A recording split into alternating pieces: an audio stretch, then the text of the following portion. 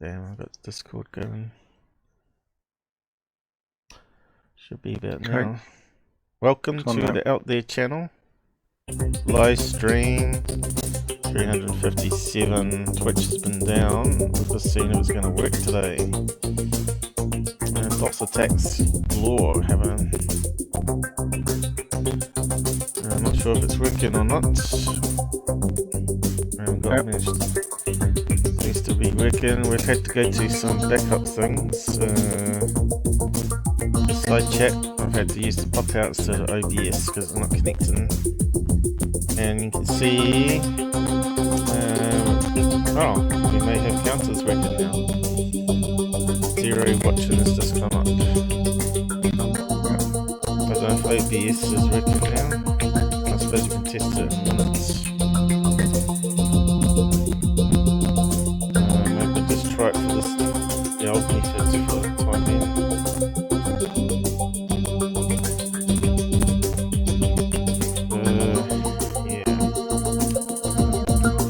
How to sap your energy for the day. Technical problems. I was almost going to try D-Live again. I know that doesn't record as good as Twitch.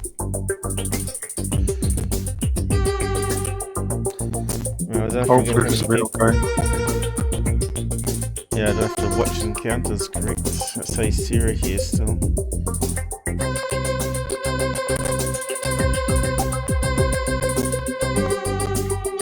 You must have watched out for the chat for me.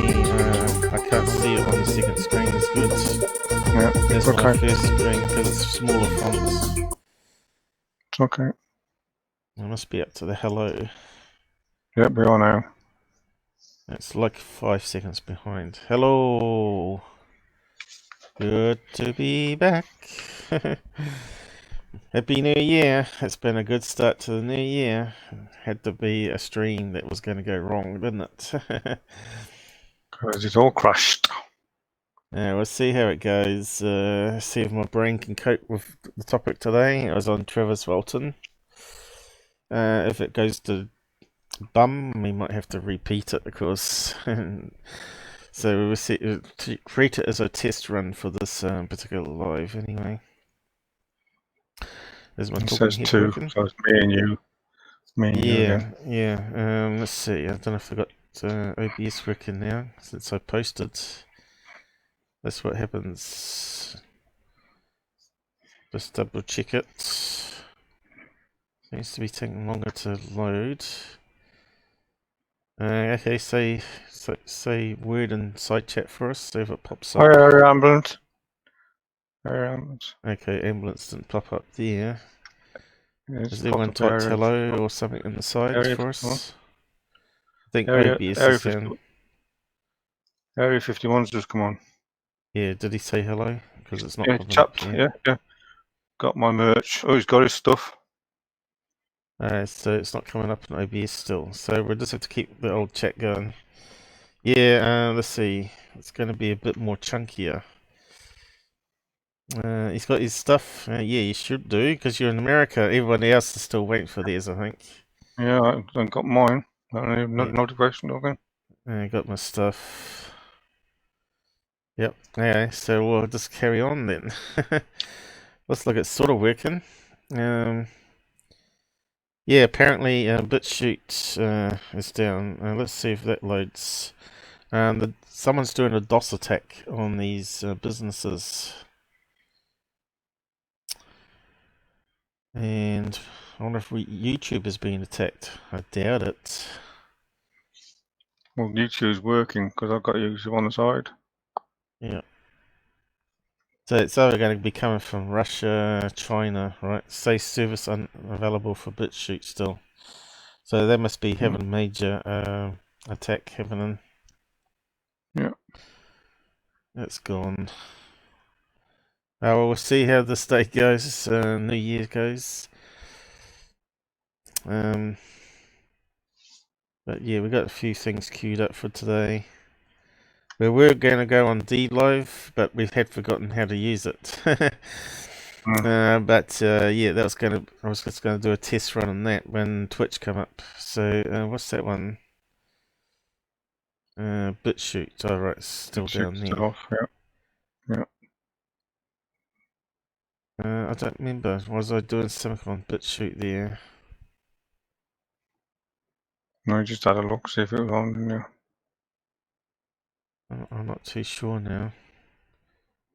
It's definitely down there. Wow, it's amazing, eh? It's a great start to the year. I'll just pause that over there, get some more CPU. So I probably don't need to watch that screen too much since it's down. Just stick with the main screen. Yeah, but why did they bookmark it? It doesn't make any sense. Was this something I was doing with Bitchute? I think I had a video on there I was going to use for Travis. Yeah, I think it was. I will see if it comes up. Kind of strange. Trying to think which one it was. It was one of the three on YouTube, I think. Anyway, let's start. First of all, it won't be on Travis, I don't think. Let me just see. I'll just do this thing on ice and water. Water is like a magical element in the universe, as you know, and they reckon that you can't have it without life, and it does seem that the UFOs seem to like it as well. You know, we've seen them in the water, sucking up water. If you've not seen Mojo's sky watching video that he sent me, it did sound like they were sucking up water and then disappearing. They were only doing it for what, less than 3 minutes. So then they took off. Well, they just faded actually. All the lights went out. All the noise stopped. So yeah, it's a really good video. It's on the home page of YouTube. And it's sort of been ignored by everybody because they thought the guy was a hoaxer. All because he was filming lights in the woods, and they claimed it was people camping in the woods or firefighters. I'm not too sure that's the case. I know he was a wee bit open. He would be filming airplanes in the sky, doing combat stuff, and he would be saying, "Oh, they were UFOs." So once someone gets into that crave of UFO spotting, right? They seem to go overboard, the sky watchers, and they don't listen to you about setting up multiple cameras to film them filming it for backup proof if they're alone. So they lose out, really. You know, if you document yourself filming, it's a wee bit hard to say it was faked, right? And of course he didn't move towards the object where it was because he said it was a swampy piece of water. And he didn't call out MUFON to investigate it, which would have been a really good thing if he did, because if it was a credible sighting, we've seen alien creature actually at the cockpit. It would have been like the #1 UFO evidence ever since 2011, right? So yeah, I was looking at water, and as you know, well, maybe you don't know, ice floats on top of liquid water. You know, they're the same element, but the different densities. And I found this image here, which sort of explains it a wee bit, plus some other ones. So in water, the H2O molecules are sort of bouncing around, knocking each other. But when you start to freeze the atoms down, they stop vibrating and bouncing around as much, and they form these ice crystals. And this hexagon, is it hexagon? 1, 2, 3. Yeah, hexagon pattern, bit like sugar in a way. And of course, it expands, as you know. They were going to use ice with a mixture of wood pulp in World War II. I'm not sure if you heard it. They were mucking around with experiments in Canada at the time because it's nice and cold there, of course. They were going to build this great big aircraft carrier out of this wood pulp because all the other aircraft carriers were being sunk by the Germans. And ice is stronger than steel, especially with wood pulp chips in it, apparently, and a torpedo would make hardly any damage, and they could just cut out the block and slide in another ice block to repair it quite easily using refrigeration. So it's a bit like these icebergs in the sea that just float forever, right? And that took out Titanic. And so here it's got some little pictures showing how the molecules line up. And of course, ice is less dense, right? Because you can see it's expanded there, which is density, how many atoms per nanometer, I guess. In this water, you can see the more closer together and makes it more dense. But there's one here that also has steam, I think. Let's have a look. We have steam here. Good water, or warm water at least. You can see there's a lot of diagrams on these sites to explain it. Now, don't worry about food today. I ain't got time for food. I'm not sure what I'm going to do. If my sugar levels drop, I'll let you know. Because I'm diabetic. Just another thing to deal with. Yeah, What's that one there? Is that liquid? Liquid what? What are they talking about there? Liquid water and stable hydrogen bonds. Oh yeah, because they're showing the hexagon pattern here over this one. So this one's showing it more dense. So that's probably a better picture here. More atoms when it's liquid. But yeah, there was one with the hot water. I'm not sure why I can't see it. Oh, here we go. Hot water. So you can see here cold water. The atoms are more dense, and warm water sits on top of cold water, apparently. And then ice water sits on top of hot water. Quite interesting, isn't it? Water is very crazy. You'd think maybe yeah. warm water would be at the bottom, but no. You think you've melted? They're bouncing around more, you see. So, but they're not quite as apart as ice water because they're bouncing, they're still hitting each other. Well, this is like rock solid, right? So, sits on top of the hot water and starts melting. It's very interesting stuff. I don't know if we got any pictures of ice water. Let's have a look. So you're probably asking me why I'm talking about water. Well, obviously because aliens like it too, and it is one of the weirdest thing that's made from two gases that forms liquids in room temperature, and obviously it's evolved. It's used in everything. You know, water. Without water, we'd be dead in 3 days, right? So, Every living thing needs water. ice cube and a microscope. Let's see what happens. It's the sort of thing you learn in high school, though. But I thought I'd bring it up because a lot of people probably skipped microscope. Let me know if the stream is screwed up because I won't know. That's fine. I'm watching the stream itself.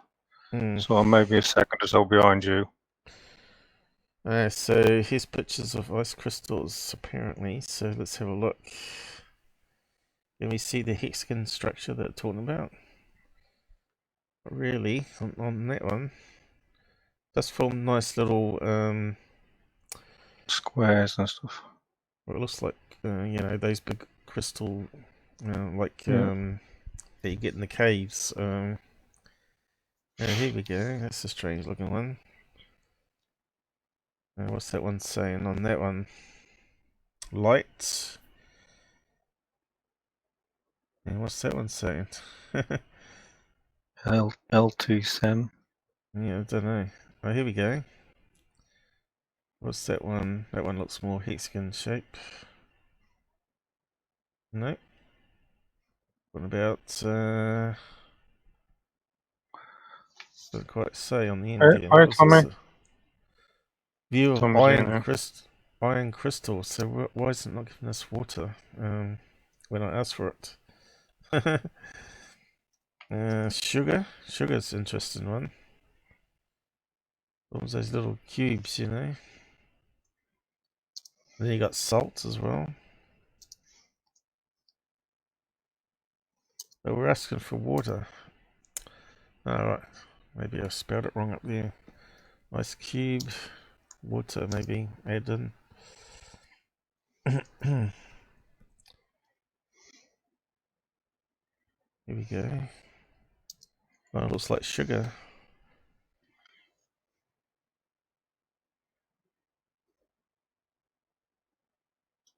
I was looking for the microscope though. It's still not coming up with the right images. And we wanted to see that hexagon pattern that they're talking about. See if they can actually see it. I suppose they should be able to.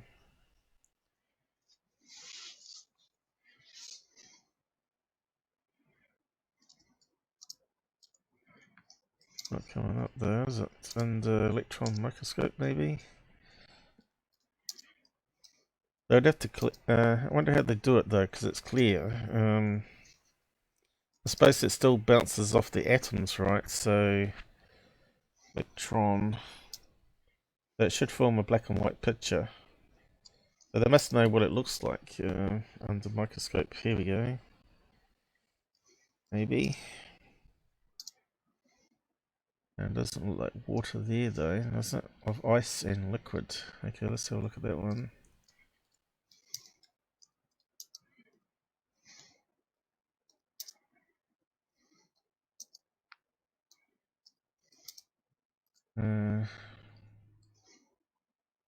Still not the best of images though, is it?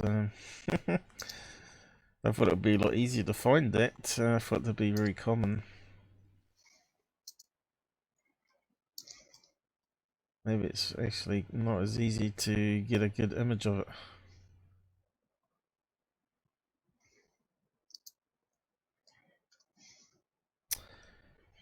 Yes. Oh well. That one's saying.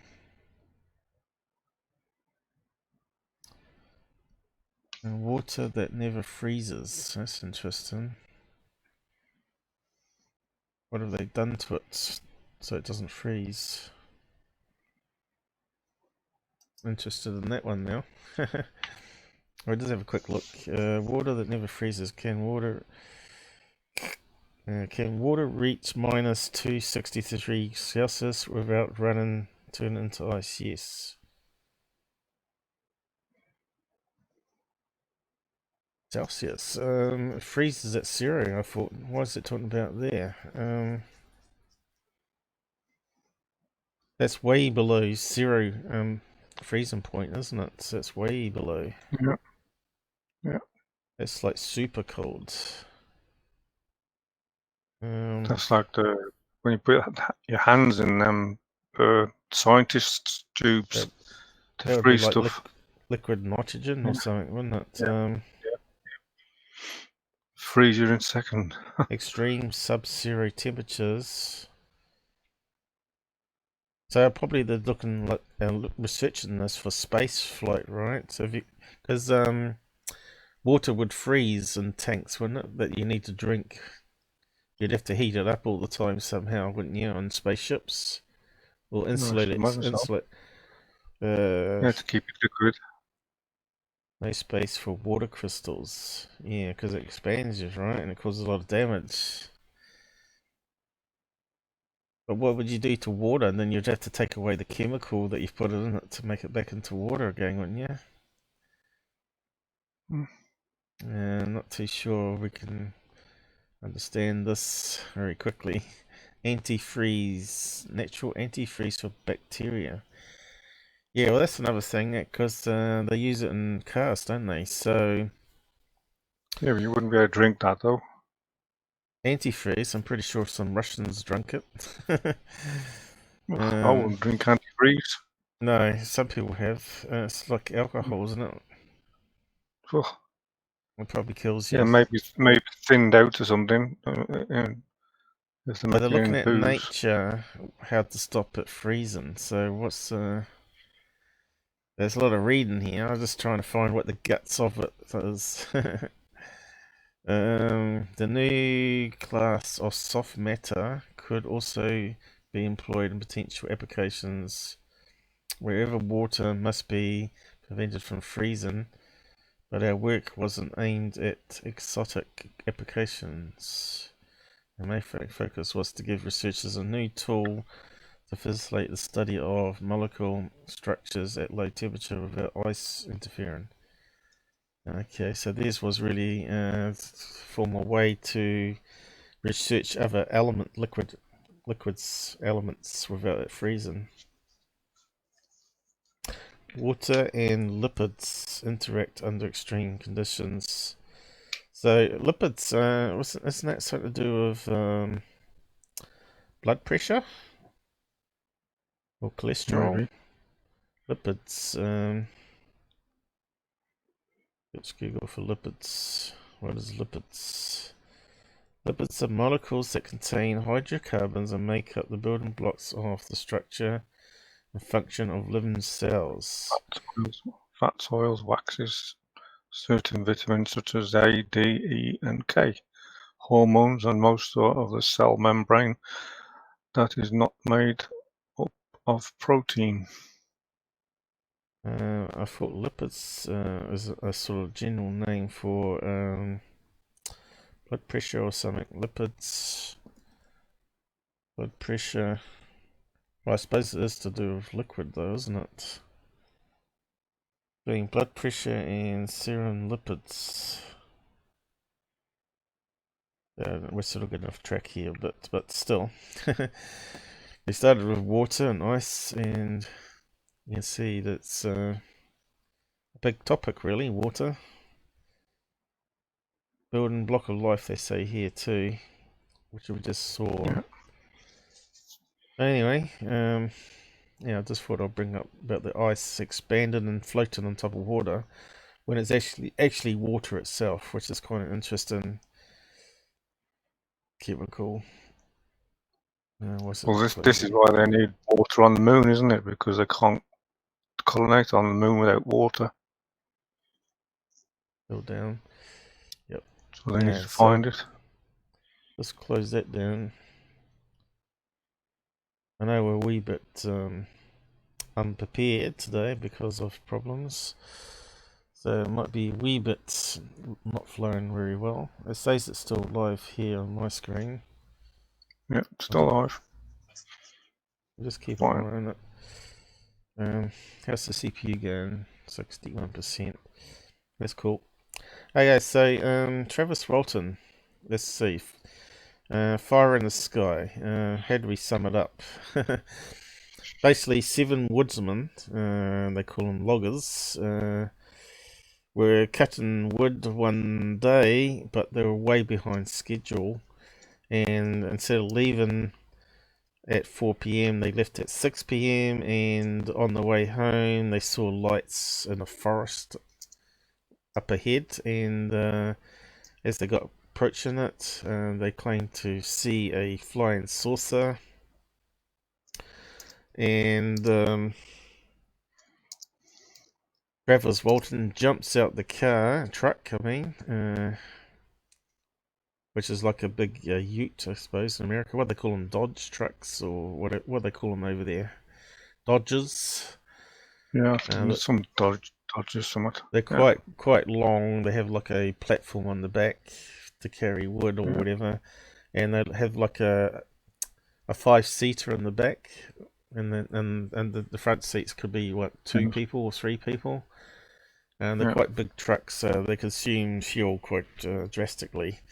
But anyway, apparently Travis Walton jumped out the car like Superman and ran towards the UFO. I'm not too sure how many people out there would actually do that. You'd observe it, but you wouldn't get too close, would you? Not me.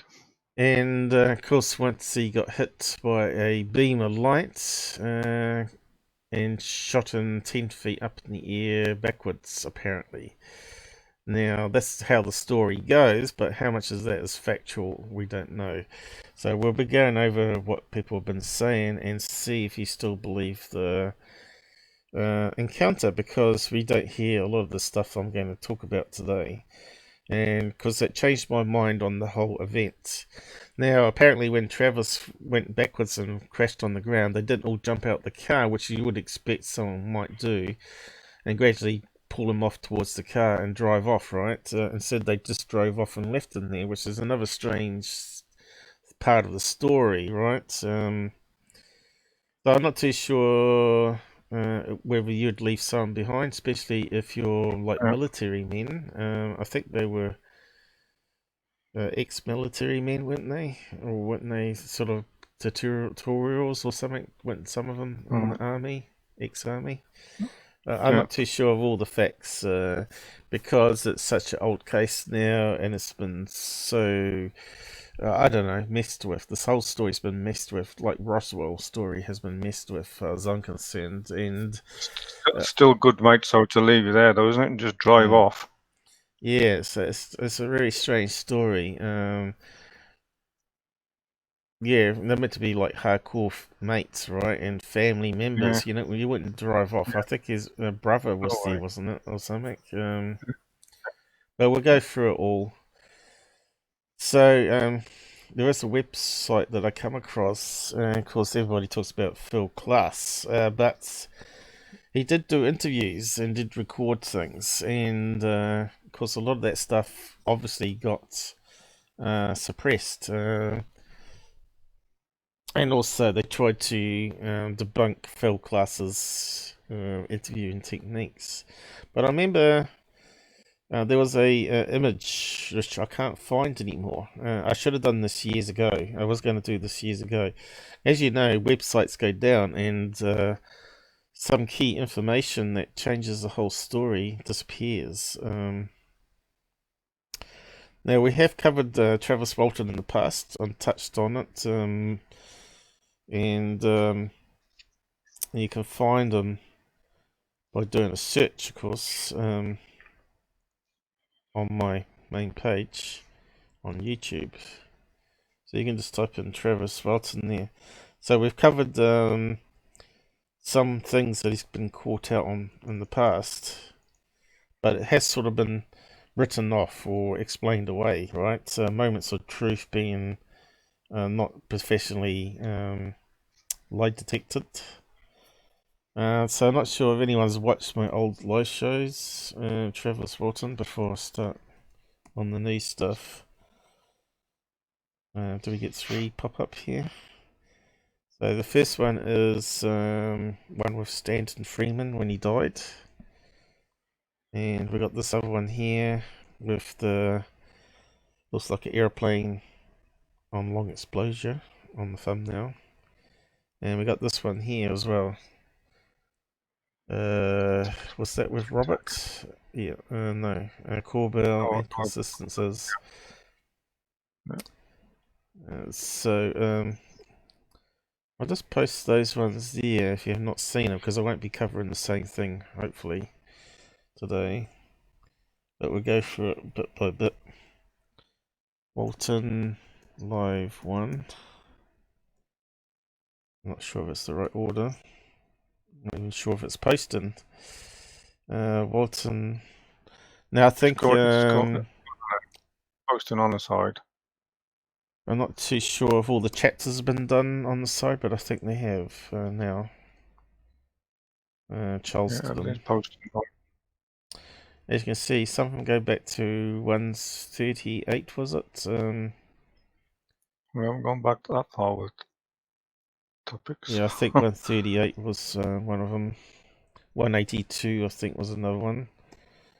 Was it 132? What was that? Stanton I've done Freeman. 182 topics on that one. 139, I'm sorry. 139, not 38. Stanton. I've done 182 that one. and 164. Not And done of course, that one. we did touch on it with Roberts as well here. But anyway, just move on. So I remember seeing this diagram, and I think it was from an investigator that took the early witness statements. You know, they're always the best ones, just straight from the mouth, from the reporters and stuff, what they heard at the time. But I remember it went something like this, and it sort of changes the way we can look at the story quite a bit, actually. So yeah, I'm going to have to see if I can draw it. So what have we got for... It was a really good drawing, unfortunately. So let's choose Ace of Spades for trees. There we go, we've got some trees. See if we Yeah, can it's fit good it enough for on. trees. Yeah, looks alright. I just wonder if it's too big though. But apparently they're working up here at the top of the map. Cutting down trees, obviously creating them into logs for trucks. Have we got a four-wheel Put an drive here at X. all? Here we go, we've got a Just put four-wheel an X. drive. Got a four-wheel drive, which has changed my tree back to a truck, but that'll do. Now, apparently, I'm screwing it up. Like I said, I remember the picture, it was down near somewhere. And the workmen were way up the top here. Maybe that's probably the right size of the truck, actually. To fit it on this map here. So I remember there was a squiggly line, which they called a dirt road. Coming from it. So the dirt road went something like that there, but it also branched off here. I have to move the alien head out the way there for the time being. Went off there, and also there was another split off there. Went off this way. Because all this makes difference. There's obviously certain ways for log trucks, right? So if a log truck was coming back this way, one would probably go back this way, while the other ones that are empty are coming up this way, so they don't sort of get stuck on a one path road. They'll just be talking to each other, saying I'm coming up. Now, obviously, there's a chunk of forest in the middle here as well, which I remember on the diagram. So we'll just do a club, see if that looks like a tree. So there's trees throughout. Obviously, it's a whole forest, right? And there's some trees over this way. And apparently there's deer hunting that happened in the region as well, obviously around trees, so you had deers as well. So they said that night they took a different route home to what they normally would do. Normally they would go down this road here and obviously straight down that one. But this time they went down this other one instead, down this way. And apparently these roads obviously join up, right? Yeah. So I was looking for this map, and it's been a couple of years now, so my memory may not be totally accurate on it. And of course the map might be even fictitious, but obviously these roads would join up at some stage here. It's like an island of trees, right? So apparently the UFO... looks like I changed the colour of the roads, did I? Looks like it won't change back now. No, leave it like that. It's okay. We can see where they are. Yeah, UFO. Okay. Okay, so where was the UFO? The UFO obviously is going to be on this other road. So it was just down here somewhere, I think it was. I saw it further down here. So let's see if we can draw it. Have we got a UFO, guys? And this has always been a problem, finding one that's a UFO. We got a rocket. And what else we got? Rocket. Got an aeroplane. Got a motorbike. Got a truck. An aeroplane. A Rocket. building, I think. Aeroplane. And we got a planet. I suppose a planet could be a UFO, couldn't it? And we got this one here. Looks like a UFO. So let's see how that comes out. So yeah, they saw the UFO here. So why is it not colour? Very different colour. It won't let me. It won't let me select it. Here we go. It's working now. Still streaming, all right? Yeah, it's fine. It's Yeah, perfect. it's not going to be the perfect live stream because of all the problems. Mm. So It's nice and clear. might draw this one larger than it really is and fill it in. So, and put it further up here because I haven't got the diagram to scale properly, but it was obviously not visible from that road there through the trees. Obviously these weren't official roads, they're like dirt trails, right? Dirt track. So between the forests.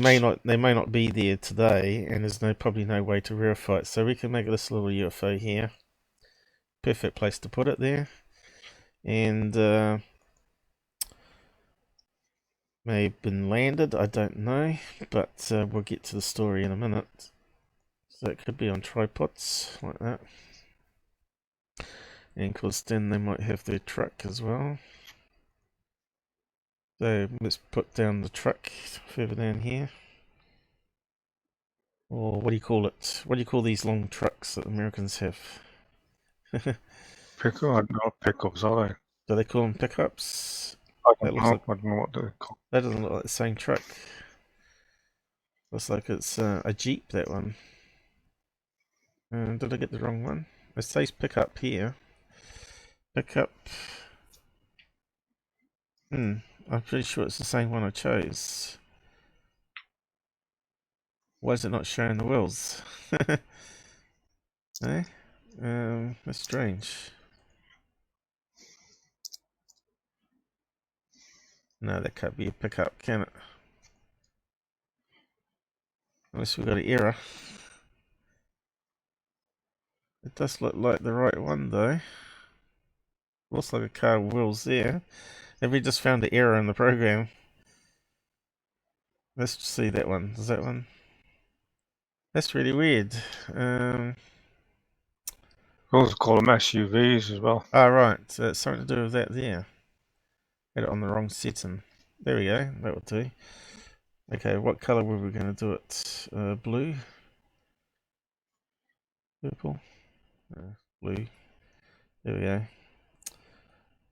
And that looks like a Jeep, though, this time. Oh, well, it could be a pickup with stuff in the back. So, anyway, they'll be travelling down this road, and we're going to rotate it. And when they saw it, right, and Travis jumped out. So apparently what happened is they were cutting the forest down up here.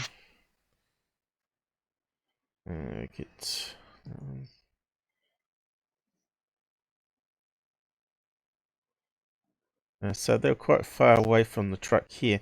Apparently Walton was sick all day, so he slept in the truck while everybody else was working. So have we got a little stick men at all? Any stick men? No. You think you'd be stick man there, wouldn't you? What can we use for a stick man? What's that there? Seriously lacking in symbols. Prison. Explosion.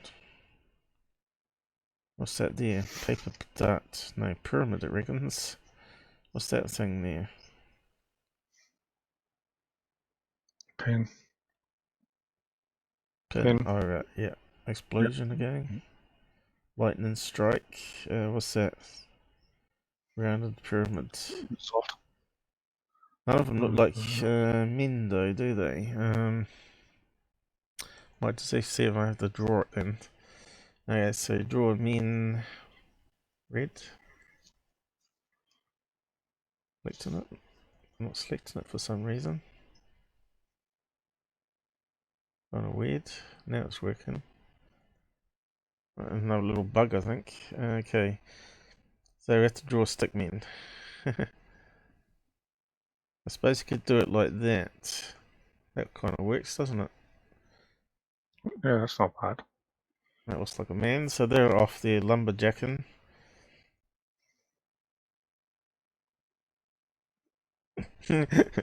Looks like a penis. Okay. I was trying to draw axe head or chainsaw or something, but yeah, it's not sort of working. There you What go. does matter themselves? So Oh, there's 6 of them up there chopping the wood. Travis was back down here, so we'll just draw a T.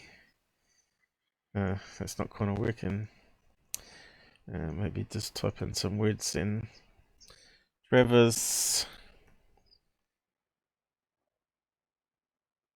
leap and truck, but no one knew if he was there, right? And truck, so he could either have slipped out and started walking around here, doing something, right? Of course, we've got the 6 men up here. Loggers, what do you want to call them? Of course, that writing's way too big for this. Yeah, up there. So the question is, could he have slipped off and set up a prank for the guys on the way home? Now, could he do it alone? Probably not. So what happened apparently is a guy called Roger. Roger. Yes, Roger. Oh, looks like a man. It's not too bad idea that with the Mike Rogers.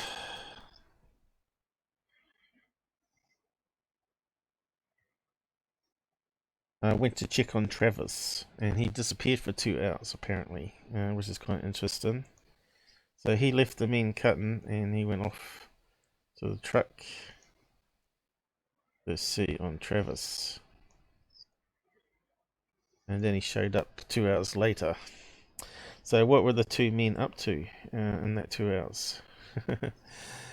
You may ask, right? So you don't hear about the story too much, do you? This side of it. So the theory is that they may have had another truck hidden with spotlights, batteries, or whatever in the forest down here where the UFO was sighted. So another truck.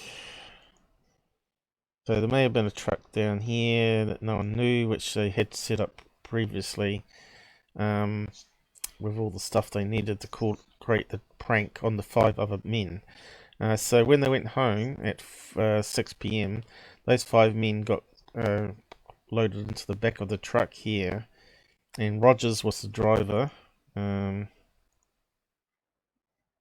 He was the driver, apparently. And so he got good view of what the UFO looked like, and Travis was the other side, the passenger, I think. But yeah, we have to see if we can find all that information out. Front passenger. So these are all the questions that you never hear on interviews, right?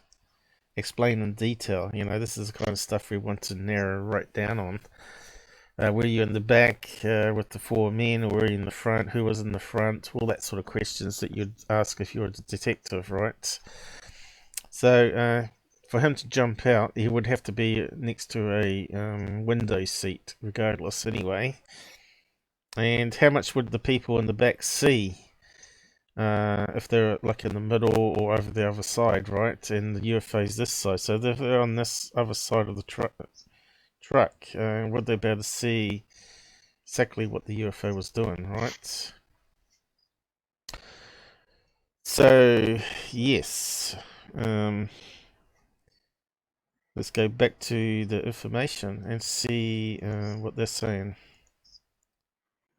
about this case. Okay, why is it not coming up? So this one here, Bad UFOs blog, it's not usual skeptic site, I don't think. It's not like one of the main ones that we've used in the past. Just drag them back over here a wee bit. So, bad UFOs. So obviously we're not the only people that question stories, you know. We want to be sure we're not being misled. Okay. So, we'll read out some of it. Probably need to start up the other reader page. So we'll just keep that in the background there. Maybe just save my work of art here. The thing is, I can't verify this diagram because I can't find it online anywhere anymore. It may be that the website has gone down, or it was like a link that I followed through several web pages as well. So I don't know who actually drew the diagram, whether it's an investigator that drew it from statements or it was drawn by one of the people in the back of the truck. Maybe because they maybe get told to get rid of it. Rid of that diagram.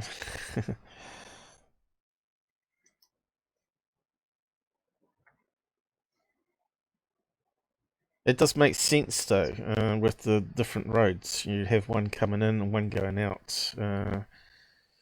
So it doesn't, if it's a single lane thing, right? Or if the road gets washed out, you want another way to get out. So it does make sense. I know in New Zealand we have like lots of dirt roads, and often they get dug out with the wheels of the cars, and you can get stuck into it. And so someone creates another one slightly 5 meters on the other side of where it gets bogged down, and creates another artificial track that allow cars to get through. So it kind of makes sense that there would be 2 or 3 roads getting to the same area. So yeah, we'll just minimize that. And we want to start up that one. It seems to be going alright at the moment. 88% CPU. Right. We only got 2 people watching though. Oh, what's that one? Oh, that's one of Robert's. Area 51 has to keep popping out, aren't you? He's doing his job. I'll just move that over here a bit now. You can see that we got 2 errors this time. Has YouTube gone down now? Normally you get one or the other.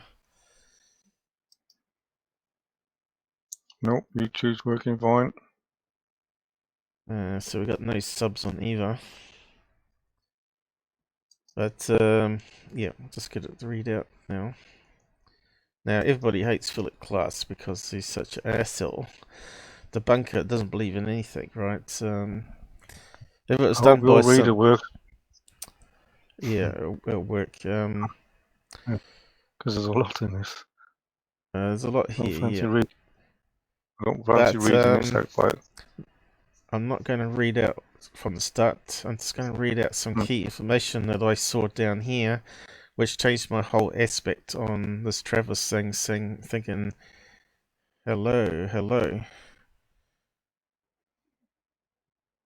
So where does it start? So this bit here onwards is what we want to read. Just have a listen to this. Let's see if it would change your mind about the whole Travis Walton thing. Phil also ignores Psalm. Psalm. I thought I was going to read it all, but looks like we got some problems, Houston.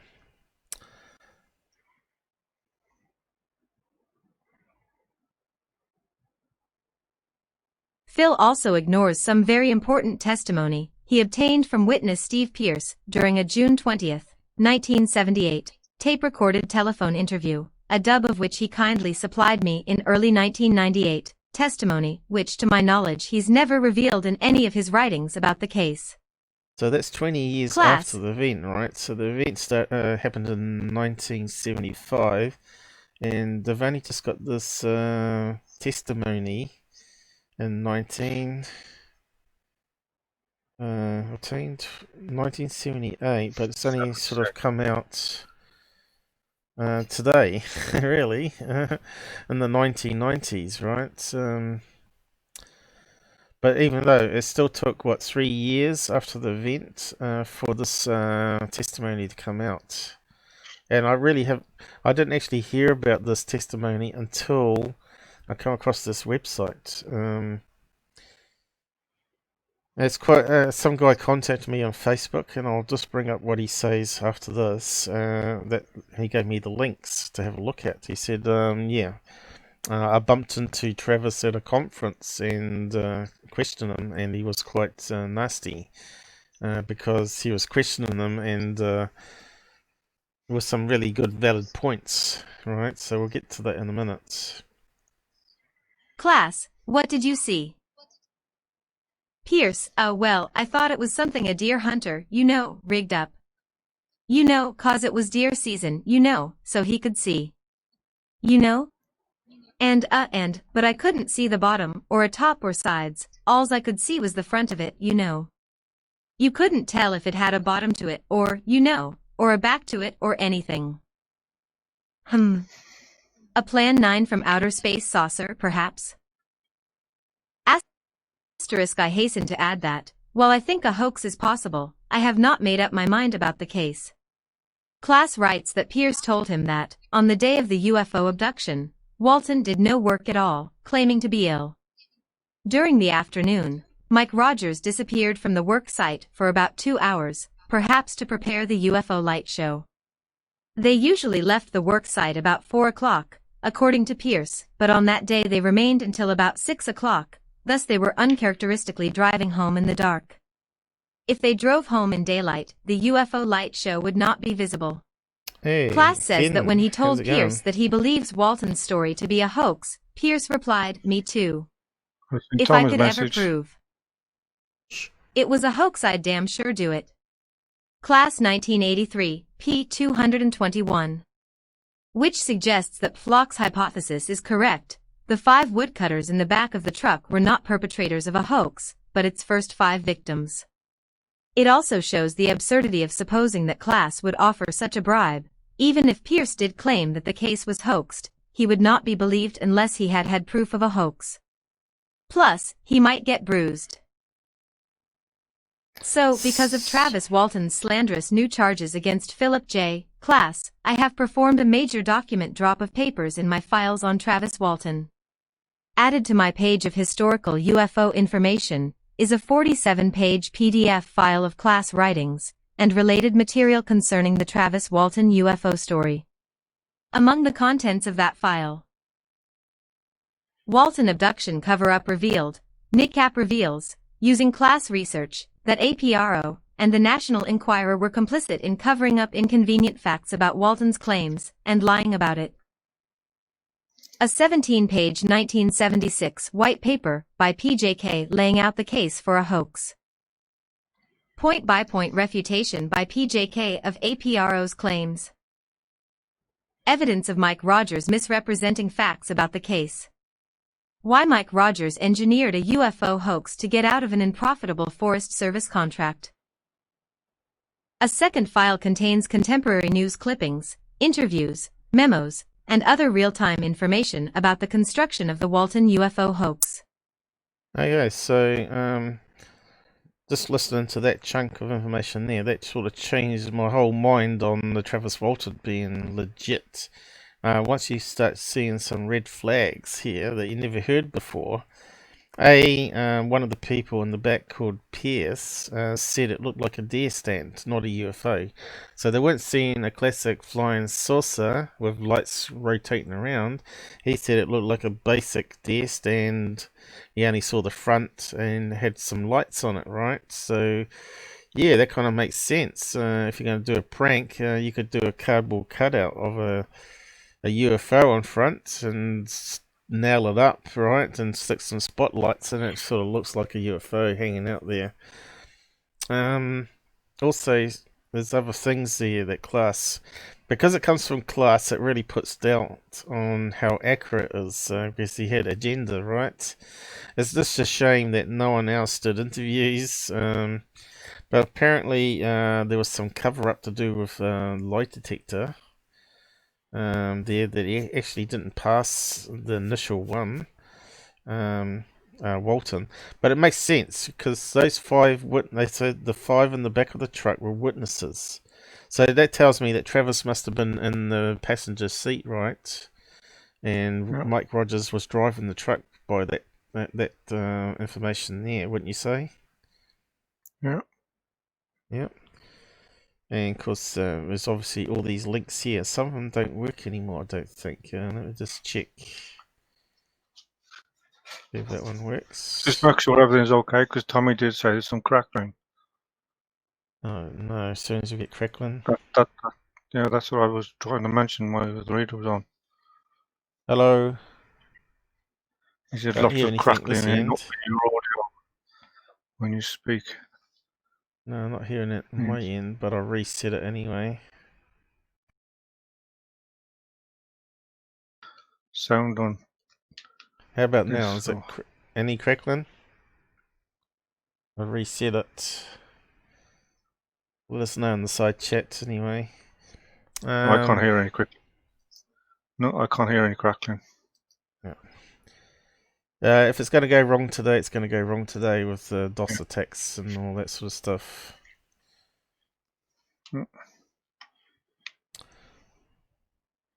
No more crackling, he says. It's okay. So how long was the crackling there for? Don't tell me for the last 30 minutes, because that would be really sad.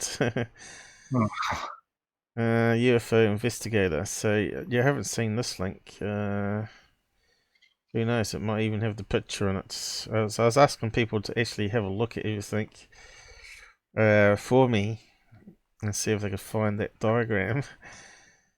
Because a UFO Investigator sounds like someone that's going to draw a picture, right? So yeah, you can see that obviously a lot of questions were asked, right? There's a lot of information.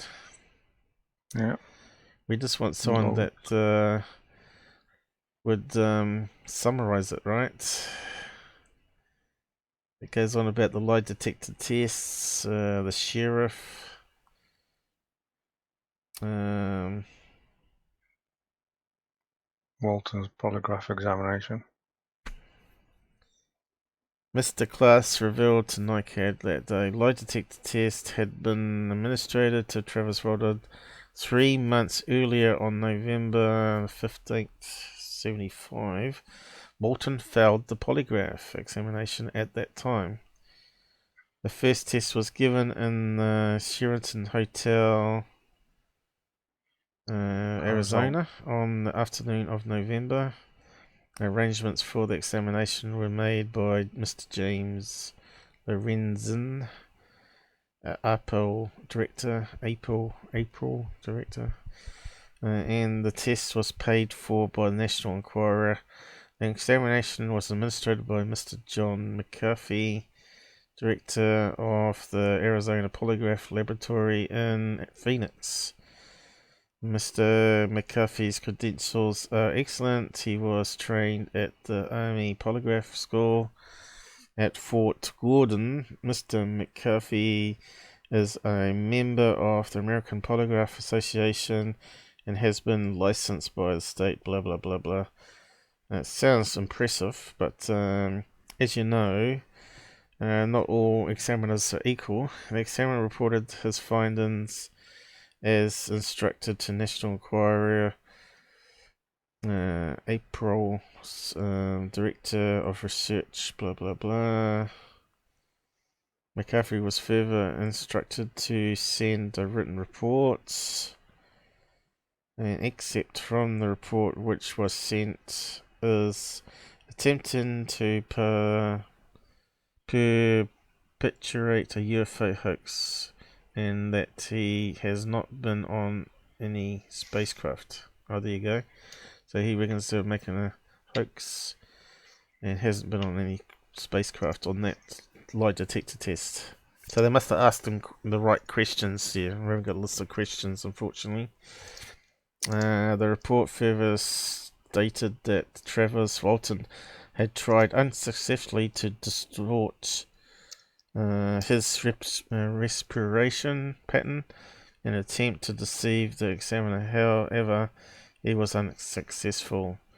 So that kind of sounds right to me, really. I got some guy, ex-army guy, ex-vet I should say, and I suppose they're Marines, are they? I don't know. But anyway, he said he saw I'm not sure if it was something to do with the army, like if you get captured and put on a lie detector test or something, but they were showing how you can defeat the lie detector test. And one of the things was to take a few puffs of weed and some cough syrup at the same time. And apparently you can we can make crazy replies to lie detector questions that you know are pure lies, right? Like, are you female? And you'd say yes or whatever, and it would come across as a pass. That's what he said, and I thought, well, that does actually make sense. Drugs in the system. So when they do the lie detector test, do they actually do a blood test before as well, just to make sure there's no substances in there that can influence the readings? And I'm not reading anything here about doing a blood test with the lie detector test. So what do you think on that, Charles? So what do you think about that? You agree with that? I think, should have had a blood test. And somebody even said that they could have all had been taking LSD as well. I'm not too sure how LSD works. I haven't heard about LSD influence lie detector tests, but I suppose it should do, shouldn't it? Because it's going to change the blood flow. Any drugs at all in your system, you won't be able to get a reading with a lie detector. No. You'll fail it. So, why people are not re-asking these questions? Maybe because when they have them on podcasts, they say you can't ask this. If I'm going to go on live, you can't ask me about this, can't ask me about this, and we never find out. That's wrong. Yeah, so that might be what's happening. So if he goes on like Martin Willis Show, he might be given a list of questions that he's going to answer, and the other ones will get ignored or whatever, or he'll drop off if you ask it or whatever. You know, we've had cases of such things happen, right? With politicians, right, where he says, here's a list of questions that's going to be asked through the interview, and the interviewer changes one of them, and he says, hey, I'm not sure if it was Biden or Trump or someone like that, pulled it off this mic and started, I think it was 60 minutes, was it? And he walked off. No, you changed the terms, I'm not going to carry on with this interview anymore, blah, blah, blah. So what else? Events that transpired during the week following Travis' return through November. No mention of the November 15 lie detector test was included. So that's kind of strange, isn't it? Sounds like a bit of a cover-up going on there. Mr. Klass had hard physical evidence in his possession, which has been checked by NICAD. So that sounds like he wasn't making it up there then in that case. That McCarthy... Are you still there, Charles? I just heard you drop off. Hang on. Where's Charles gone?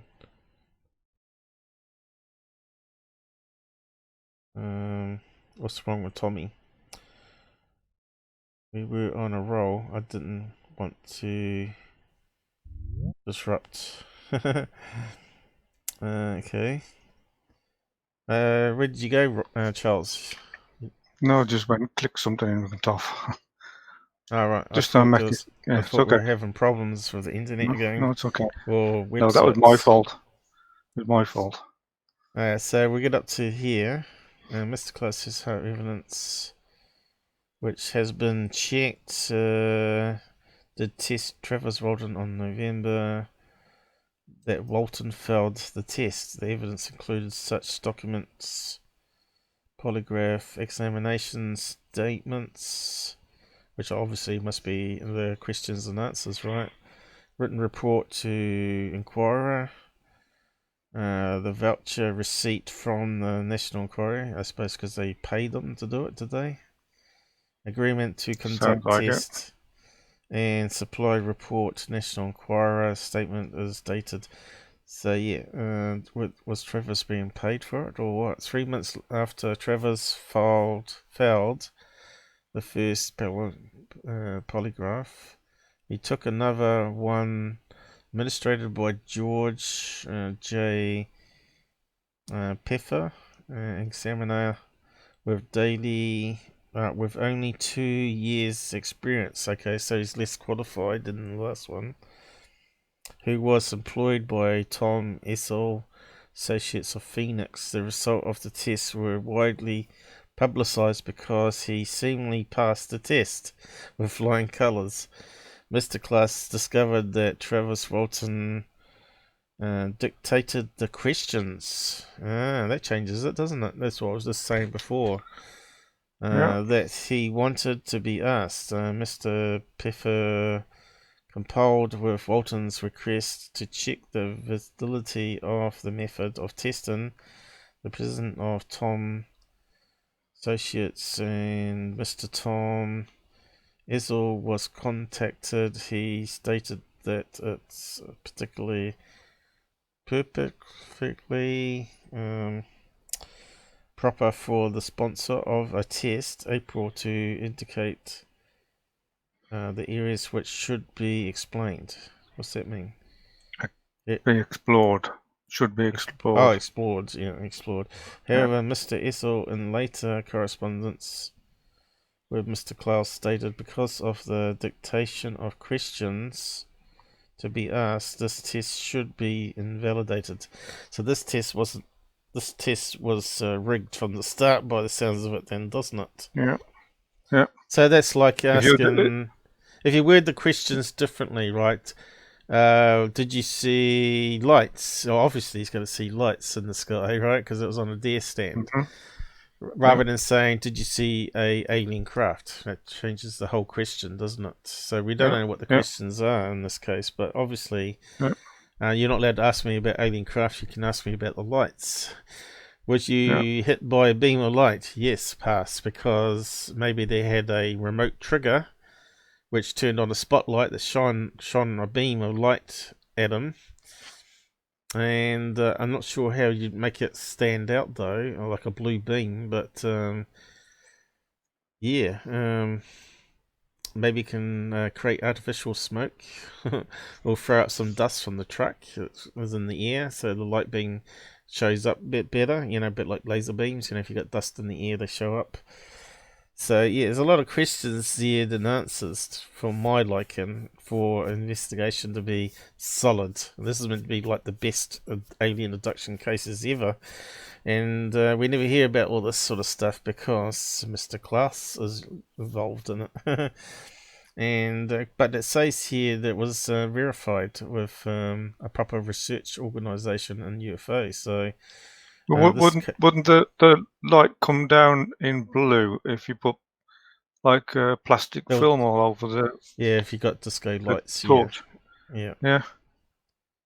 So obviously there's a lot on this. Cover up revealed, right? So not too sure how much we can read of it, so I'll see if there's any other good bits on it. But you can see it's quite a few number of pages, 47 here.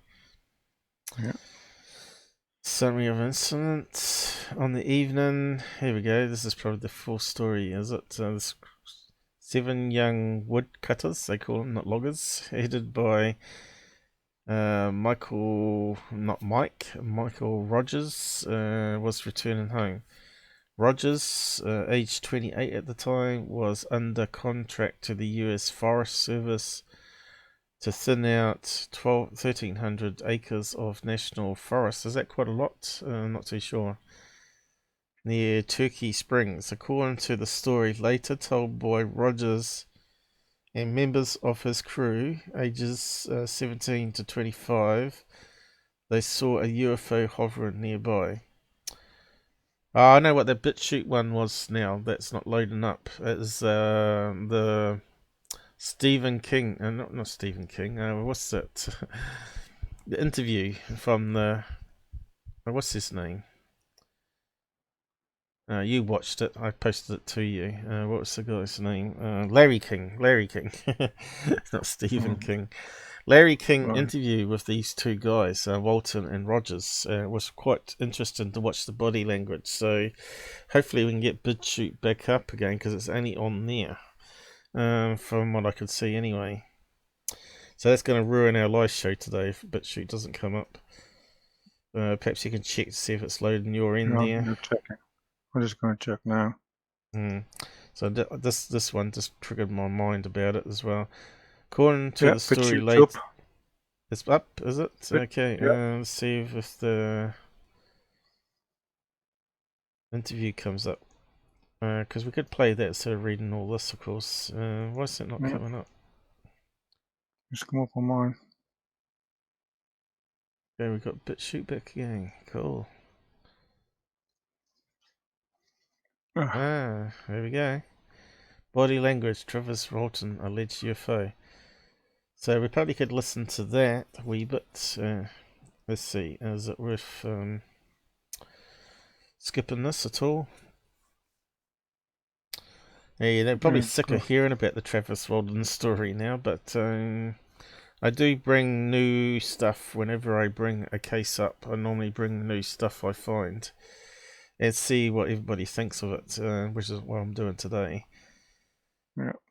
Now, a lot of people get upset when you challenge Travis Walton because they see him at conferences and he's a nice guy, but so was Tyler Clockner, and you know what he did. He hoaxed videos, he got away with it. He made like maybe up to $10 million out of ads from putting this stuff up, which is the main reason he was doing it. For money. He was living the high life, right? And he was a nice guy. Everybody liked him. Same with Blake Cousins. Maybe not everybody likes him so much, but they all claim he's a nice guy. Blah blah. Gives donations to homeless and all this sort of stuff. Nice guys are good at scamming and telling lies. They're experts. Yeah, they're experts at it.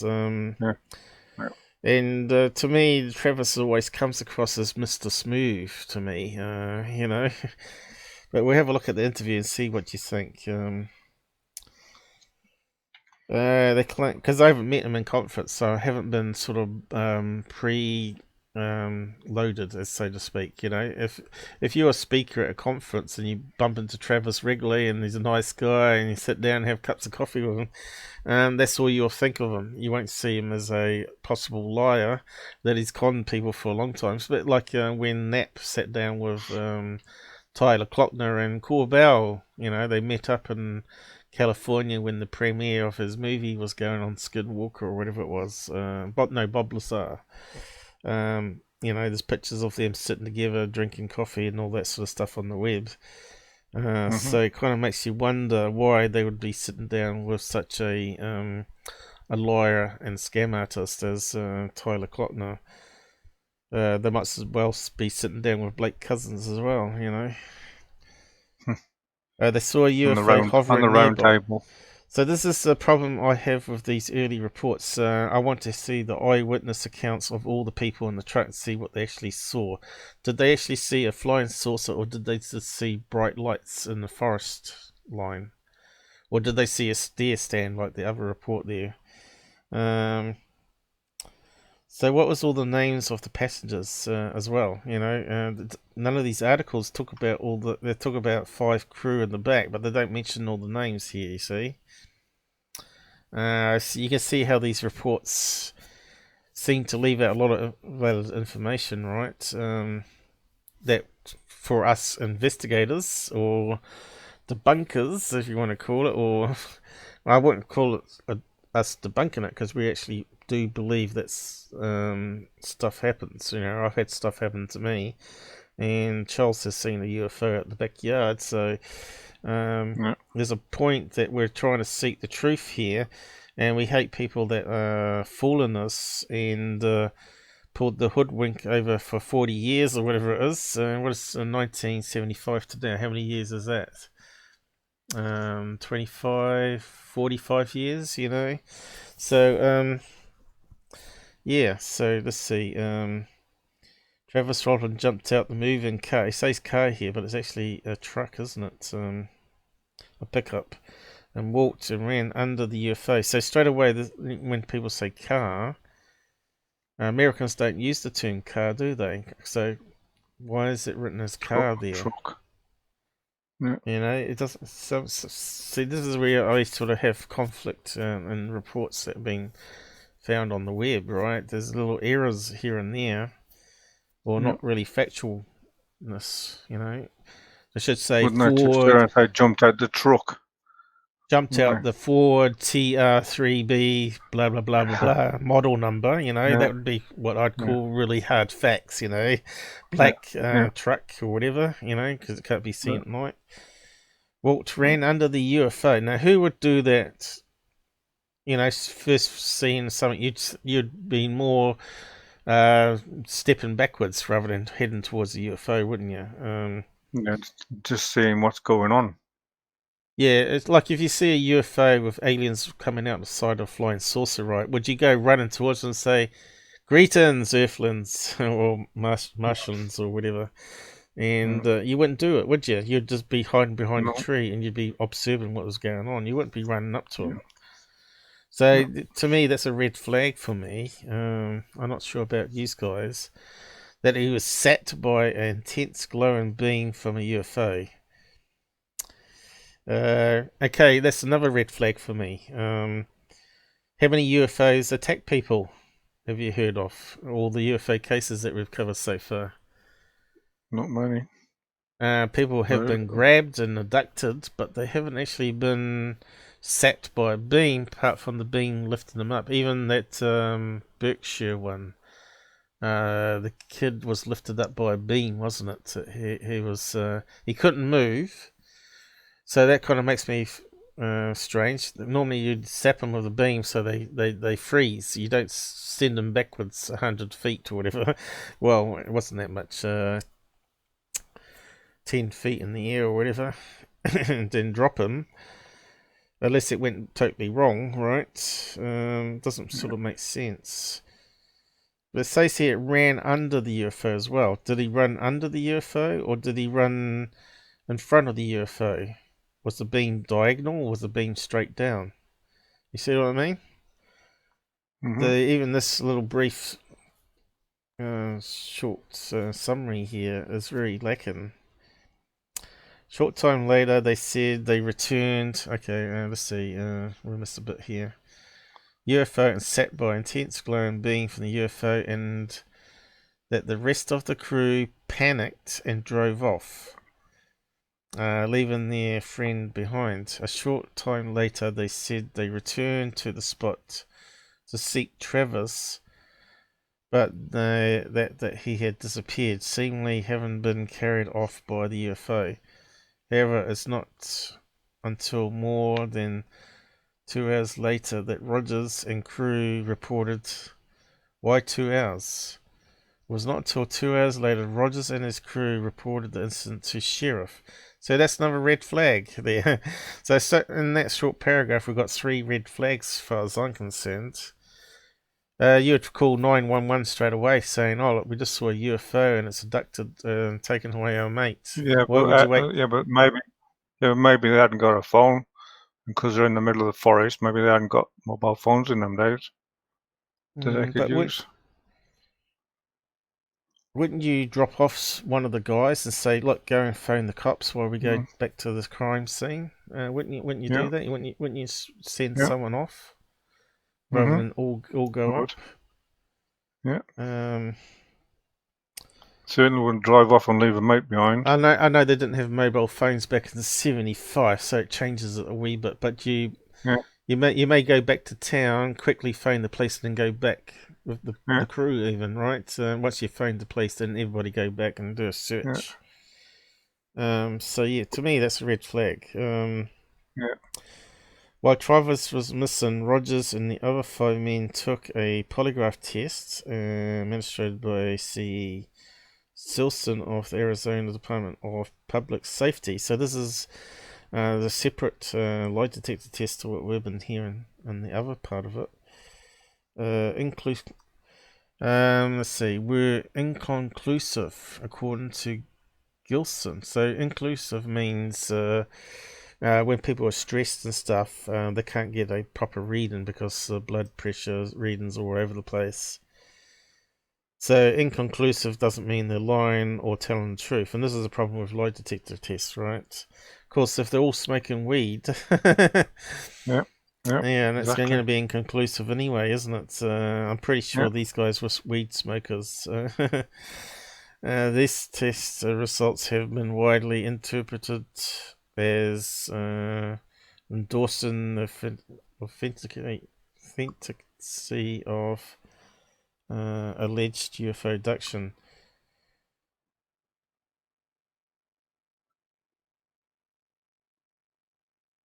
So how can that Walton. be? 5 of the young men passed the test, but the results for one, Alan, was inconclusive. So is that number 6, or is that what it means here? Looks like it. So that means he was stressed. So it doesn't really mean anything at this stage here. And they passed. What would the questions say? Again, we don't know what the questions were that they passed. Shortly after midnight, but we expect the 5 in the back of the car to pass, don't we? Because that's the whole thing. They were the 5 witnesses, really. They weren't part of the hoax or prank. It may have been a prank that got out. It may have been a prank that got out of hand, right? And they were trying to delay the forest contract, as we read in the first bad UFOs report. You know, they were saying they were behind on the contract and they're going to lose bonuses or maybe the contract completely. I'm not too sure on that detail yet, but as you can see, we may not even get to that part of it today.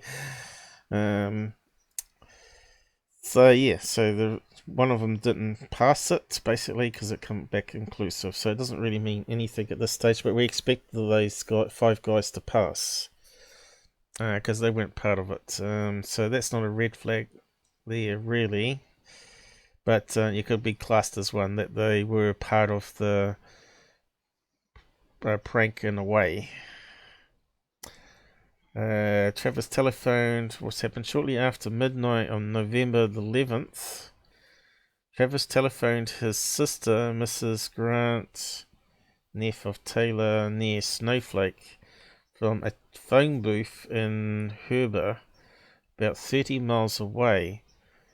Away from what? Mr. Nerf and Travis' older brother, Juan, is that how you say that? Who had come to Snowflake from his home in Phoenix shortly after the alleged incident. Both drove to Weber to pick up Travis. They reported finding him crumpled on the floor of the phone booth in a very confused mental state. A short time after returning Travis to his mother's home in Snowflake, Joanne decided to drive Travis to Phoenix, reportedly to obtain medical assistance. Later that same day, he was examined by 2 physicians at the request of APRO. How'd you say that one? Anyway, 76, almost 3 months after Travis returned, he and Dwayne took polygraph tests administered by George, and then employed by Tom blah blah, which we've already covered. According to the published reports, both men passed the exam, which involved many questions dealing with Trevor's claim of having been abducted by a UFO. The widely publicized results of these tests seem to confirm that such an incident actually occurred. What the public and APRO members have not been told as of this date, 6th of the 20th, 76. Yeah. is that Travis Walton took a lie detector test on November the 15th, 1975. He flunked it. The first lie detector test was given in the Sheraton Hotel, so we already covered all that.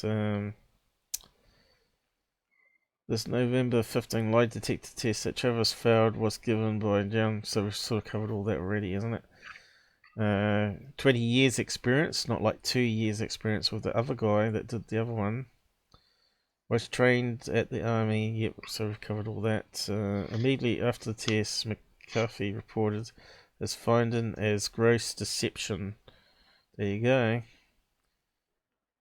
So, do we not believe a 20-year-old veteran of polygraph tests, according to him? No, I'd rather believe him. National Crime asked 100% McCarthy to send a formal written report. Yep, we already know that.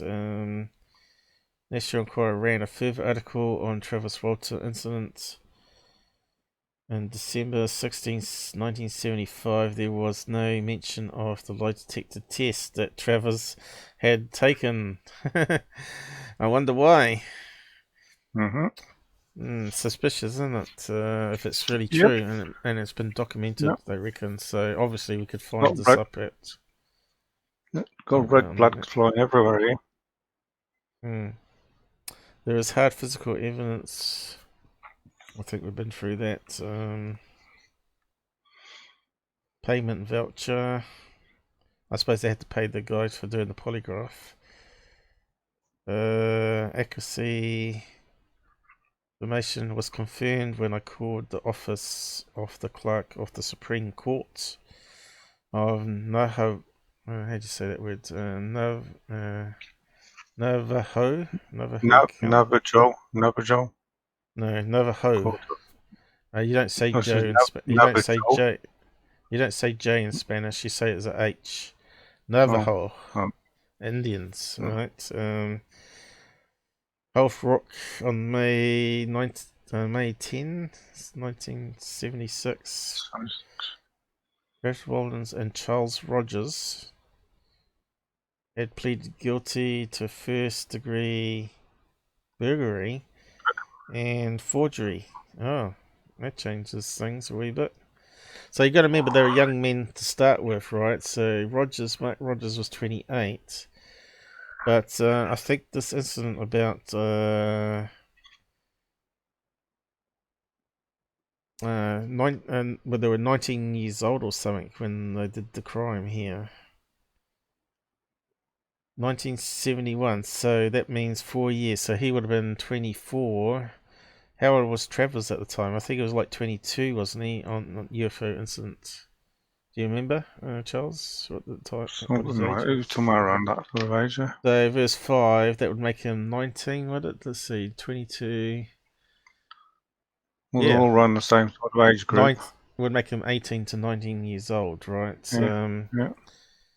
So they did plead guilty to first degrees burglary. Why would you steal? And forgery charges. Okay, so the charges arose from theft of a blank payroll check. Western Holden Co. So he's not such a clean, squeaky clean kid, you know. I don't have anything like that in my past. And I'm certainly not a smooth talker, as Travis is. Where Charles Rogers then worked and where Travis Walton had earlier been employed on a part-time basis. There you go. So they've been around, these two guys have been around doing this for a while now, haven't they? Now the stolen checks were filled in with a fictitious name, a signature of company was forged, and the checks were then cashed. And of course, obviously, they had cameras back then these days, and they knew the guys, being a small town, I suppose. The charges arose from the theft. Okay, we got that.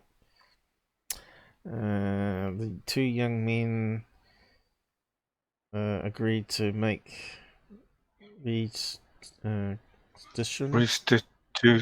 restitution of the funds. Charles Rogers and Travis Walton were placed on a 2-year probation. Yeah, that's what I keep telling people. They should always do background check on all the people that they follow online, UFO proof and that, and do background checks on all the states they lived in to see if there's anything in the court system. Obviously, it's a bit hard to do, but I did it with Tyler Klotner. Of course, that information is not doxing. Apparently, it's public record. Court things like this here is not doxing Travis Walton because it's public information. Doxing is only when you reveal their current address, not their former address, the current address, and their current email and phone number. That's what doxing is. So when you which you've never done. No, which you have to associate with the nickname online and the social platform, and that's called doxing, where you're connecting it to a real name and address. So yeah, real and court records is totally fine. As you can see in this article alone, shows that. So how many people have got watching? 5. Oh, 5. So yeah. I haven't checked out to see who's out there. So who we got there? We got Tommy. How's Tommy going? Area 51. I'm not sure if you've heard this information before, guys, but you heard it here out there channel. My name will be Mud tomorrow. How dare you? Okay, lots of crackling. Hopefully that's sorted out now. If not, well, I've asked him and Tommy. That's fine. Okay, who was that one? He's heard of by the bid membrane. So we're talking about water earlier, about aliens and water, and okay, so yeah, how much more of this do we need to read? We'll just have a quick skim of it here. So we're starting to see there's not such a perfect picture of this UFO case in the past, right? Seems like the gang wanted money all the time. All the time, easy yeah. Easy ways of getting money. We did actually look up what the lumberjack, or what do you call it, loggers earned back in '75, and it was only like $8,000 to $9,000, wasn't it, per person? Yeah. Back in '75, and apparently they got a check, wasn't it? I'm not sure if I got a link to it here, but we might come across it in a minute, where they were offered $5,000 for the story. I think it was National Enquirer gave it. Was that correct, Charles? Do you remember? Yeah. And Travis got $2,500 of it, and the guys got the rest of it between themselves for the story. I guess they make a lot of money out of UFO topics back in those days. So what else we got here? Anything that needs to be... There was ample evidence that Travis Walton told at least one falsehood during his February 7 test, which Pfeiffer failed to detect. The question was one that Travis insisted that he be asked, and which Pfeiffer, in accordance with accepted procedures discussed with Travis prior to the test, to be sure that he understood its meaning, and that he could answer it with a yes or no. The question was, before November the 5th, 1975, were you a UFO buff? Travis answered no. Pfeiffer believes that Travis believed he was telling the truth, yet according to McCarthy, during the pre-examination discussion with Travis, he admitted that he and his brother Dwayne and their mother, Mrs. Mary Kellett, had often speculated about riding in a UFO. This prompted McCarthy to pose the following question during the formal examination. As in the past, have you ever hang on. Have you ever thought of riding an in UFO? a Trevor answered yes, and the resulting polygraph chart indicates Travis was telling truthful. So there you go. He was fantasizing about it. Seems to me like they were thinking about UFOs and obviously saw other people on TV, right, around about that time. Betty and Barney Hill and all that sort of stuff. They thought, oh, could we make a quick buck from National Enquirer maybe or something like that, news channels, to supplement our income. And that's always been the problem, you know. You got the UK rags also offer like £300 a story, right? If it gets published. How many UFO things from Tyler were published? Quite a lot, wasn't there? Lots. Yeah, lots and lots. So that was extra money coming in, or did he just simply offer the money to the reporter if he used the story? Some bribery there. We don't know. Always a bit suspect how these reporters always seem to defend Tyler, even when you gave him really good proof that he faked voices. You know, they still defend him in some way. They'd word the article so it's really in his favour all the time. That he had to opt out. Like he made an excuse that the tape recording from the guy he received was all crackle and he couldn't use it. In that case, you just put it up anyway and you put subtitles underneath, don't you? And then you repeat it with your own voice after, saying, well, this is what this said, blah blah blah, right? You don't sort of go through a voice modifier and pretend to be someone else for an article. So that excuse that Tyler used was BS. And now Travis, to me, is coming across as a smooth operator, just like Tyler, you know, reading all this stuff here. And, of course, you could say Klass is making it all up, but it doesn't sound like it, according to all this, because it's verified. They're saying here. It would make it more of a truthful case if all the money that they were getting was going to charity and not going to them. Exactly. Then you would tend to believe them. Yeah. Yeah. And of course, they did a book deal. He wrote a book after this, and then the book it did a deal with the movie industry. So we'll cover all that if we get time. How are we going for time anyway?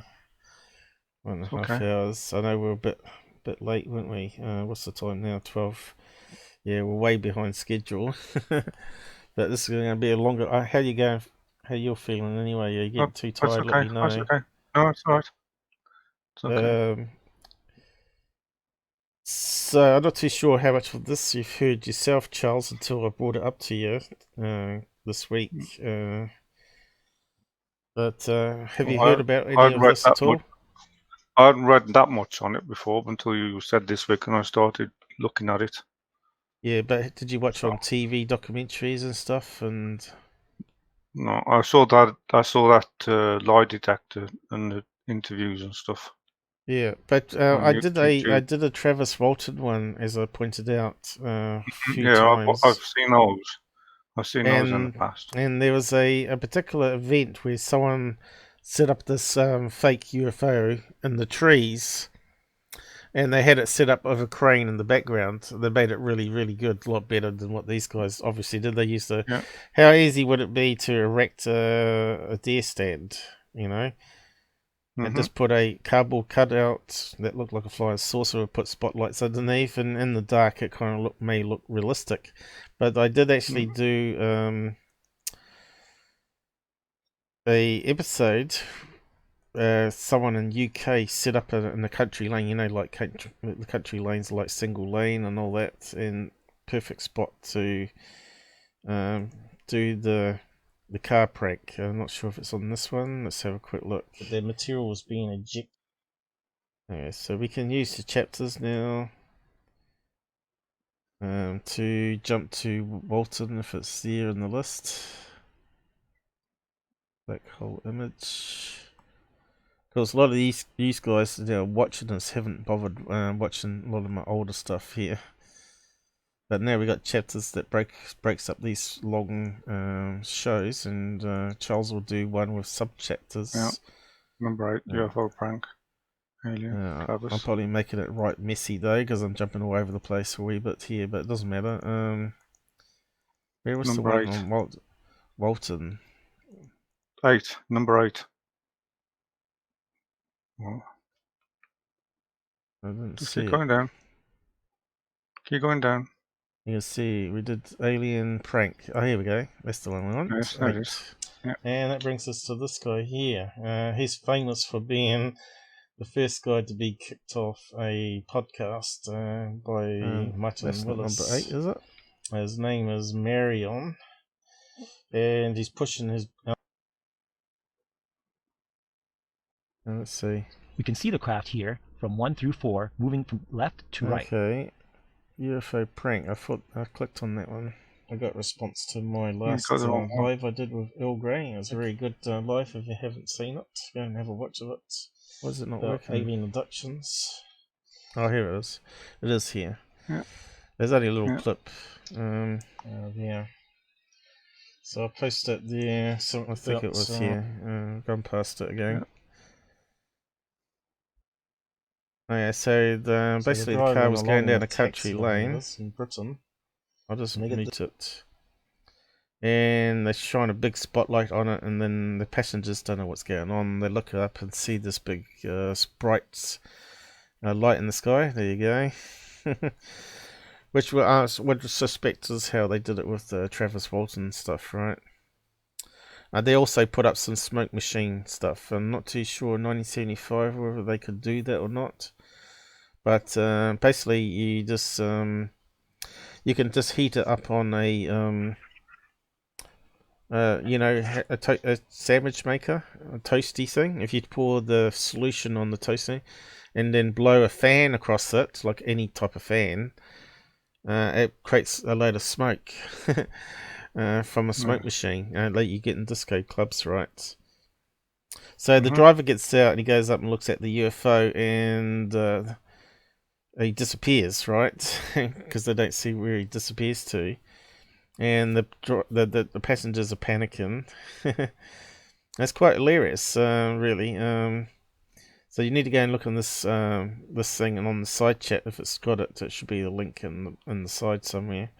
Go and watch the whole thing. There's a UFO. They really spent a lot of time fabricating the fiberglass model, or whatever it was, cardboard model. And aliens pop out and walk up to the car. It's just absolutely hilarious. But they did it a lot better than obviously Travis Walton's event. And I'm surprised the woman didn't have a heart attack, actually. It was really, really well done. I'm pretty sure their hearts were racing. But yeah, I couldn't play it normally because of copyright and all that sort of nonsense, unfortunately. But it is on there, and the link hopefully still works. Yeah. Let's see, what's the other ones we got here? Links. We'll just go through it quickly. So they're talking about above top secret here, big article on all of it. So I'm not sure if we're going to have time to go through all of it. Michael Shermer, I covered on those past live ones. I won't repeat this one, but he was talking about the lie detector test wasn't well done for the show, and it's not as good as the Inquirer one. And so you can sort of bring in thing, what do you call it? You can sort of write it off. The Moment of Truth one, even though it was quite funny. So what they do on the Moment of Truth, they go into a room before the show, answer later questions, and then they go and sit in a hot seat with a spotlight with their family around out on the outside, and then the host asks each question, and if they progress up, they get more money, right? But he did actually, even though he didn't pass the final question, was he inside a UFO abducted, he still made quite a lot of money there. Back in '93, was it? So yeah, we got people defending Travis here, and we got this case here. Sheriff's nephew claims Travis Walton hoax well known, so we can probably cover that if we're lucky in time. And what was this one about? Google Books. There was something here, and it's not loading. Looks it. Even it should be visible. Let's see if I can reload it. Okay, I did do something. What's it? Right, What's this one? little What's niggles everywhere. Right. Try new books. Okay, that's what's happened. I'll just reload it again. I just want to see what this was about. Here we go. We can finally read. Alright, this talked about Travis Walton. He claimed that he felt he was only abducted for 2 hours. Yet, when he showed up, apparently he had 5 days of beard growth. Also, the research organisation did a blood test. I'm not sure if it's mentioned in here. So if you've not eaten for 5 days, your body reacts, right? It gets high in ketones. Apparently all his was normal, which means he must have been eaten for keeping his blood normal. As you start consuming part of the fat from your body, right, and it releases chemicals as well as muscle tissue, right? So where was Travis if he was faking it? Well, if he had another truck here hidden in the bushes, right, which I did have here somewhere. What's that popping up?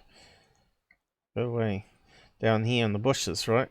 So all they needed is like a truck battery hooked up to some spotlights on a deer stand, which could be like couple of wooden tripod legs where they just holstered up, where one man could holster up or throw it and wind it up in the back of a truck and drive off, right? So they drove off, left him behind, drove back to the city. He then could get up, go to the truck, pull it all down, stick it in the truck, and then drive back to Mike's place and just live there for 5 days, right? Why they make the story about him disappearing. It's good that you don't need to work, you know, if you pull it off. So it makes sense that he didn't bother shaving. You know, if you're going to hoax it really good, you say, "Oh, it was only 2 hours," and you come back clean shaven.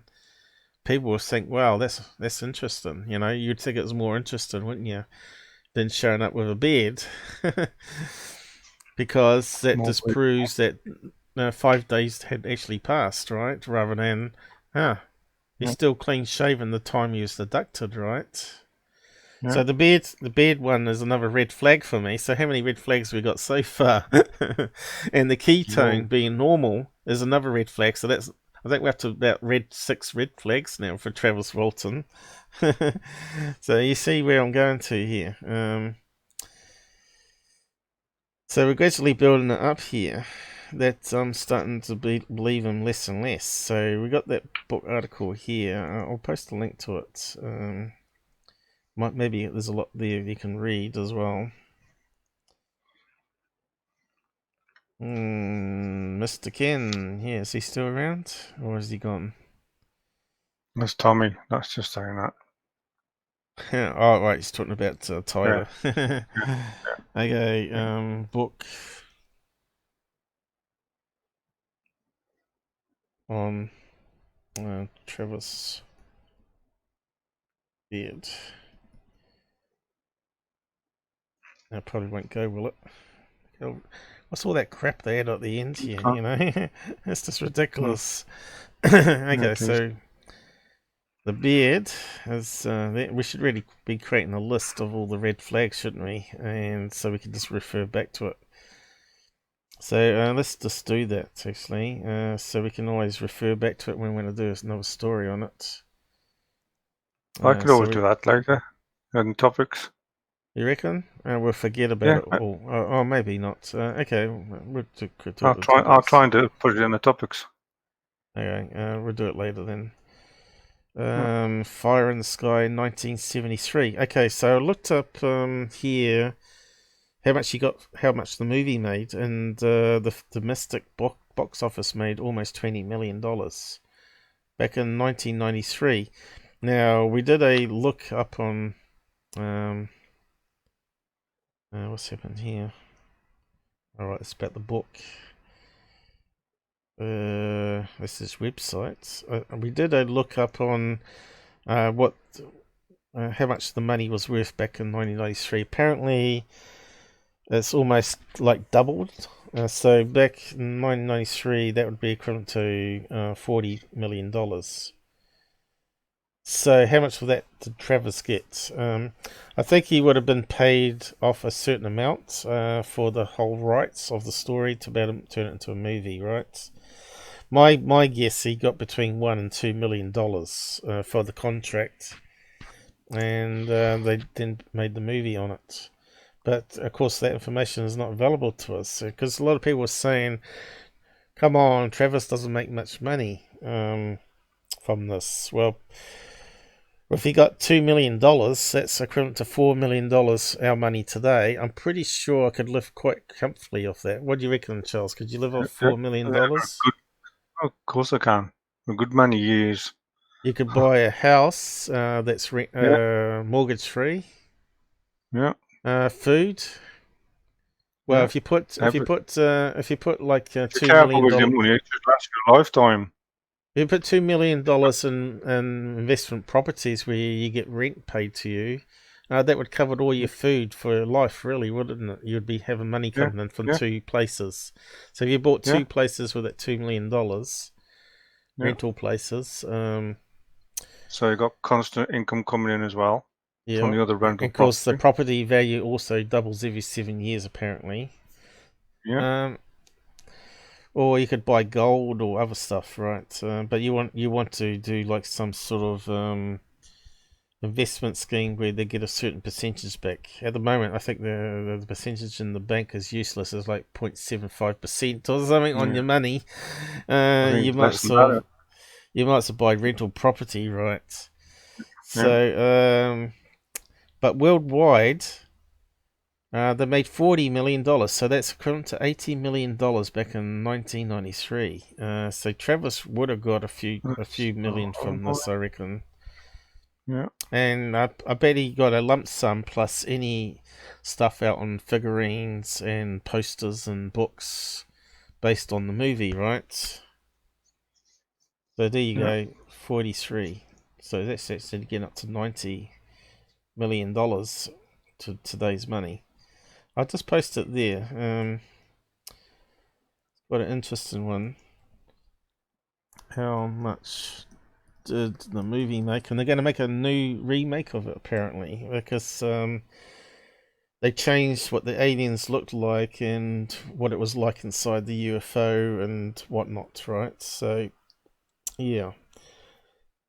I'd like to see a remake of it myself with the real facts, but whether we're going to get all the real facts is another thing. Even though if it's not even true that it was a deer stand, it'll still be a good sci-fi movie to watch, and these guys are still going to make lots of money from it, right? Despite so I was just going to say that. That's more money coming in. Yeah, I'd still watch the movie even though I know it's a fake, right? Because I enjoy sci-fis, and of course here's the other stuff that they've been doing. There's another book here called The Walton Experience. So I think it was his second book that he wrote, right? He did the Fire and Sky one, and we're looking at seeing how much that sells online. It's almost like $80 here. Offers from $80 for the original Fire and the Sky book, and I don't even know if it's signed or anything. And of course you got the Blu-ray that's selling for $40. That's damn expensive, I think, even today's money. You want the DVD for like $3, don't you? Yeah. And you look at Whibley Strieber, he's only getting like $6 for his book. So I thought that's kind of strange. Why is he getting so much money for these books? And this one's going for $134. And he's not making money from it? Come on. You could live off that. Let's see, if you sold 1,000 books a year, that's $133,000 just on that book, right? How much of that would he get? He would get. I was going to say, if he signed any of them as well, he'd get more out of them as well. Yeah, but how much does he get from the book sales? You know, obviously the books printing costs and middleman cost of publication and all that sort of stuff. Editor. Well, I Did think he? he'd get at least a quarter. So, with that $2,500, did he pay someone to write the book for him? He must have had like a ghost writer, right? I can't see him actually sitting down and writing a book, but maybe he did. I don't know. Yeah, a lot of, like you said, a lot of them do have ghost writers. Because it says author here, so it doesn't really mean that he actually wrote it. He may have done in a tape recorder and someone typed it up for him and all that sort of business. Because that's generally what a lot of people do now. Because they haven't got time to sit down and do all the proofreading and all that sort of stuff. So I thought, let's have a look at his website. Okay. So how much is Trevor Walton making? Because these are all red flags as far as I'm concerned.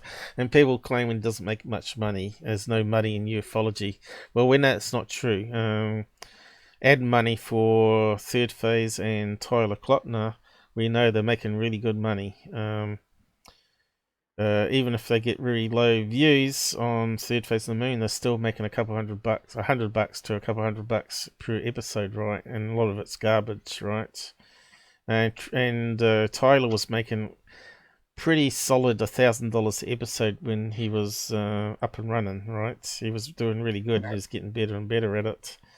Because YouTube was paying more money then as well, wasn't they? So if he's putting out a video every day and he was making $1,000, he was making $7,000 a week, Tyler. Not too bad earnings, really, is it? What's 52 weeks times 7? Well, it's got to be like $400,000, isn't it? Something like that. Profit, and of course you've got to pay the tax man probably 50% of that. 200,000. What would you do with that $200,000? Go on 5-star beach hotels, would be some of it, I guess, and someone would live the high life with it all, wouldn't they? Pay off the mortgage of the house, and we're talking about just 1 year. He was doing this for 8 years, and of course most of the money would have been made in the last 4 years. So you can see that he could easily make a few $1 million in his pocket after tax man. So I did hear that Tyler actually, someone posted on his Twitter account that he had he was a silent partner in a franchise. I don't know if that's true, but that would make sense why he hasn't come back to the internet. Because if you got a franchise, say in Burger King or KFC, you know you're going to make a lot of money, like $10,000 a week. A lot of those places would be minimum, you know, in our country. America, probably even more crazy with people buying food all the time. I don't know, how much would they make in America? What's the kind of traffic like in America? It looks very busy around their fast food places, so they probably could make 100,000 a week, maybe. Lifetime of income. 10,000 a day, you know. If you're a silent partner in that, you're going to do pretty well. Anyway, here's his website, and I'm pretty sure he didn't code it. He would have got someone professional to do it. And straight away I see he's got a blurb here, the book, the documentary, the witnesses. Okay, let's have a look at that one. Okay. Does it say anything that we don't know? Does it give it the name of all the people? Okay, what's this one? That's Travis. So that's 22-year-old, was it, back at the time? I don't know, he's got that sort of, you know, there's something wrong with his eye here. It always looks like he's sort of cocky looking to me. Well, you looking at? Modeling. What did you say there, Charles? You broke up. Like a model, you know, taking photos. No, it's kind of that eye there is saying, don't mess with me, bro. Sort of look. I don't know. Okay, there's Mike Rogers. He even looks even younger than him. And who else we got? Alan Dallas. That's the one that failed the polygraph test, wasn't it? Inconclusive. Okay, what's the next one? John Gillette. I don't even I don't even know this one here at all. I haven't seen him in the blurb. And who else we got here? Kenneth Peterson. Yeah. And who else we got? Steve Pearson. That's the one that said he thought it was a deer stand. So that's the guy you want to get in touch with and interview again. But a lot of these guys have gone to ground, haven't they? That ray was the brightest thing I've ever seen. So he saw a bright light hit him. Nothing mentioned, seeing travel lift up in the sky and throw him backwards. Nothing like that. Just a beam of light. And who's this one here? Dwayne Smith. The UFO was smooth and was given off a yellowish orange light.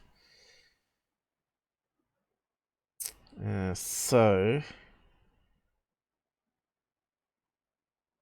does that mean it's just a light they saw, or did they actually see any structure? Because all they're saying, I didn't see a top or bottom, they only saw a front on the deer stand.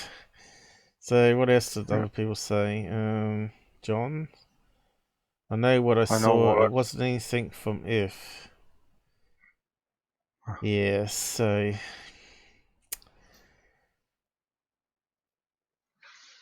we couldn't believe that it was happening. Horror. And these two are the most verbal ones.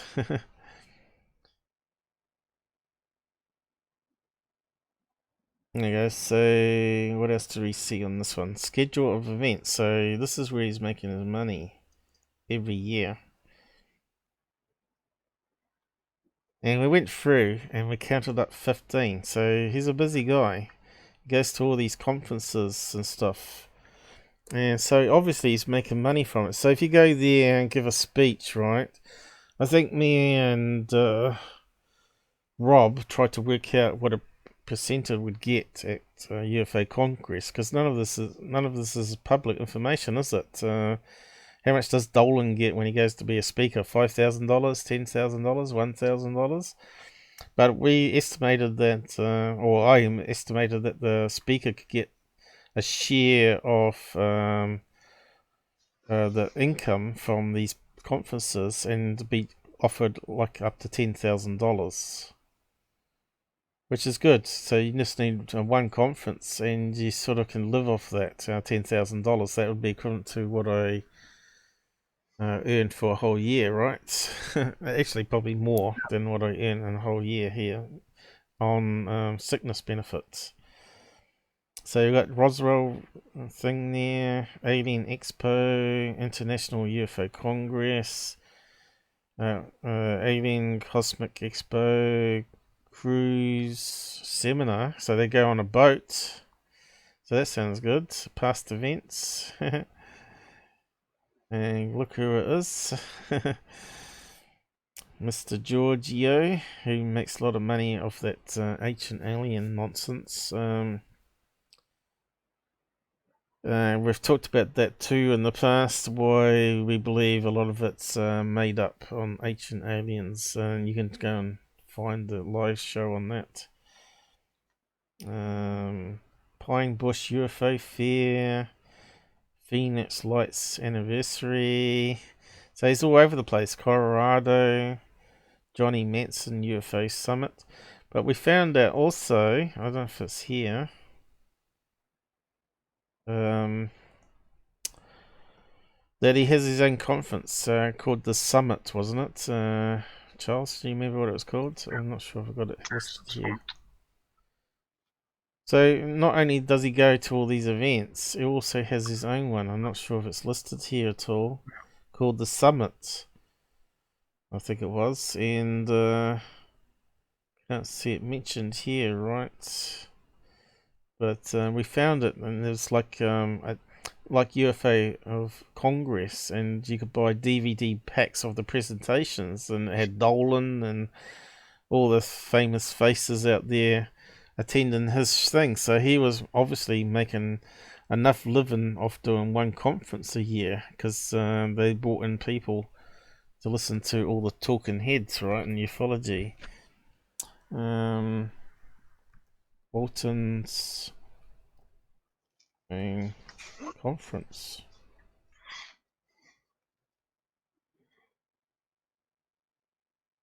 I think it's called the Summit or something. I'm not sure how we found it. It was through Amazon search, wasn't it? Probably have to put in. Yeah, spelled it right there. Got to get the spelling right first. Walton. UFO, maybe. I typed it in. Okay, does it mention it here at all?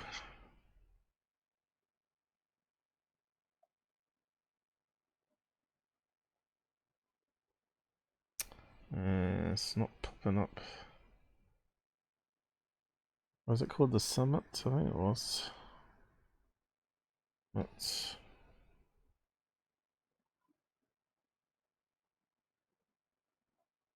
Damn, my eyes are just blurry, unfortunately.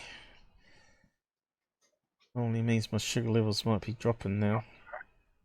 Might need to get a drink, Get some sweet drink. Sweet drink, really, and I ain't got no one waiting on me. I don't really feel hungry though. Yeah, I'm not too sure where I found it now, but it's not popping up, is it? Damn it. I thought I posted it somewhere.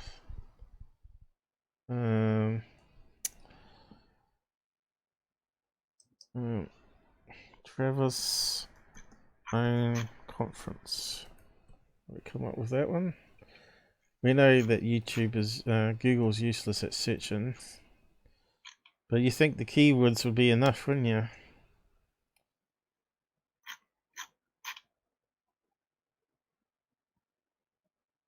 I'm not sure if you got it handy at all there. No. Looking. Yeah, we're a bit busy doing lots of other things. We're trying to research for a show, and I thought I had the link for it all here. DVD back, maybe search on that. Trevor's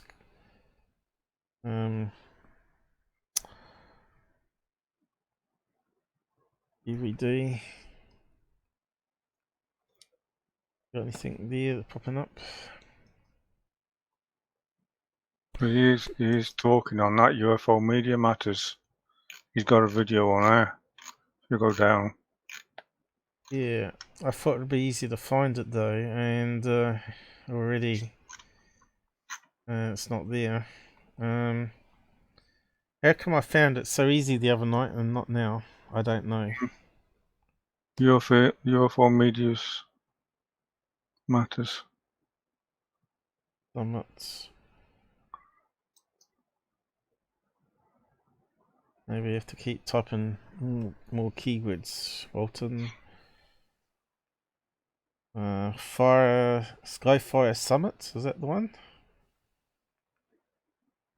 Skyfire now available on DVD. That's got to be the one. Skyfire. Speakers. Okay, tell us what it is. Skyfire Conference UFO researchers has been waiting for. Is now available on DVD 2014. Travis Walton gathered speakers from around the world, so this is his conference, to the Muggerall Conference communicating. No. Commemorating. Yeah, I just can't read now. Damn it! International news. O'Brien was the Stanton. Was it Stan Milford's? All sorts of people. Kathleen Martin's there. Linda Moulton. Yeah. So yeah, go and check out that. I'm sure we found out more information saying it was a yearly thing he does.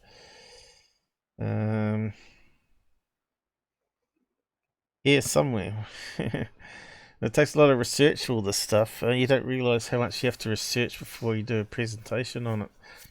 And then obviously I've got some links that I didn't post, which I thought I had. Sky-Fi Summit 40th anniversary. So how long has this been going on for?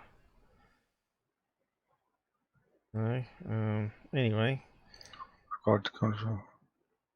Go and do your own research on it and see what you can find out. But obviously, how much would you make from that every year? I think you'd make a living from that one thing alone. And if you sold 1,000 books on his website, have I still got it up?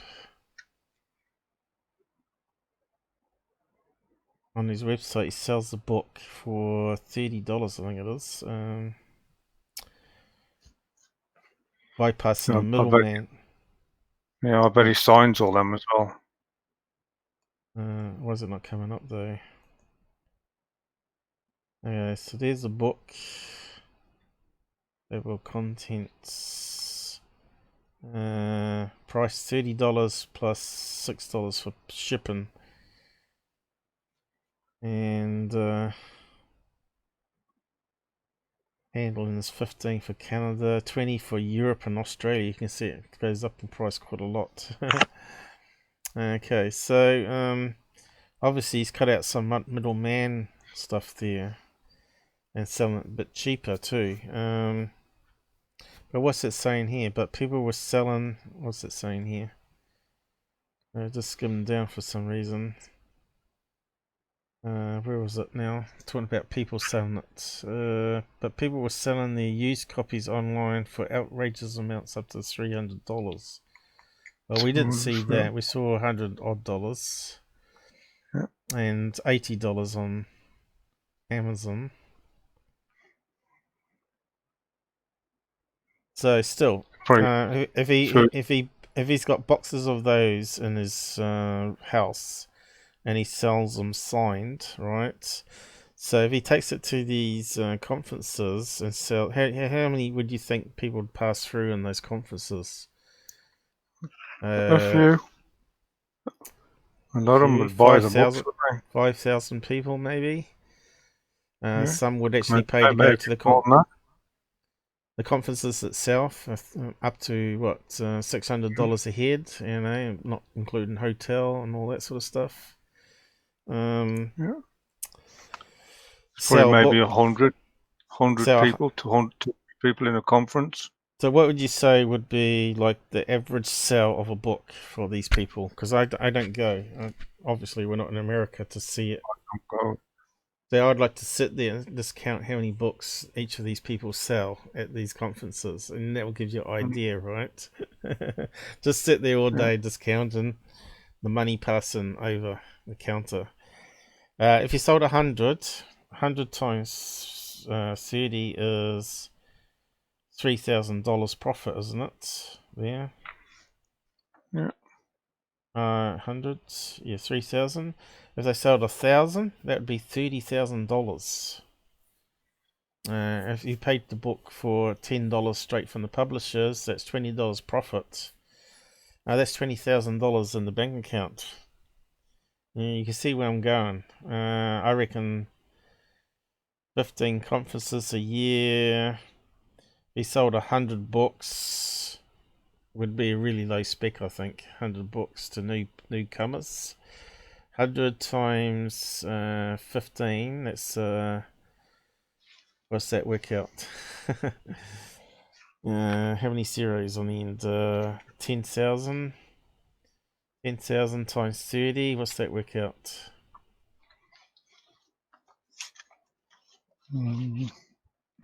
Not very good at maths. Not very good at maths.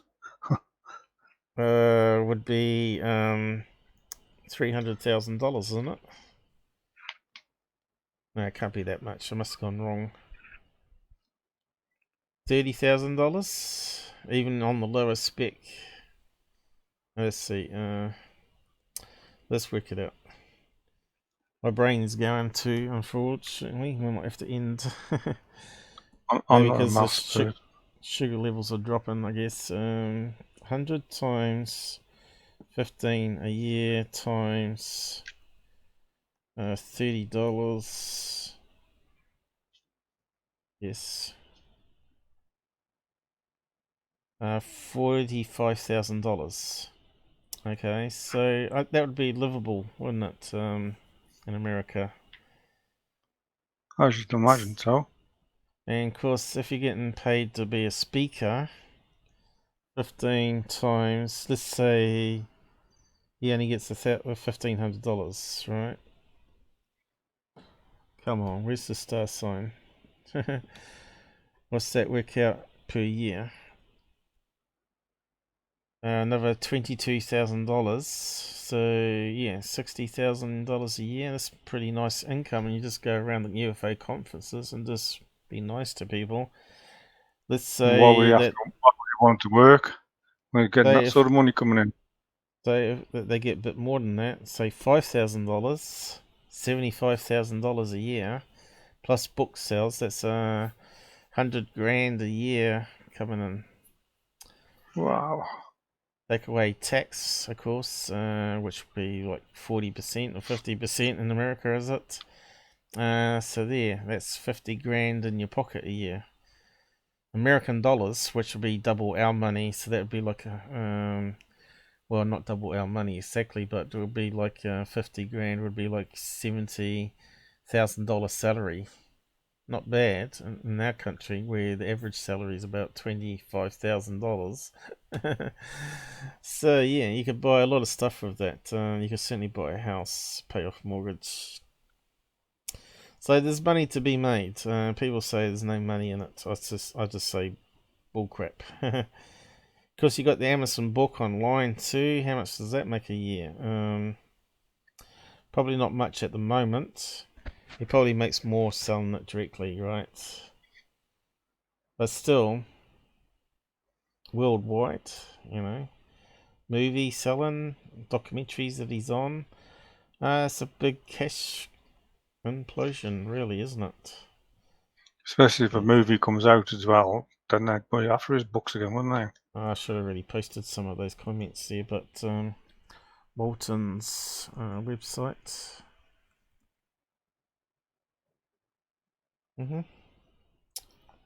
We lost a few people off, and they didn't like talking about money. Okay, so we've still got a bit more to go here. So let's go to, instead of the article that we're reading out, we're going to read out. We read out some of it.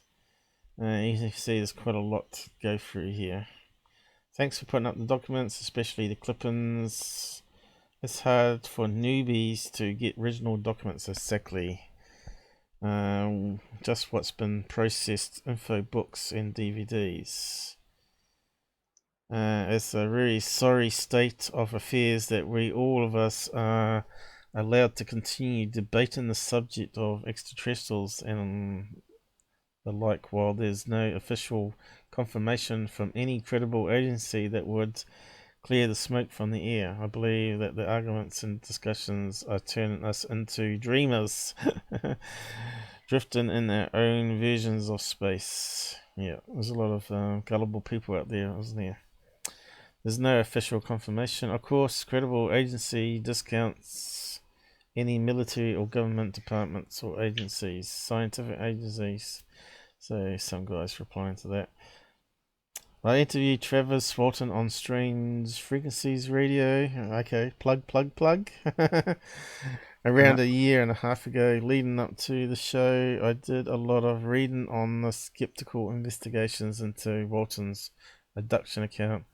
About midway through the interview, Walton became a little what's that word?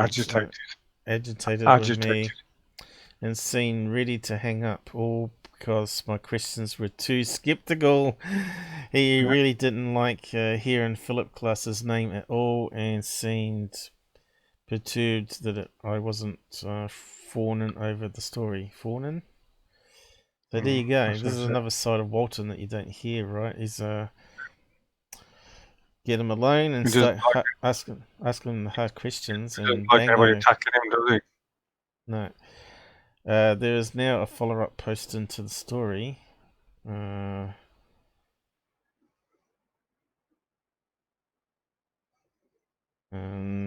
Okay. I think we looked at those documents. We read out some of it. Travis Walton hoax story says it's 100% hoax there, these guys. I truly believe these malevolent beings are real, at least not ETs, fallen angels. So when I ever hear fallen angels, I think someone's Christian and can't accept the full facts. I get people always saying it's fallen angels, it's not aliens. How do they know? Where's the evidence? You know, I've had paranormal experiences and alien visitation, and I know they're both totally different. And neither of them had any demons in it, although one did try to attack me from the paranormal, which was like a big blobby white thing attacking me with no arms. Anyway, classical sample overlooking the opposites, the old hide it in the plain sight scenario. Yeah, one need not look any further than Walton's own testimony by 1983, and especially by 1993, the cat should have been out the bag. There is, without doubt, a perspective of this case that would have ended the discussion years ago. Combining over all the other aspects is a time-consuming waste of resources. It's a hoax for sure, and a hoax in time. Would love to elaborate on that. Be sure Klass went too far in the wrong direction. He kept going to the Christians for answers about Jesus, when he should have gone to Romans that had no emotional state. Yeah, we tried to be the same. We should try to be like balanced on this, because some of the stories we hear, there was actually, they sounded really credible, but later the people embellish it, and then the whole story just gets thrown out with the baby with the bathwater eventually. We've talked about various cases with Robert over the years now where that's happened. But of course, apparently I don't know anything about UFO history, even though I've been working with Robert for 4 years now. According to Goof on Radio and people like that are trying to attack me and tell you not to bother watching my stuff. First of all, when you start an inquiry on the subject from the point of view of a skeptic or a debunker, you are admittedly coming to the subject with a preconceived notion of the truth. So that's the problem here with the debunkers, of course. It's best to be a truther, sit in the middle and look at both sides of the argument and work out what sounds credible information and throw out the rest. So that Nephew story that we were going to try and get to may possibly show that it's a fabricated lie to try to character attack someone.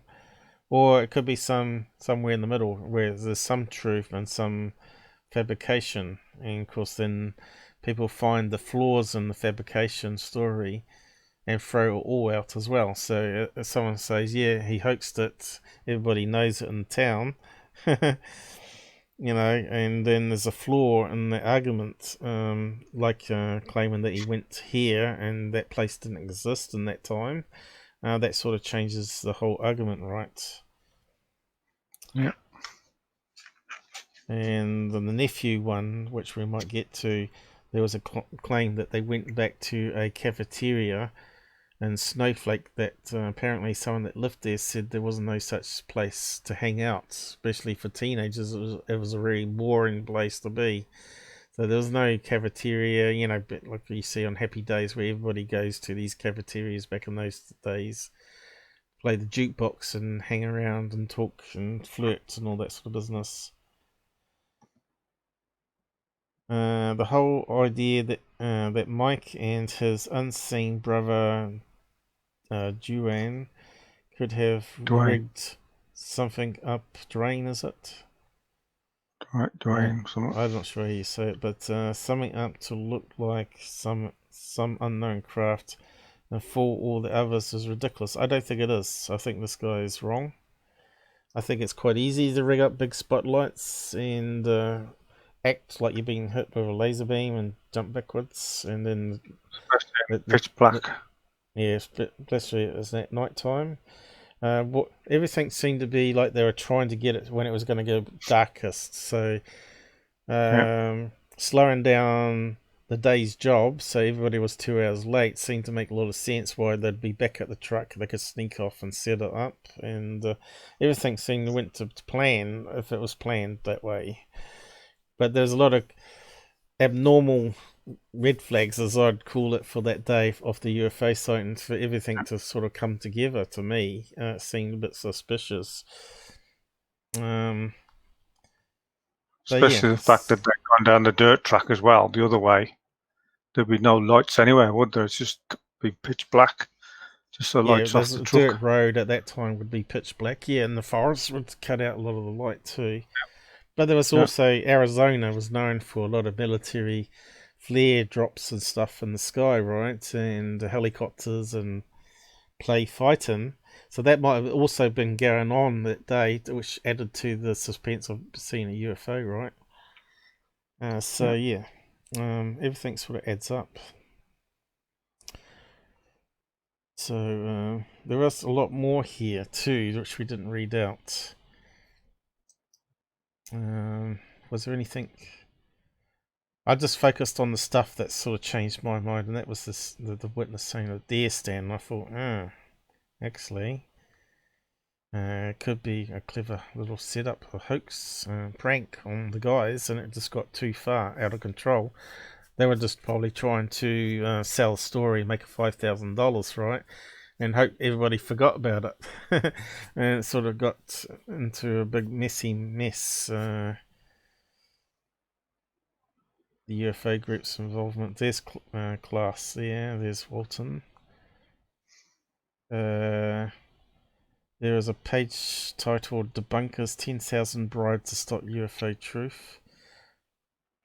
Clean is now making the rounds.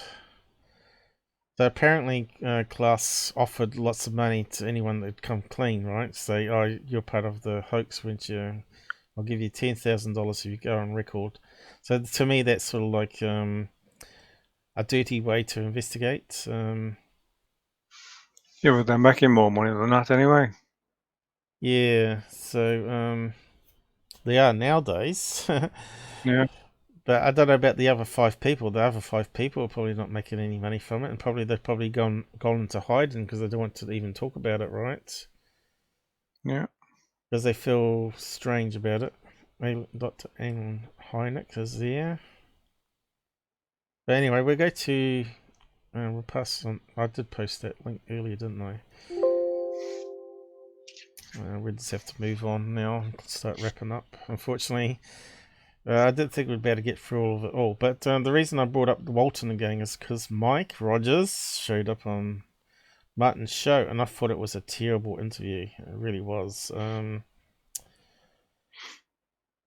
And he was giggling a lot of the time. He didn't seem very credible, and he didn't put his face on camera. Now, he's been on, as you can see here, on this thing here. What's the guy's name going? King. What's his first name? Anyway, we'll just play it under fair use, and we'll add our own comments to it. Larry King. Oh yeah, this guy here, Larry King. So these are the early, obviously, interviews. So let's just watch it along. Is that loud enough? Fine. Fine. I think it's a bit low.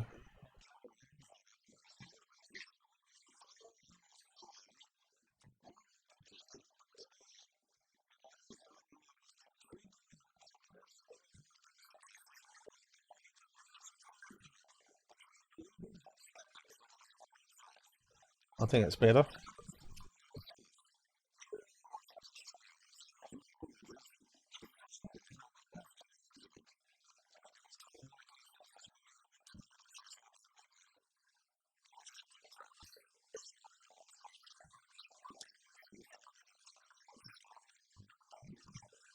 So he turns around and he's getting into this. Now remember, they've So I noticed he's clenching his hands there. So what does that normally mean in body language? Nervous? Ready for battle? Praying? done a movie on this, which means he's repeated and gone over these events constantly. Also, I think he was very heavily involved in the making of this movie. I'm pretty sure he was. So when we look at him, we need to understand when we see him that most of this stuff is going to be right there and ready to be told because he's been telling it over and over again. So nothing. So what she's saying here is you'll see the eye movement will be left and right and looking down for internal dialogue. He won't be looking up into his forehead, up both directions for memory recall, because he's just rote learning. He's just repeating over and over again what he's told probably a million times already. Turn it down a little bit, Paul, because it's a little bit loud as well. For you it might be, but on the mainstream, it seems Just seems a bit loud to me. Okay. Should be new. That's fine. Long as We it's do not see some crackling. nervousness. Of course, again, as I've said to those that are on the course. Hang on, let me just reset this just to make sure it's not crackling. Ones that causes the mix of the crackle. Way above your voice, you see. That's what I was saying. I thought it was very low. I was trying to watch it on the meter. Just because you're on TV does not mean you relax. That looks all right. Cameras tend to make people even more nervous. Looking down. Yeah, left and right eye movement.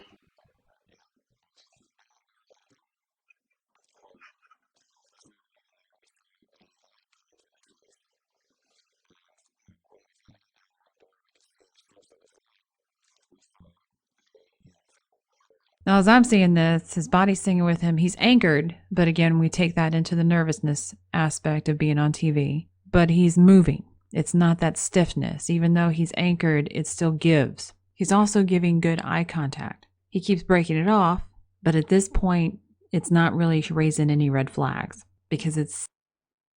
Yeah, because he's repeating the story over and over again. So you can see he's looking down and left and right mostly. He's not looking up for memory recall because he's not being asked any new questions.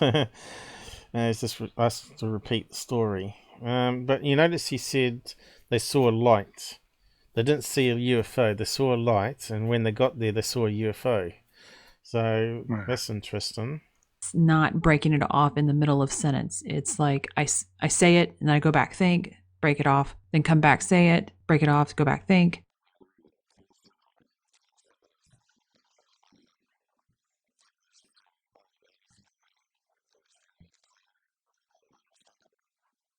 So now we see him go to this eye movement here where he thinks about what is coming out of his mouth. Now, because he said this repeatedly, there's a book, there's a movie, he was involved in the movie. This is when you sit there and go, what did I say before? Because now the events just kind of meld. I tell the same story every time. I know I'm being watched and I know I'm being judged. Stick to the storyline that's out there. Don't add, don't subtract.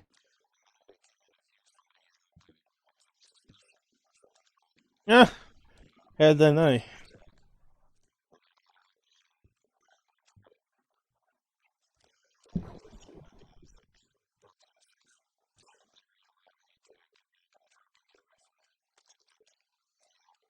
That was appropriate too. We're seeing appropriate emotions come out at appropriate times. Body sings with him. Appropriateness is coming out. Those are good signs for a truth teller. If he was deceptive, I would probably more than likely with him and the kind of personality that's coming out because of how nervous he is on TV, I'd probably see more hiding.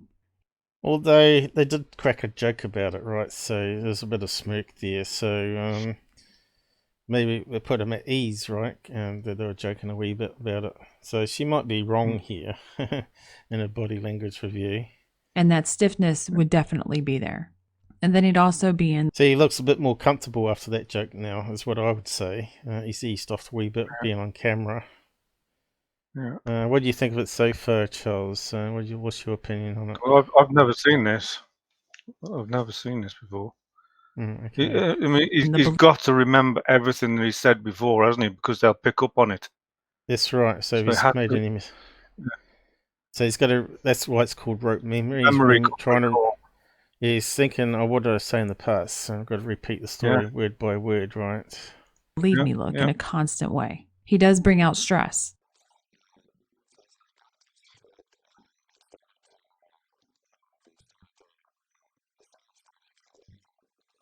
And here we see that the believe me look isn't there. We do see stress in the forehead, but we Okay, so I don't remember any of the other witnesses talking about a humming sound or noise of the UFO. Do you remember seeing anything in the reports about that? No. Could they had like a petrol generator on the back of the truck instead of using batteries to power up the lighting, which may have been the noise they were hearing, maybe whistling noise. Who knows what they set up if it was a prank, right? So you got to think about if it was a prank, what would they do to think? Maybe they had maybe they had a fan going. Yeah, hang on. Maybe they had a fan going. Like I was telling you about, because I know how to do the smoke machine. Had some smoke machine fluid dripping down slowly onto a hot plate, which you'd need a generator maybe to do that rather than a battery. But I'm pretty sure you probably could rig up a couple truck batteries off the back of the ute and run a hot plate for a couple of hours probably quite easily. Or just had it hot enough to about evaporate the smoke and have the fan blowing across, because you can run fans off DC volts quite easily for a long time, and creates a little smoke around, makes it a bit more believable. We don't see that believe me look on a constant basis. Believe me look by itself does not mean deception.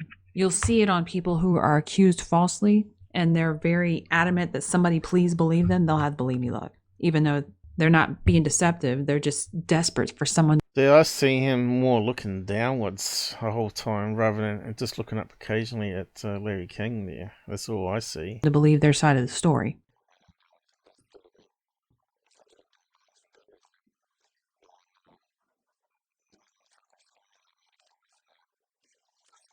So now you see this furrowedness in his forehead. And so it's coming in between the nose. It's not going up or out. It's coming in. And that's when your brain and your face are literally making that same thing. Remember, remember, remember. Yeah.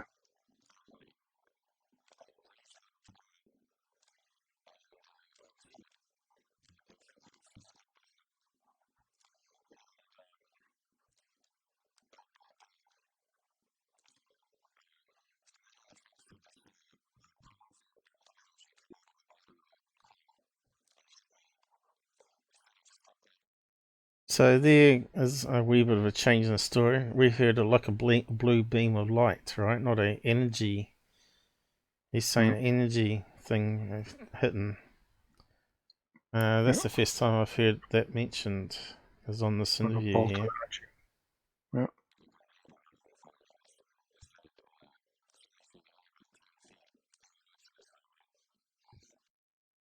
Okay, so we've not heard any of the others say that he was thrown through the air 10 feet. I haven't managed to find those initial interviews. But Roger, obviously, Roger would be the only one that had clear view of this. And of course, if he's part of the prank, he's going to confirm that he did go through the air. So how easy would it be to jump backwards onto a hidden air mattress on the ground? Quite easy to act, isn't it? Jumping backwards. Yeah. Even if you had like one of those jump things that you use in the gym, hidden with some brush on top of it, just go and jump on it and shoot backwards onto an air mattress. There may have been harass in it, I'm just saying that it's possible that they pranked it. At this stage, there's a lot of red flags for me, whether the story's true or not, which we've been going through so far. I found that to be interesting. Mike is the person next to him, the person that was driving the truck. You were watching this, Mike. And he said, yep. And Walton didn't look at him at all. He didn't even acknowledge him being there. So when you see that kind of movement, it's kind of like, okay, because normally people will look or at least acknowledge someone sitting next to them. But these two guys, as a background usually tells you, are buddies. They're best friends, and apparently they've been fighting the disinformation war with UFOs, or at least there's his case. So he doesn't need the reassurance to look to him like most people would need. He's comfortable standing on his own and standing his own ground. If Mike says yes, great. I think if Mike would have said, oh, no, he's lying, he probably would then give him, oh, what the hell? Some acknowledgement and look at him like, what the hell? But again, he's comfortable with this Mike beside him. He doesn't need that reassurance. Yeah, what do you think about him not looking at his friend there when he was talking about him? That's kind of weird, isn't it? But when he turned around and said, like the grenade went off in front of him, and he went back 10 foot and he blanked out. Why didn't the other one turn around and start saying from then on what he saw? You know what I mean? Because he's just taking control of the whole interview, isn't he? Travis. That's right.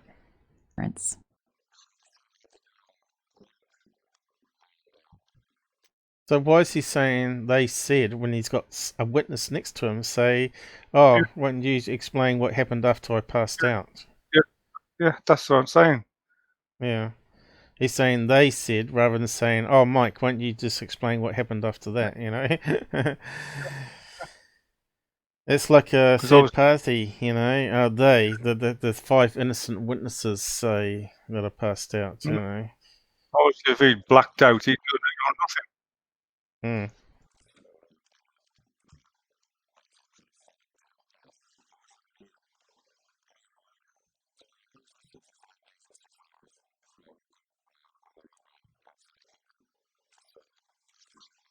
Does he say it felt like 2 hours there?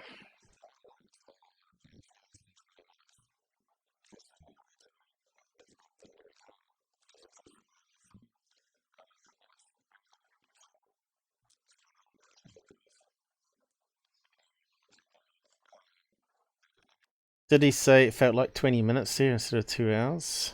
Not quite understand that, but yeah. I will post a link to this so people can re-listen to it without interruptions, of course.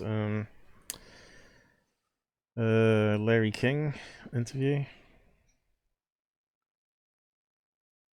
on Bitchute.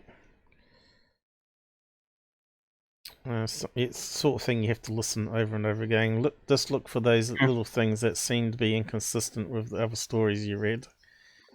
Yeah.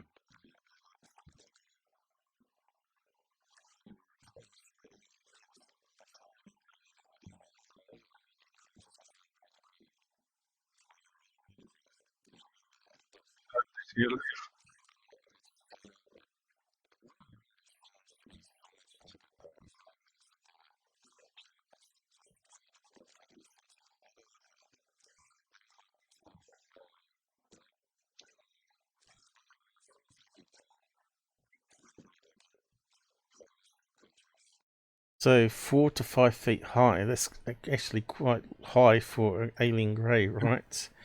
We know they're about 3 foot, you know, so that's different there.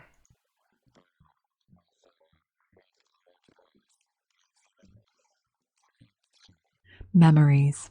Strange things that stick out like sore thumbs, like, you know, humanoid and not fitting environment will burn into your memory and be a lot harder to get rid of than anything else. People will remember, even if they don't see their perpetrator, they'll notice other things, the size, the smell, the feel. They'll remember those things. So for him to actually give a description on his perpetrators is a good sign, at least for the appropriate memory recall. The room, if it's following all the laws of physics, won't really stand out as much as the perpetrators. It's kind of like... Well, when I had a visit, I remember the eyes and the head, and not seeing that there was like 3 foot high next to the bed before I passed out. But Yeah, he's saying they're 5'4" to 5 foot high, so that means they've got to be like tall greys, as people call them, which may be a human hybrids of greys, I guess. Who knows? But yeah, it's possibly true. At that stage, I can't see anything wrong there myself. Of course, you got to remember the only stories they heard back in those days, 1975, have been the ones that we've covered on our Sunday UFO cases, right? Mm-hmm. Which have been a varied number of crazy looking aliens. Now, the Betty and Barney Hill aliens weren't anything like the big great black eyes, was it? And of course, some of the other cases, like Pascagoula, that was also 1975, wasn't it, when it happened? Before this event, I think. Weren't black eyes at all, or like robots with pointy ears and eyes and stuff. So yeah, so it is unusual to say the black eyes here.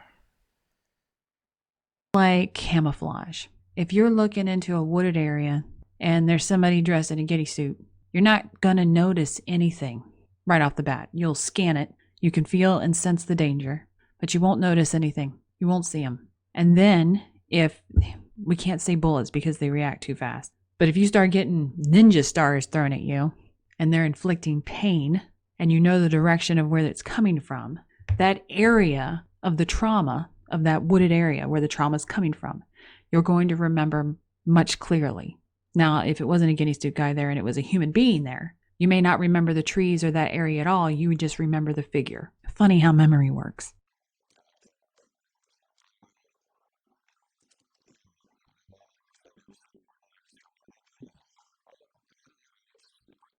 That's another thing. A lot of people talk about telepathic communication, and yet nothing with this guy. Although I didn't have any telepathic communication either, but I only was awake for about 10 seconds, so who knows? Somehow they wanted me to pass out because they were doing something operation on my back, right? Which is different to his story, where he was abducted. He was knocked out, brought alive, and you'd think the aliens would say, "Don't worry, we're not going to hurt you. We're just checking that you're okay, and we'll return you soon," or whatever. You know, you'd expect something, maybe. Yeah.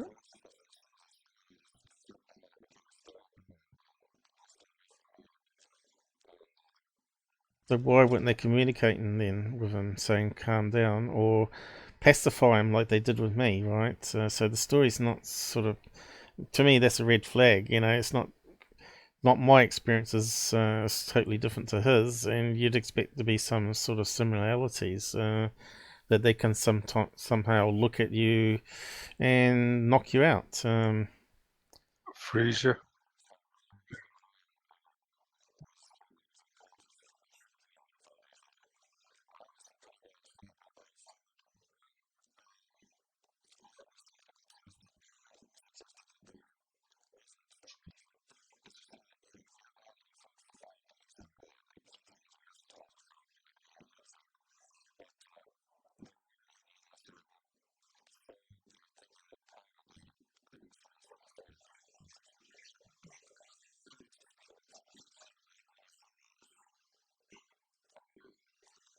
So we suggested that he was eaten and living 5 days in this guy's batch somewhere, house somewhere. So yeah, did any of the searchers or sheriff go and check out each of the people's houses to make sure he wasn't hiding out there? Because that would make sense, wouldn't it? Say, oh, these guys are pranking, let's go to this guy's house and just check the property.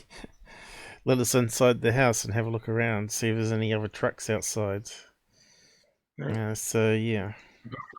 Go hide.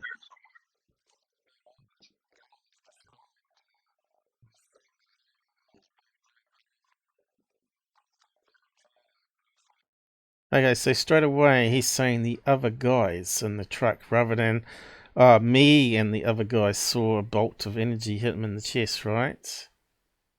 So I see that as a red flag too. He's not saying he saw it. He's talking about third.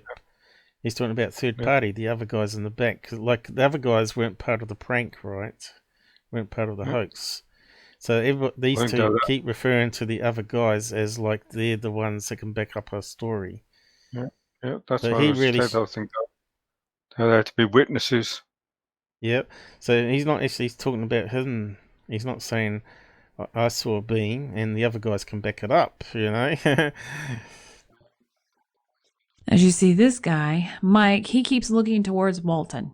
Walton must be the rock of everyone, because Walton didn't need him for reassurance, but Mike sure needs him for reassurance.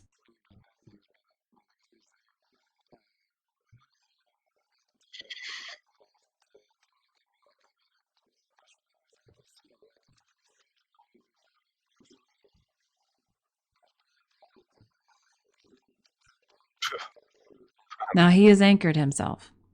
And we did see his body sing, but we've gone now into something else. Certain questions will evoke a stiffness. He's been accused of leaving a man, his friend, who then disappeared for 5 days.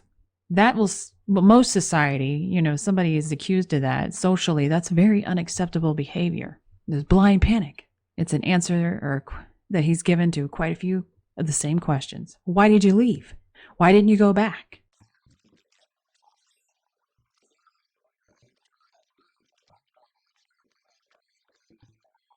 And see the eyebrow movement there too. Now the body starts to sing. That initial hit of an accusation that is socially unacceptable. Why did you leave your friend in the hands of some potential enemy? I panicked. And then he's not really looking up into the memory recall either, is he? He was looking to the left and right, retelling the story, making sure they got the story right. Why did you leave? I was scared. It's not something I'd do. I'd have gone straight over to him, see if he's okay. You would have said, come on guys, let's go and grab him, drag him back to the truck and let's get out of here. That's what you do in a war situation, isn't it? Something's just not right with this whole story to me. He says, well, yeah, I went back. After the panic stopped, I went back.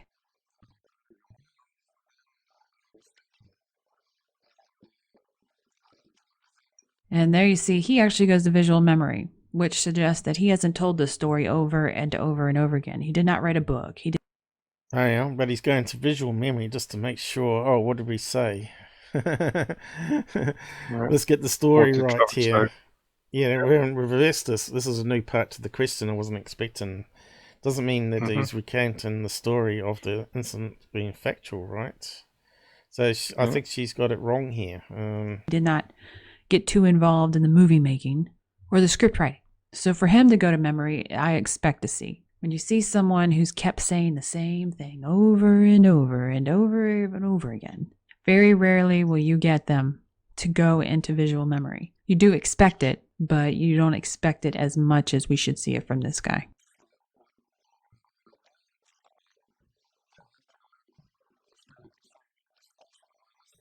See the look to Travis.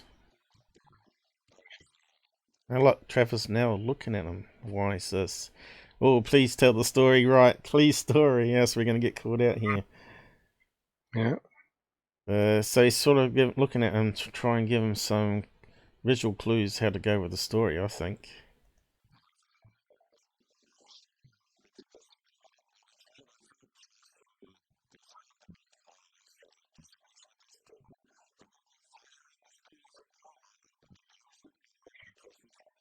Okay, let's get going. And see, I find that suspicious because we see the elbow come up off of his anchor spot and move, and nothing else does. So we have a confirmation of the stiffness with the believe me look.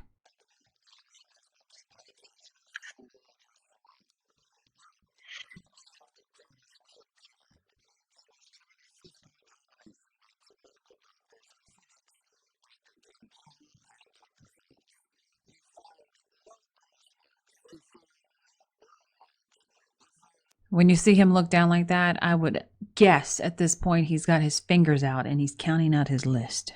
Now, he'll be accused here shortly of being a government shill, shutting down ufology. And Yeah, I we're tend to shills, think so apparently, far too. with the believe me look and the stiffness that he is being deceptive. We don't know if he's a government stooge. We just don't know. But he is being deceptive. Either he's ignoring facts or he's refusing to see it. We haven't seen enough to. To me, he looks like he's just remembering the list in his head and just recount it for the interview, right? All the deception or whatever. Yeah. I don't see as Klass as being misleading here at all. He's just acting the same way as Travis, really. He's looking down, but he's got more hand movement. He's not sort of stiff, right? He's pointing to where he got hit in the arm or whatever, chest with the beam. Shoulder. Yeah. Yeah. To put in a belief system yet.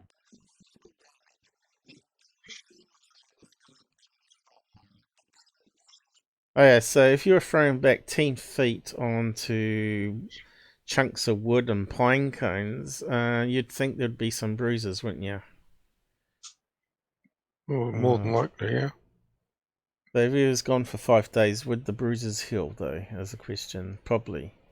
Maybe. I know Mum got bruised in hospital, and she's still got bruises even now. She bruises very easily, especially if you take blood thinners. So, yeah. Yeah, wouldn't there be something on the clothing, too, where he landed on his back? Yeah, dirt marks and stuff.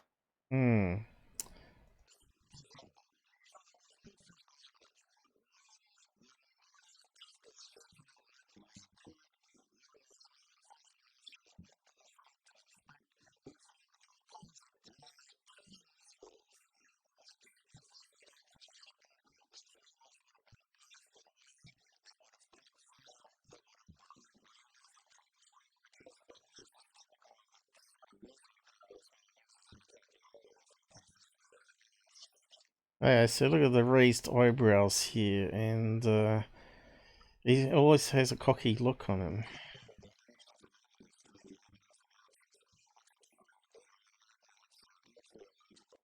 Well, I must admit, isn't it? The pine cones thing doesn't have to blow away, does it? But you'd expect some of it to be embedded into the back of his back when he was found. So yeah, why did they wait 2 hours? There's a lot of unknowns here. Now we see his stress coming out. Now we've gotten out of, I've said this story over and over again. I've written a book, blah, blah, blah, blah, blah, and a movie. Now he's defending himself. It's the believe me look, but there's no stiffness. But he's still not looking up to memory recall here. It's still left and right and looking down, right? It's just a believe me look. Believe me. Not him, believe me.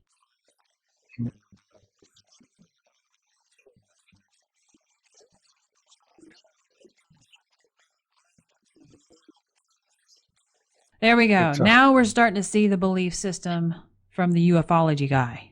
Go back and look. So we see a negative head shake from Walton. He does not know, which is appropriate with the not know.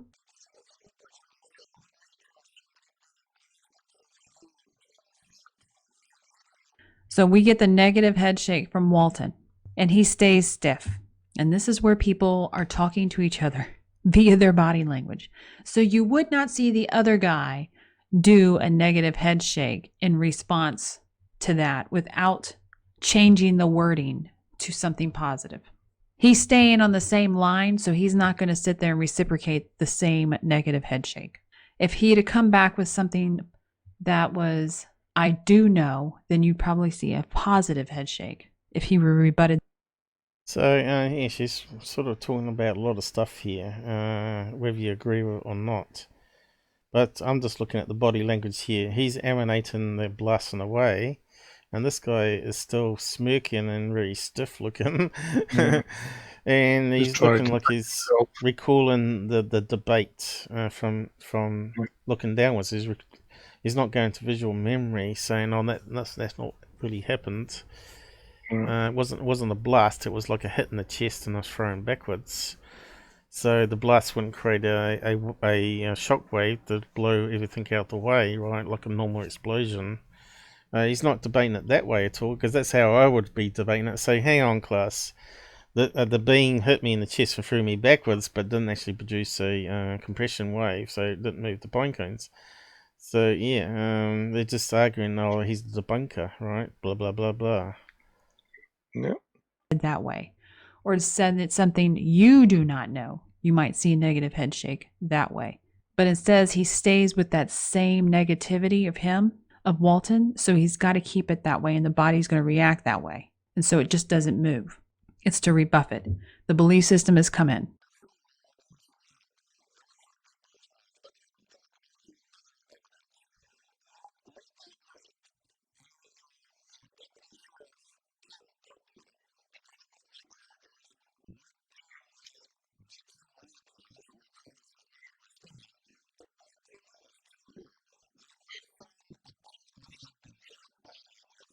We did see some hiding there for a moment with the closed eyes for way too long.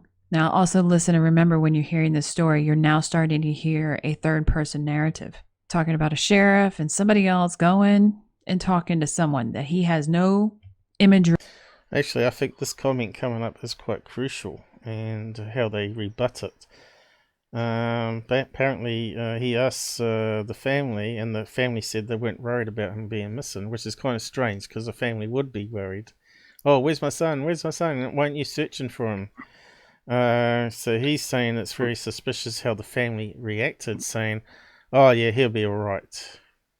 Yeah, kind of knows that they know where he is. And they're saying that's not what he said. He said he was concerned about him, blah blah blah. But when you listen to the story here, the whole family should be saying, "Oh, how many people you got searching? Let's get people together and let's go search for him." Whatever, like you normally do here in New Zealand. In New Zealand, they get a search team together and keep your regular news updates, and they're saying, "Oh, he'll be all right." Or knowledge of, no intimate knowledge of. Remember that.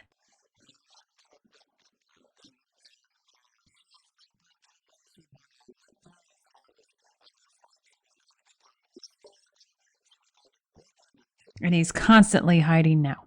Sometimes I see this and I think, well, maybe they're having a hard time with memory, but he hasn't had a hard time with memory on anything else.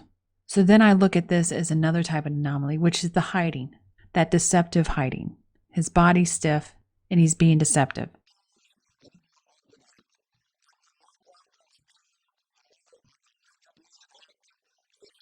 I think she's wrong. I think he's just normal, like he's emanated with the hands. He's just retelling the story of what was there.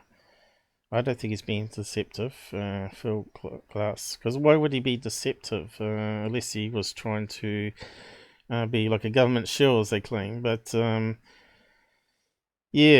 surely the sheriff could back up what he's saying here. At least maybe there was even tape recording being done. But probably not back in those days, right? Not like they do nowadays with body cams and all that sort of stuff.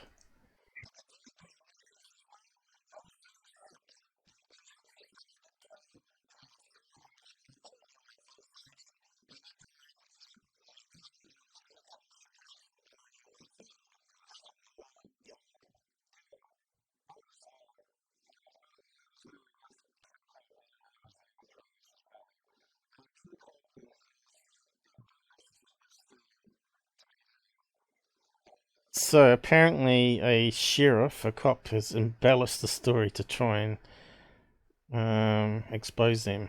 Does that sound even right there, that a cop would even do that? What's the gain in that?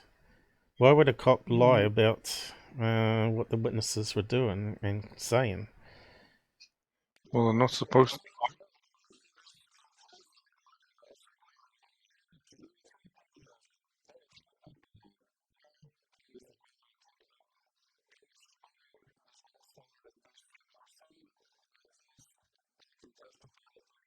His body is singing with him. He's also irritable, but he doesn't have the believe me look, which for this scenario and his personality is a good thing.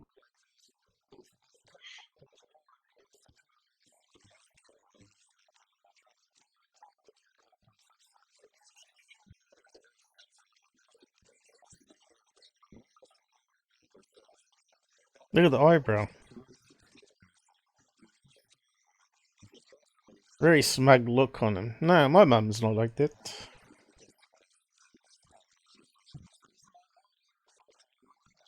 And you see both of them, their bodies singing, and they're not having the believe me look. So we had saw the accusation. Yeah, but they're not looking at each other either, are they? No. They're just Do you trying to believe defend themselves. they're defending themselves and trying to keep the story alive, right? So it's not like Yeah. it's not believable to me. These guys backing it No. up. No. Anyway, we'll leave it there. If you want to watch the rest of what she's saying, you can. We don't want to stop people not looking at the video directly. Although it's on Bitchute, she's not gaining anything from it apart from followers. So go and give her a sub if you're on Bitchute, I guess. Yeah. And of course, then we got this one here. But before we get onto that, I just want to go back to the folder, which I haven't got open. That's something I forgot to do. I know we're running out of time now, and because we're a lot later than we usually are. Yeah. I'm surprised we've still got 3 people watching. It's quite in depth, and we've only scratched the surface of all this stuff too. And this is why I've brought it up on so many live shows before. Let me see, is it We could coming always do open? another live show on it, couldn't we? We Finish could it do off. another one in the future, yeah, and just go over recap and then the extra stuff we found out since, because that's what happens, right? Yeah. So what's this? All right, yeah. So that's what we're working on today. I'll just bring it over. So I got this folder here. I'll just put that one into there. I might use that as a thumbnail or something.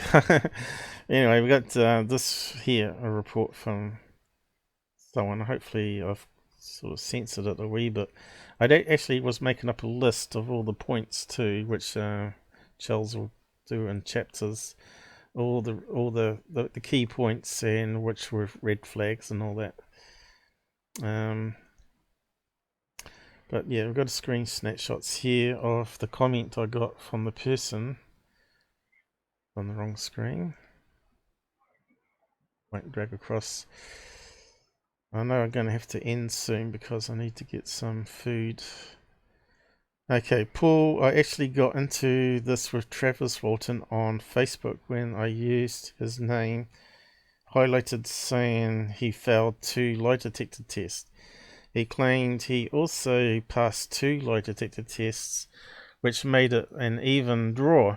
Now, if someone is telling the truth, don't they pass all lie detector tests? And that's a really fair point there. Or you would say the other 2 lie detector tests were inconclusive, but in this case, we know of 1 lie detector test that definitely said was a fail, not inconclusive, right? So obviously, what was the second one there? Was it the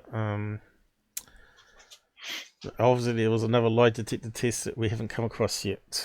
But anyway, this is what this guy's saying. This is a couple of years ago now. I won't say his name, I'll keep him private. Now, if someone was telling the truth, don't you expect them to pass all? Well, Walton got very nasty with me, approaching verbal abuse, until I pointed out he was not reacting like a guy who was being questioned about a wild story he told. He was reacting like a guy whose livelihood was being threatened, which is exactly what we get on with fraud UFO channels, right? They attack you back, they try to get you shut down, they put strikes on you, all that sort of business, right? So he's making a fair point here. Yeah, because the income is important to them, because then they would have to go and flip burgers for a living or whatever, go back to wood chopping down, which you know is a dangerous industry as well, too. One of his responses was that I should read his book, and we're seeing the price of the book out there. $30 nowadays, so what was it back in 1975? I don't know. Before commenting on the validity of his story, I bet he wishes everyone would buy his book before questioning the validity of his story. The thing is, the only polygraph test Walton passed. Okay, we've got another page here. So where did we get to? Passed was when he could handpick the tester or dictate the questions. So that's another thing too. That changes the whole thing, right? Red flag. Yeah, the examiner had declared him a hoaxer. McCarthy, which we read previously, had impeccable credentials, 20 years as well. Walton handpicked the most controversial polygraph tester in the world, which is where he passed those two, right? The same guy that said a plant hooked to the polygraph had gone wild when he thought of burning one of the leaves. So this is a 2-year polygraph tester that he passed on as doing crazy experiments, claiming that plants have feelings. A report never able to be duplicated. Okay, so that's another thing. Other people tried to duplicate that with the lie detector.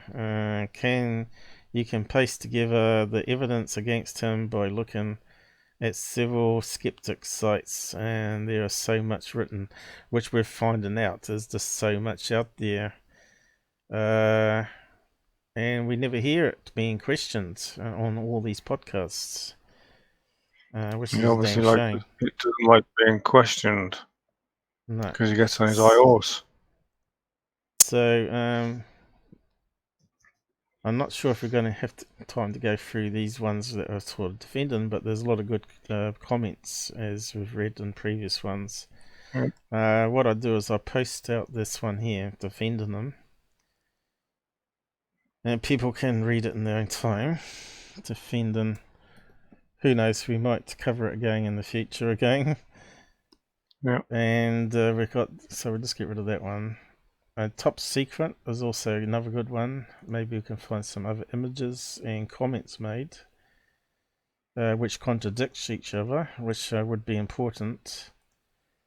So we got above Top Secret, ATS. Yeah. Obviously I'm not going to have time to go through that one. I was hoping to, but yeah, there's just no time for it. And that one you've already got, so we can close that one down now. And this one here, Sheriff's Nephew. I suppose we could read that out. And last of all, just look at Martin. So how long we got? 3:15 at the moment. The following rant was sent to me to describe. Your reader not working. The reading is working, but I'm going to post it in the other one. I'm just going to read out part of it here. The following rant was sent to me to discredit Walton's character. It was sent it unedited. So what I'll do is I'll post it into the reader. The proper reader, if it lets me copy it. Which I thought I had open. Did I close it down? Actually, I'll just close down this now, the map. The crazy map I designed, which I thought I could find online again, but I can't. To see if it's actually true map or just a made up map. But it does seem to fit the whole story and what people were saying about the deer stand. It kind of fits, really. So we need that one. Oh, we'll get there, And we'll paste it in here and read out that in here. Looks like I did actually close it without closing the tabs. It's like 30 degrees Celsius in this bedroom too. I might have to go and put on the fan because I got the window open. It must be a hot wind out northwest outside at the moment. I'll start this reader off and I'll just go and get a drink and be back with you. And let's see if it's going to read though. If we can get it going. Wednesday, July 28th, 2010. Yeah, it's not that long Sheriff's ago. nephew claims Travis Walton hoax well known. The following rant was sent to me to discredit Walton's character.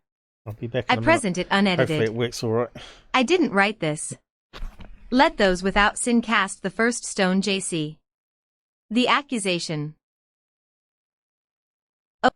Okay, all of you alien freaks, I hate to ruin your dreams, but here is the truth about Travis Walton. I am from Snowflake, Arizona, which is where Travis Walton is from, and I graduated with his oldest child, whose name is Clifton, and his cousin Donovan graduated in our same class. Just trying to prove my point that I did. It was the class of 1996. My great-uncle is Sank Flake, who was the county sheriff at the time of the abduction. Travis Walton and Mike Rogers worked together for a couple of years in the White Mountains cutting lumber down for the paper mills. It is common knowledge to all residents of young Arizona, which is where Travis was apparently abducted, that the Air Force did a lot of test maneuvers through the mountains for training, for us who have been camping in the White Mountains for most of our lives. On a rare occasion, the forest ranger will come and say to campers that there will be helicopters and other stuff flying through the air during the night. Please do not be alarmed, and if you get spotlighted it will only be for a second. Here is my point. Mike and Travis were way behind on contracts, so they hired a few extra hands, which took them over their budget. One of them was a well-known acid freak from Concho, Arizona, which is about 5 miles outside of Snowflake. His name is Dallas. My uncle arrested Dallas on drug charges. He was on bail when he was hired by Mike Rogers to work. The day that Travis Walton was abducted is the same day that the Air Force was doing training in the White Mountains. Yes, Travis got out of the truck and looked up in the sky at the weird lights that were above him, and yes, a spotlight came all around him. And Mike Rogers drove off and left him, and the spotlight came on the truck, which scared all the men in the truck. The spotlight was only on them for a second. Mike drove to the diner, which was 12 miles down the road, called the Red Robin Inn Diner. Mike was the only person who went back to pick up Travis from the spot where he found Travis, who was passed out from drinking after they got done with work that day. They were going to lose their contracts in a couple days, which was going to bankrupt Travis and Mike's business. The guys who stayed at the diner told all the patrons that they saw weird lights, and it chased them, and they said that Travis got out, and what had happened. All those guys had friends come pick them up at the diner except one, Dallas. Dallas started to hitchhike down the road, and was picked up by one Mike Rogers. Dallas had told Mike what all the guys were saying in the inn, and that the patrons were asking a lot about the lights around the truck and around Travis. They told the patrons that they were being attacked by UFOs. Travis Walton was at Dallas's house in Concho, Arizona for 5 days getting high off his ASS. Travis Walton will tell you in his book The Walton Experience that he passed a lie detector test twice, and so did all of his coworkers. What he doesn't say in there are the questions that were asked to him and his coworkers. My uncle saw the questions that were being asked. Like, did you see lights in the sky? Did a light come upon you? Did a light follow you in the truck? Those are the questions that were asked to Travis Walton and his coworkers, so he wasn't lying about what he was saying. Something else Travis Walton does not tell you in his book is how Dallas was sent to jail 1 month after the apparent abduction for 3 years for failing a drug test and selling drugs, and he also fails to mention how the lumber contracts were paid off and new contracts were made. Ironic. Now a lot you may say, how do I know that? Travis Walton was at Dallas' house. I don't know, but when Travis was found in Heber, Arizona, and after he got out of the hospital, his sister and Mike and his wife were riding in the police car with my uncle. They were going to pick up Dallas to go to the town hall in Snowflake to talk with all these people. My uncle asked Travis if he knew where Dallas lived in Concho. Travis said no. As they were turning on the road to Dallas' house, my uncle accidentally turned down the wrong road. And Travis told him that he needed to actually turn down the next road. My uncle said, I thought you didn't know where he lived. And Travis' response was that he had heard Dallas telling Mike how to get to his house. Wow, if I got abducted by aliens, and there was a lot of attention on me at that time in my life, I just don't know if I could tell you an exact road to go on if I had never been there before, and I heard it in second conversation.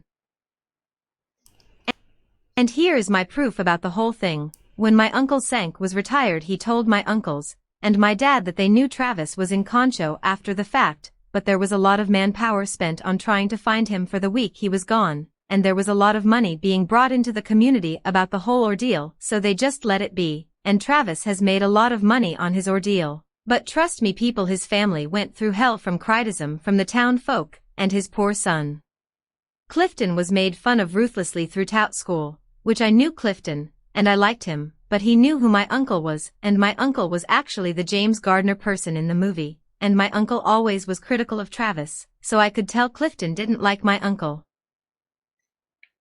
But I apologize for the post being so long. It was the only way I could say everything, and yes, everybody in Snowflake will tell you the exact same story I said. That is why Travis never does interviews in Snowflake. He does not want the reporters to ask questions to anybody who was around at that time. So go ahead and start attacking my claim, and I promise I will give you an answer to every question.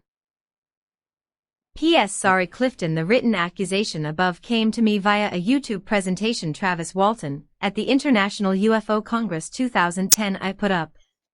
The statements above are nothing but a rehash of accusations leveled at Walton for a number of years.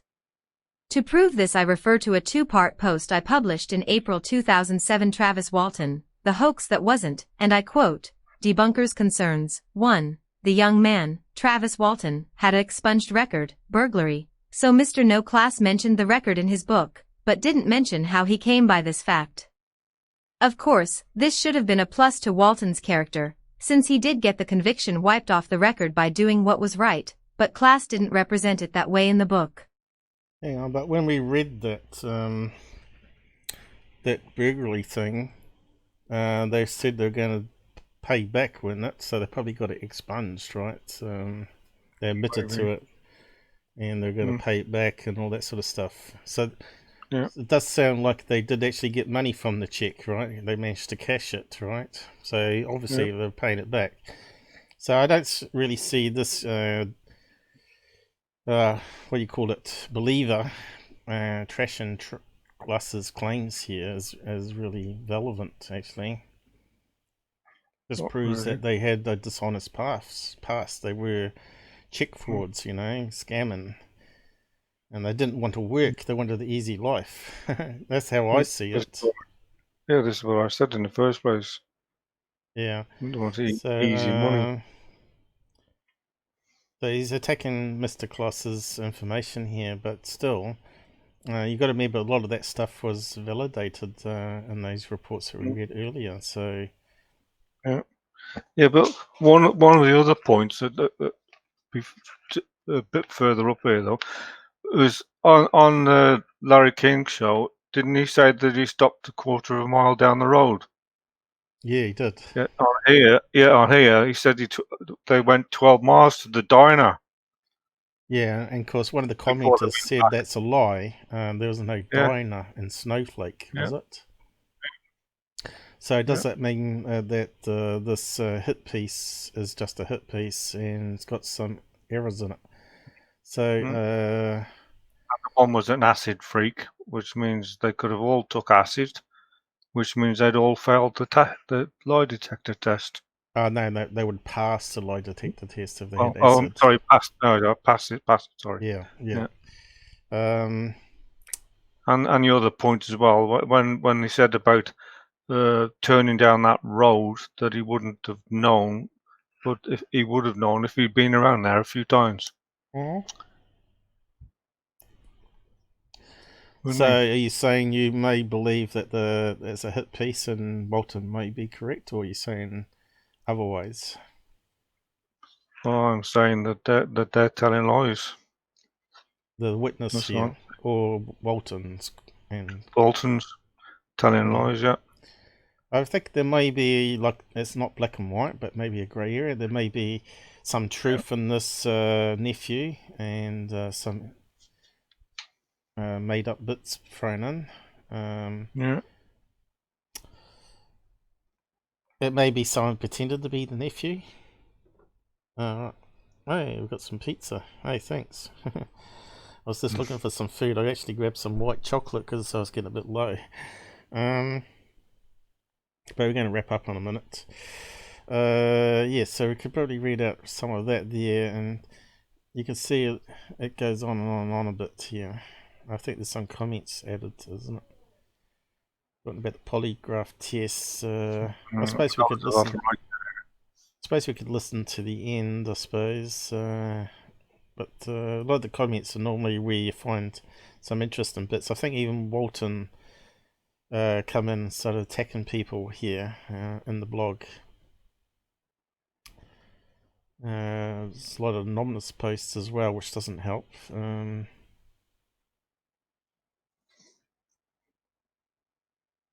One of them said that they knew him as well, and he Here's hadn't been back to the area. I saw Trevor's post then. There you go. Hey guys, it's me. The whole thing was a lie. I needed a way to postpone my financial, so maybe that isn't him. Obligations. So yeah, that sort of changes. I was going to lose everything. The spotlight from the helicopter and subsequent UFO story was an easy way out. I never expected the story to snowball like it did. I was pretty messed up on drugs at the time. I'm sorry for all the ridicule and stress my friends and family went through, but I would do it all again because I got paid and you got played. Booyah. Nothing about a deer stand there, so I don't believe that comment. If they said, oh yeah, we set up a deer stand, and I thought, hey, bingo. Yeah. When you say you're all messed up on drugs. Yeah, but I don't think that's Travis Walton. I think someone's assumed his identity. Somebody pretending to be him. But then later down here, thank you for all your support. Kind of crazy, isn't it? Yeah. Which is making you think that it was him. I don't know. Saying that the story is fake from the nephew, right? Yeah. And this is what the problem is. At least you see the person on camera talking. These comments don't mean anything, right? Is there any way we can find out whether there was a diner in Snowflake in 1975? Anyone out there can confirm what was around Snowflake there?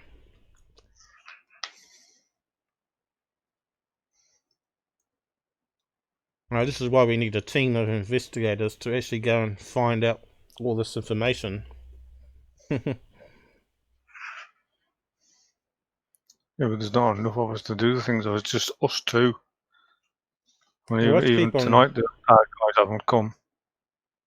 Yeah. Maybe you can find out, see if you can find out any information on Snowflake back in that time, and maybe verify whether the story is fake or not. Yeah. Ravis Walton, August 4, 2010 at 2:21 p.m. I thought it was going to carry on from the last bit. And I thought maybe there's some interesting points here. Incident 2. Mr. Klass had valid data which indicated that certain information had been withheld intentionally by APRO, Aerial Phenomena Research Organization, which was based in Tucson, Arizona. Travis Watson failed his first polygraph test administered by an expert with 10 years experience, hired by APRO. 3. Travis took a second polygraph test, 2 months later, and he passed, but Klass pointed out the examiners only had 2 years experience, and was instructed what questions to ask.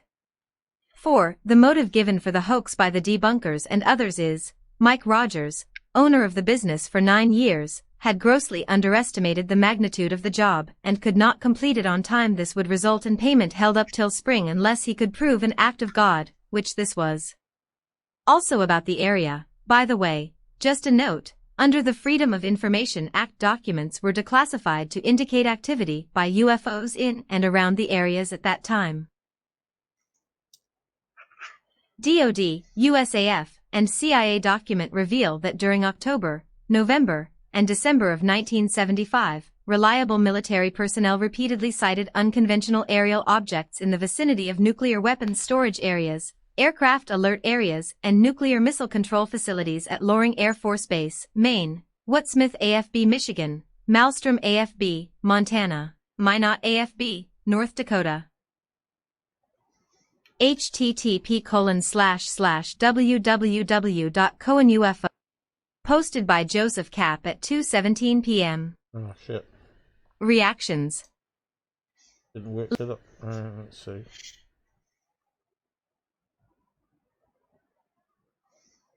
Where did we get down to?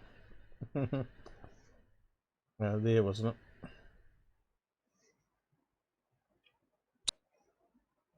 %20 20 black.htm. I know this person wants to believe his uncle, but the idea of helicopters and jet maneuvers being mistaken for what 7 witnesses testified about is ridiculous. We all know that police do not like to be wrong, and they will many times continue to peruse their first line of thinking on a case right or wrong. The truth is, how many cops would believe someone who has committed a crime about something like this? The other accusation his great-uncle makes is not news at all. It is the same accusations we've had from the beginning. But think about this: if it was a hoax? Walton had to have planned it when he was hit by the beam. When that spotlight hit him, he acted as if he was knocked back and unconscious. So what are we to think?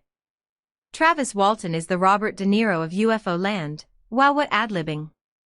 It was also very nice that the helicopter cooperated in this hoax by shining a spotlight in front of the other witnesses. Okay, I just want to add there, how many scammers or UFO frauds are wannabe actors that you know about? Not many. Late Cousins? Actor? Maybe, yeah. Brent? Actor? Producer? Yeah, twins, Would you say Goofon likes to act? Oh, probably more likely. I think he looked at. How about Tyler Clotner? Actor? Don't know. Yep, I pointed out that he had a profile for acting, that he was a wannabe actor. Also, he wanted to do script writing, all sorts of things like that. And also, he was a model. Tyler Clotner was a model, advertising for ads and stuff. Who else out there that fancies themselves an actor? Ryan Sprague. He made up a false thing about a UFO sighting, that his dad was there. We've pointed that out. That was fake story. He's put it in a book, and he's done a revision of the book. So whether the story's taken out now, I don't know. But he's also an actor. He likes to be on the stage, singing and doing plays. So who else out there in the UFO field fancies being an actor? Well, maybe Travis Walton. There's probably a few more I've forgotten. But you'll see there's a lot of actors and like to be on front of the camera. All these people that are talking heads on podcasts, they like their image on the camera. They wear makeup and stuff like that. Like the attention. Like the attention. Yeah. Lions Ground, he apparently he's been accused of wearing makeup, dresses up fancy, likes to be on camera. They're all out there. Witnesses. Travis Walton was convicted of burglary when he was younger. Many. I wouldn't expect the townspeople to put much trust in Travis Walton. He was a troublemaker, however he had his record expunged before this, and that is never mentioned. You can't attack the evidence by attacking the character. The National Enquirer was there, and here is Jeff Wales. The reporter from the Enquirer described the meeting, their first meeting with Travis. Jeff Wales, upon seeing Travis's brother for the first time, reported the cowboy, Travis Watson's brother Dwayne, was no disappointment. Right. He was one of the meanest and toughest looking men I've ever seen in his late 20s, a rodeo professional and amateur light heavyweight fighter, a total abstainer, broad-shouldered, t-shirt packed with muscle, chiseled down hips, bow-legged, eyes full of nails, tense, unpredictable. Nobody is going to laugh at my brother, he told Wales. Wales replied. We would hide them away and pay the kid $1,000 to tell his story. To our relief the cowboy agreed, but not, he said, because of the money, because his brother had a true story to tell which would enlighten the world. Our first sight of the kid, Travis, was at dinner in the hotel dining room that night. It was a shock. He sat there mute, pale, twitching like a cornered animal. He was either a brilliant actor, or he was in serious funk about something. Polygraph test. Question: what would happen to a person emotionally who had actually been taken aboard a ship by horrible-looking aliens? The National Enquirer investigated the story, found Travis to be so upset it necessitated flying in a husband and wife team of psychiatrists from Colorado to tranquilize the kid, Travis, and keep the cowboy, his brother, from exploding. Jeff Wells reported the kid was a wreck, and it was all the psychiatrist could do to get him ready for the lie detector expert we had lined up. The test lasted an hour, and I was in the next room fending off the TV crew when I heard the cowboy scream, "I'll kill the son of a bitch." The kid had failed the test miserably. The polygraph man said it was the plainest case of lying he'd seen in 20 years, but the office, the National Enquirer, was yelling for another expert, and a different result. To head that off, we had the psychiatrist put the cowboy and the kid through a long session of analysis. Their methods were unique. The next day the four of them disappeared. So, in that case, I would like to see the actual polygraph chart next to the questions and see which ones actually rang true and which ones didn't, because that would tell us a lot of information, rather than just saying that they failed the test, right? Yeah. It's like going to do a test at university. You fail it, but you may have got the first half of the test right, but you got the last section all totally wrong, and of course that was the most points for the test. Like the first section is 40% of the test. Then it'll go right to the top. That's just... Yeah, so you failed the test, but you may have passed the bulk of the questions. That does happen. Saying that they're nervous, so he must have got some of the questions right, even though he failed or got inconclusive. There must have been some. So yeah, because if they're doing drugs and stuff, it's also going to affect the test, you know. Yep. Like any test, really. Yep, that's what I said. Of them disappeared into a room, and soon a waiter was headed there with 2 bottles of cognac. There you go. At the end of it, the psychiatrists were rolling drunk, but they had their story, and the brothers were crestfallen. It seemed that the kid's father, who had deserted them as a child, had been a spaceship fanatic, and all his life the kid had wanted to ride in a spacecraft. He had seen something out there in the woods, some kind of an eerie light, which had triggered a powerful hallucination, which might recur at any time. There was no question of any kidnap by any mushroom men. Travis Walton told a story of strange, unemotional beings, nothing like what his father and family believed. Would you take someone who this happened to him, and get a great polygraph test while they were still in shock? And what of the final skeptics test?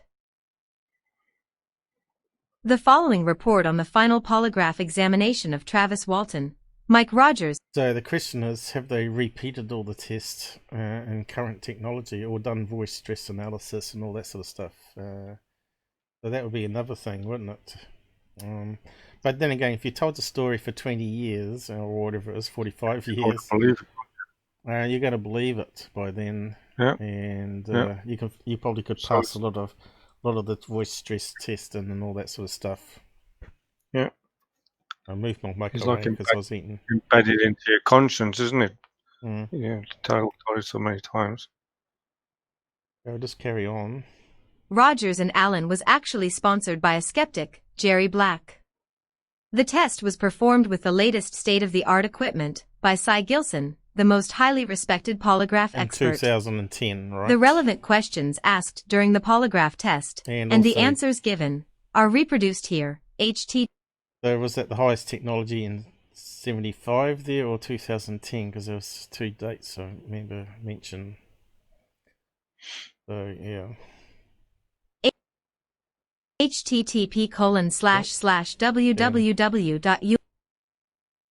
If that works. www.ufocasebook.com. Try and get down there. ebook.com/Walton_Gilson. It's not going to go. No. www.ufocasebook.com/Walton_Gilson.html. A comment by the Cy Gilson examiner niece. Cy Gilson was my uncle, and his professionalism and his skill as a polygraph expert are perhaps unmatched amongst his peers in the field of polygraphy as a forensic tool. We discussed this Travis Walton and crew test, and back then, Cy told me that he was more or less forced to rethink the humans are the sole form of intelligent life in the universe concept, something most Catholics cannot handle admitting to very readily or freely. I support his conclusion that the men told the truth, and I think that the absurdity of assuming human life is the only intelligent life in the universe speaks for itself. It wouldn't surprise me if life elsewhere has since marked the Earth a Yeah, but that's got nothing to do whether they hoaxed it or not, or it was a prank that went out of control, No. just because they wanted to extend the contract time or whatever. no visit zone, no intelligent life there based on the insipid propensity for humans to kill everything they cannot understand or comprehend. The evidence of who Travis Walton is confronts the skeptics, even now his continuing life after this incident. Without any crime since is a test. Because he shows up at so many conferences every year and selling books and pushing more movie documentaries and on him and making lots of extra money left, right, and centre. Yeah, I really believe him. Well, of course, he's squeaky clean now, isn't he? Yeah, he's got to be a professional speaker now, right? Yep. He's done it so much. But yeah, someone down here. Oh, that's the end of it anyway, really.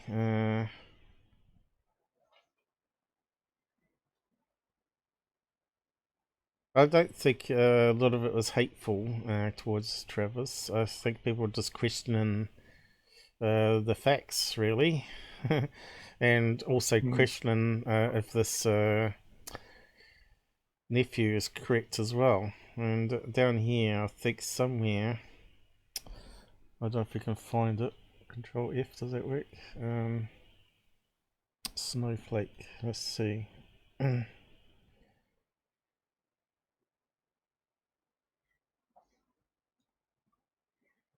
Missed the S off there. Was that the one we were looking for though? At the time, for a long time afterwards, that person, my buddy, was also a well-known person in the area. Back in the early internet days, you could literally Google the term visionary. Knew trust in the community knew Travis Walton. No, Travis Snowflake was very small and knew him to be truthful. Also, over the years, I've asked him on more than one occasion to tell me if the other crap polio, about his whole stated experience. He answered no. Oh, right, he's asking if it was all crap. But if you're a scammer, how many times has Tyler been asked the same thing and he's always said, no, I haven't faked stuff, and he's come across credible because they're just good at it. They're good at telling lies. Some of these have got no subconscious, right? Social, what do you call them? A lot of people get away with it. Yeah, a lot of people can lie. But yeah, I was just trying to find the one where the person was talking about the diner. I moved to Arizona, bought a house. The customer service rep for the builder is from Snowflake. He says that he knows the Waltons. Mike Rogers, he said they used to sub for his PE classes. He also said that these people were very genuine, salt of the earth type people. Especially Mike Rogers would never kid around, very serious and honest. Doesn't mean if they're desperate for money, if they've been caught faking checks in the past, doesn't mean that they wouldn't pull a prank just to get extension in the time. Maybe not to make money, but they saw that they were being offered $5,000, which is half a salary of a lumberjack at the time. Of course, I just don't believe these guys. They're saying, oh, I was sold of the earth and all that. I just don't believe it. Guys from Snowflake. There's a great big question mark over this case, I think. Yeah, it's not so clear cut anymore, is it? Once you start looking deeper into it. I mean, I know Robert believes it, doesn't he? That it was true. No, actually, he's sort of two minds about it too. He's looked at this stuff too, and sort of not really read the books on it and stuff, which I kind of find strange with Robert, because he normally has every book under the sun, where he hasn't bothered with the Travis one. But yeah, he normally defends them, doesn't he? If I try and debunk stuff. But yeah, I'm just trying to look at with fresh eyes each time and just find new information that sort of gives you that aha moment, right? I wanted to believe the story. I actually believed it at the start, but when I come across this information, many things in here are pointing to the fact that it's a hoax. That's what's telling me. Well, a hoax is probably on the extreme level, maybe a prank that went out of control, but like the Trent one we looked at, it was like he's going to prank the guy because he was such a UFO believer. Let's see if we can prank him and believe it. And it sort of got out of control. He took it to the town newspaper, and of course they got the attention they didn't want. Blah blah blah. Yeah. Do they stick with the story to prank him continuously, or finally admit it? Or do we see if we get some money out of it? But in this case, they are getting money out of it, aren't they? Or at least Travis is. Yeah. So we don't know if the other guys are getting money, though, do we? I might just put in Diner here, because Snowflake's got a lot of references. I think it's called Diner or something, is it? Here we go. Dining room at night. Okay, it's got 4 references on Diner. Let's have a look. Dear Rick, great story. It's hard for me to imagine that Travis Walton I met as being this sleazy hoaxer. My friend had dinner with him and called me to tell me what a great guy he was. Thanks, Rick, for putting up. Diner is 1 N, I think. You put 2 N's N's in. Wrong. I think Travis deserves this type of support. Yeah. I don't know. Change it to 1 N. Yeah, looks like people went to dinner with him and said he was a down-to-earth, humble person, blah, blah, blah. Yeah, scammers are. Star Trek groupies take you out to dinner. Okay, we've got it wrong spelling. Diner is 1 N. There we go. Mike drove to the diner. Yep, okay. We've got 6 references on that. It's mostly in this article. Okay, what have got here? There has never been a Red Robin diner in Herber. So these are references you probably could research on. The night of the 1975 incident, the crew met with lawmen at the gas station, closed for the night. There was never been a Red Robin diner at Herber. The first Red Robin opened in 1993. This is way after. Yeah. Was that in the story? In the Nephew story, though? No. Here's another one, anomalous though. The fictitious diner he mentions is downright comical to me. Every summer, my siblings and I were forced to leave. I lost my place now. Where was it? To leave the comforts of our Phoenix metro home to stay in Snowflake with my cousins. Our biggest complaint was there was nothing to do and no place to hang out. There was exactly one cafe, and it was technically in Taylor. It was more of a hangout for our grandparents. Hey? Yeah. I've lost my place now. Damn it. Biggest complaint. It was more hangout. They served pie and closed early. It was called Trappers. Trappers. Someone for Snowflake would not get the name wrong, especially since it was the only name in town.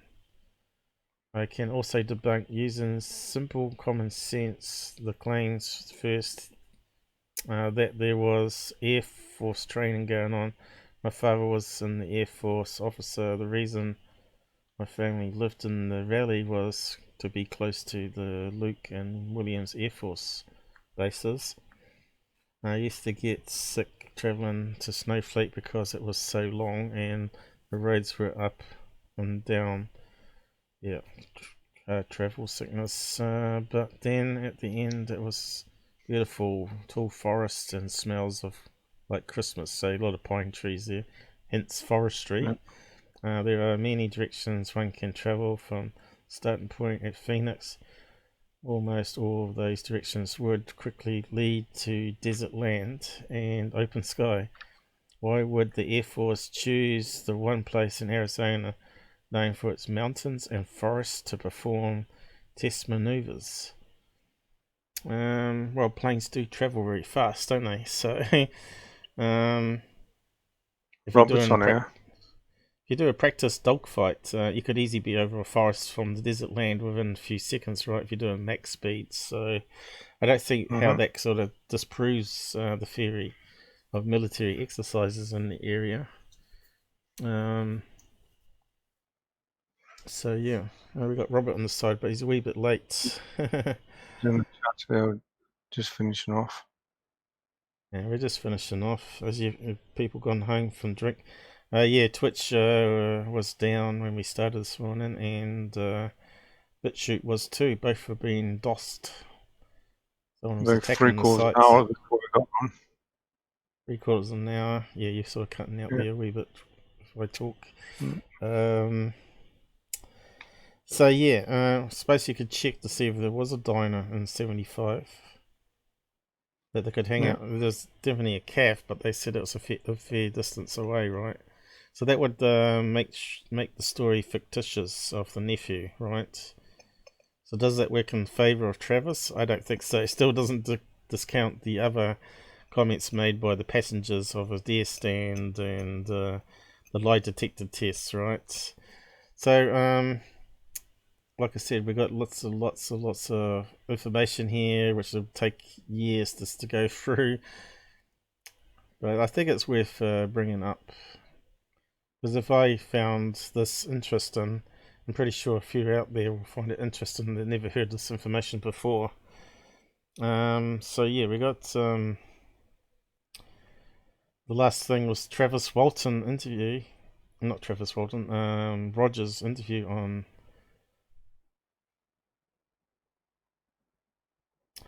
Martin Willis Show. We'll just play a segment of this because I was a wee bit skeptical of this guy. We'll just skim into it. Seriously. I had to push Ken, who was sitting right next to me. So I'll just scroll back a wee bit here. So you can see he's not on face yet. He was on Larry King's show, so he should be quite common to be on TV, right? So why is he not on Willis' show showing his face? That doesn't make any sense to me. I'll just scroll back a bit. So what do we got here? Martin, what's the top bit here? Is that the screen? Yeah. I don't know what that screen is. Let's just keep on playing it. Because right now I'm saying I remember this stuff in so much detail that if I get into it really that way, you would need 3 or 4 hours just to get through that experience. Okay. Okay. So I'm going to have to do it the old boring way. And pretty much whatever way works for you. Yeah. Okay. Well, I'll try. The only trouble is my mind keeps seeing things that I never saw before. Okay. Facts that just seem to have come out of the woodwork, but they're still facts. They're all verifiable. I mean, absolute, but anyway, in answer to your question, I couldn't see it all that clearly. I could glance over there because I was keeping my eye on the road, and we were going very slow, but the road was very, very rough, and the scene kept changing as the road would weave back and forth. Yeah, all that stuff that those guys said is correct. They were talking about, a fire, campfire, crashed plane, all kinds of, because the closer we got to it, and like I say, we were going very slow, about 5 miles an hour. The closer we got to it, the more excited they got. See, he sort of laughs while he's talking. He doesn't come across very credible. I'd like to see his face on camera, see where he's looking and stuff. Because the body language does work for me. But yeah, this is like a different story again, isn't it, really? Let's keep on listening. And finally, when we rounded, get back into the old thing, finally rounded this a bit of a corner, and at the same time, we broke into a clearing because this area where we were was very dense with not only large trees but small trees, thickets, and that pretty much blocked off the light there for a little while. So when we broke into that clearing, Travis jumped out. I mean, right then, and I said, Travis, I remember yelling at him, Travis, what are you doing? But my voice was drowned out by all the other guys making similar comments. They were astounded. Yeah, but where's the sound of the UFO, right? Remember Travis was saying it was making a lot of noise? How come they're not talking about that being drowned out by the UFO sound? You see what I mean? There's all these little red little niggles everywhere on this story. I'm not too sure why other people were not seeing it like I am. But also, remember they said evidence is that the trees grew a lot slower since that UFO was there, or the rings of the tree were different where the UFO was. Well, I did some research and found out that they were well known in the area for using tree fertilizer. So when they planted new seedlings and stuff, they would give it some fertilizer, and of course some of that was sprayed around to boost up some trees to make them grow faster and about to be ready for chopping down and all that sort of stuff. That's how they make the money, right? So to me the ring samples of where that UFO was is waste of time. Doesn't prove anything. Just proves that maybe the fertilizer was used or not used in the area. So people say, oh, how about that? Well, how about that then? I've just counter-claimed it, Him doing that. And he started out in a kind of a brisk walk. That lasted 7, 10, 12 steps. Gradually he slowed down, put it that way. When he first jumped out, like the first 2 steps was like running, but very quickly he just slowed down until finally, when he got probably 50 feet away from the truck, he was just walking, and then he got up to the edge of this brush pile, which pretty much hindered him from going any further. But this object, I could tell from where he was looking, and from depth perception, that this object was right above that brush pile, right above it. And so he stopped right there. I don't know what he would have done if the brush pile hadn't have gotten there. He probably climbed inside. See how he's laughing. I don't know how he did it. But you notice they said that the object. It didn't say, the classic flying saucer Mexican hat shape. Was hovering above the trees there. Notice there's really genetic words they're using here for UFO sighting. If it was a UFO, I'd say the UFO was there. You know what I mean? Yeah, you said it looked like a sphere just hanging in the sky, right? And if you listen to other cases, it was just like a two dishes upside down joint, and we've heard that said when they're telling the story, and we've heard Shelley say that there was like a big oyster in the sky, which was given the shape of it, the oyster clam shape. This guy is not coming across very credible. And we just saw him on Larry King there defending Walton at the end, right? Tried to be good, but anyway, he stopped there. And I couldn't even see the object at that point, okay? Yeah. I'm just saying. So, Robert's saying on the side here, Martin later said It was a very awkward interview, not entirely sure why. Yeah, exactly. It's really strange, isn't it? All this right there, what I just said, based on what the other guys were seeing, but I didn't actually see it at that point. I stopped the truck and I turned it off because I wondered what the heck he was running up there for. I could see that it was a light up there, okay? There you go. Not an object this time, a light. So it could easily have been a stair stand with a spotlight on it. Or a helicopter. And it was not terribly bright, but not then very bright. You know, how many UFOs shine a beam of light that's not very bright? They're always it's always super bright. You need sunglasses on.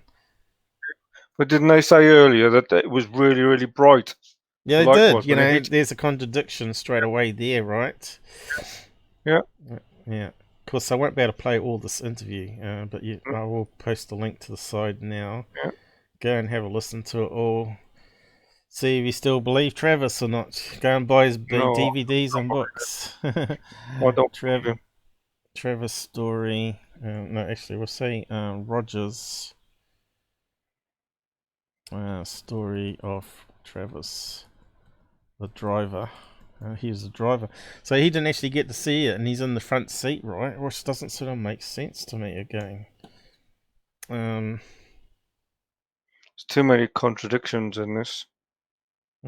He just stood there with his hands in his pockets, and once I had the truck turned on, and of course I had to. Shoot, it's hard. Why would you go running towards the UFO and have your hands in the pocket? You'd have your hands out your pocket if you're running. And if it's a bright light, you'd have your hands up like a visor on a hat, wouldn't you, to block out some of the lights so you can see what. Yeah. So hard for me not to get into these details. Seriously, I had to push Ken, who was sitting right next to me, Ken Peterson. I had to kind of push him over. He like, what the heck are you doing? He didn't say that, but he just looked at me. All right. So it wasn't five men in the back seat. It was 4 and 1 in the middle. Is that how we've seen it? And Travis was on the other side of him as a passenger. Is that how we've seen it? Yeah. Oh, you're breaking up. You've seen it the same way. That's what I'm saying.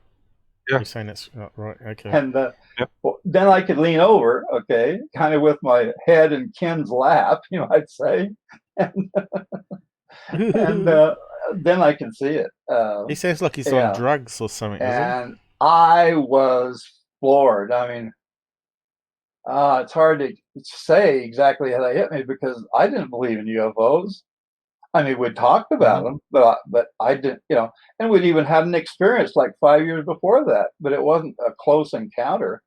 It was very vivid. 5 years before that, it was very vivid, but it was a sphere and it was like shining brightly and all that. But like I say, that was 5 years before. My memory of that at the time was kind of vague. It isn't now.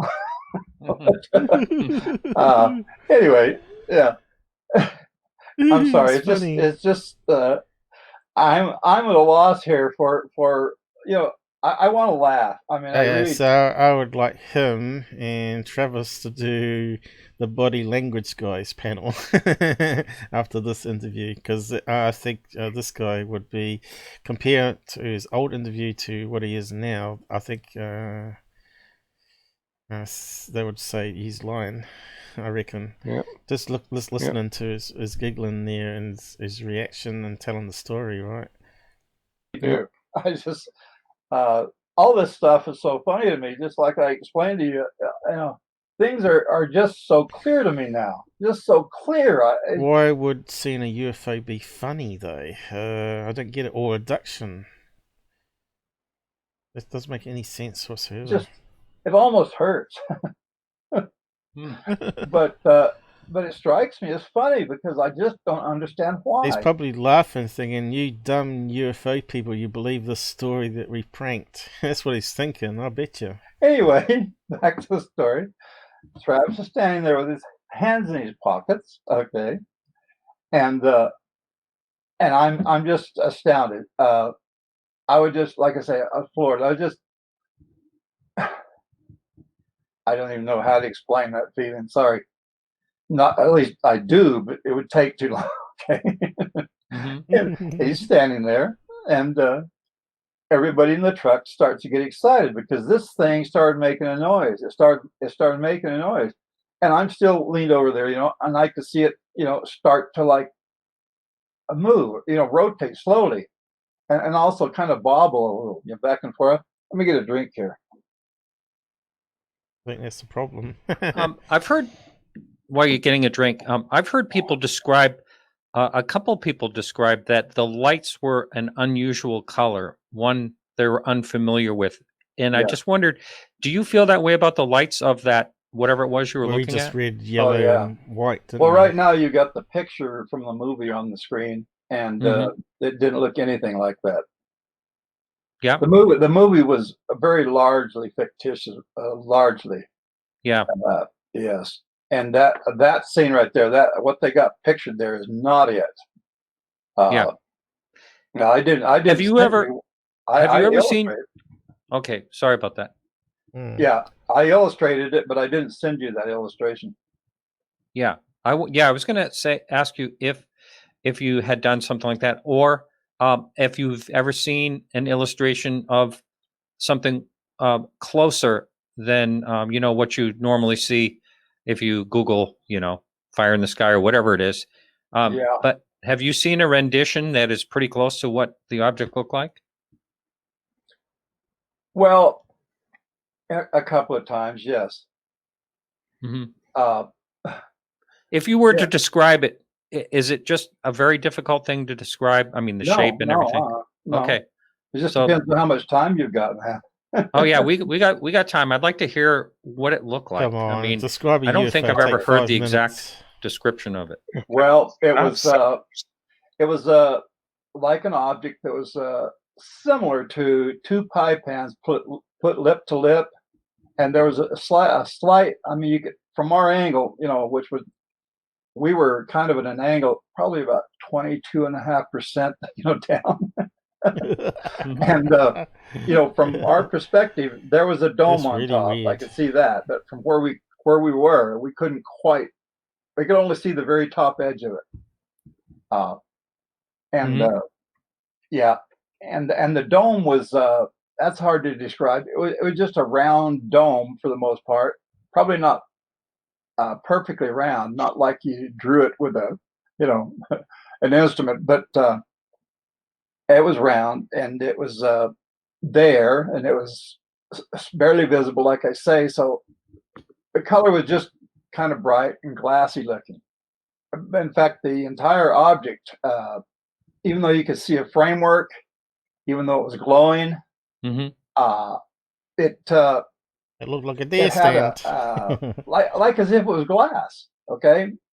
In fact, I and some of the guys have described it as like a brand new car, or I think John described it like as a brand new Corvette, and that was as close as we could come to it. It's I can explain a little more than that. How much time you've got, but yeah. And if you had to guess a width of this thing, 18 feet 4 inches. it wasn't something like 40 feet or something like that. You think it was more like in the 20-foot range? No. Wow. I mean, everybody thought different things at the time. I thought different things at the time.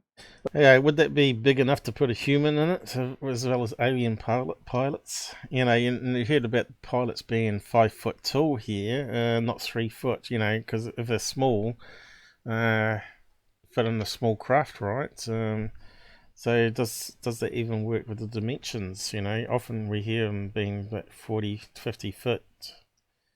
And like 1 or 2 stories thick or whatever, and this one sounds totally different.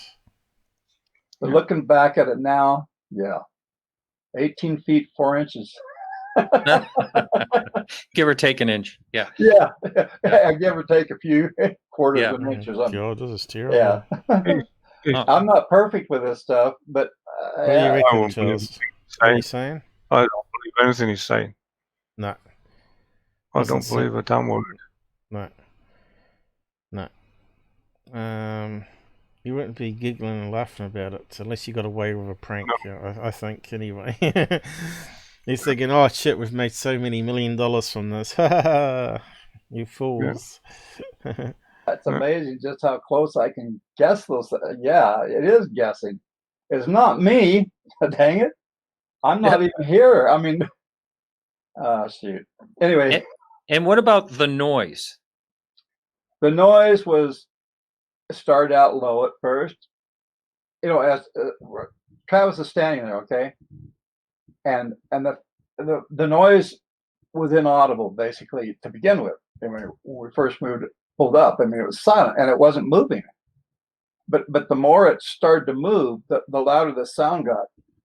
And it was a combination of sounds, high-pitched sounds, very low sounds, sounds above the audible range, and below, it's to where they just felt like a rumble. Okay, so most of the UFO sightings is a hum, right? So yeah, that's totally different there. You'd expect a background hum constantly, and then maybe as it was moving, maybe increased noises. But this is totally different to other cases completely, isn't it? And it was powerful. I mean, it became powerful over a period of just seconds. It became very powerful. You could feel this rumble I could feel my one hand was still on the steering wheel. I could feel it through that. I also feel it through my body, and all the other guys could feel that. And you know, they talked about that later. They didn't look. Nobody looked around at me at that moment to you know, express their feeling for that sound or their concern for the sound or whatever. But I know they felt it. Okay, so Ben Hansen, the ex-FBI guy, he did a documentary called The True Story of Travis Walton, right? And that's another documentary that you can buy for $40 on DVD. And all these guys are making lots of money. Now, Ben Hansen, there's a few videos on YouTube where he's doing tours up to where he was meant to be abducted and making a right fool of himself on this loudspeaker. So go and have a check of that as well. But yeah, all these guys that are saying he's truthful and all that have their fingers in the pie again. You know, they're making lots of money doing tours, $1,000 a head, like a Dr. Greer. Just doesn't make it really credible at all. Making for years, haven't they? Making money for years. Yeah. So we looked at some of the money tonight.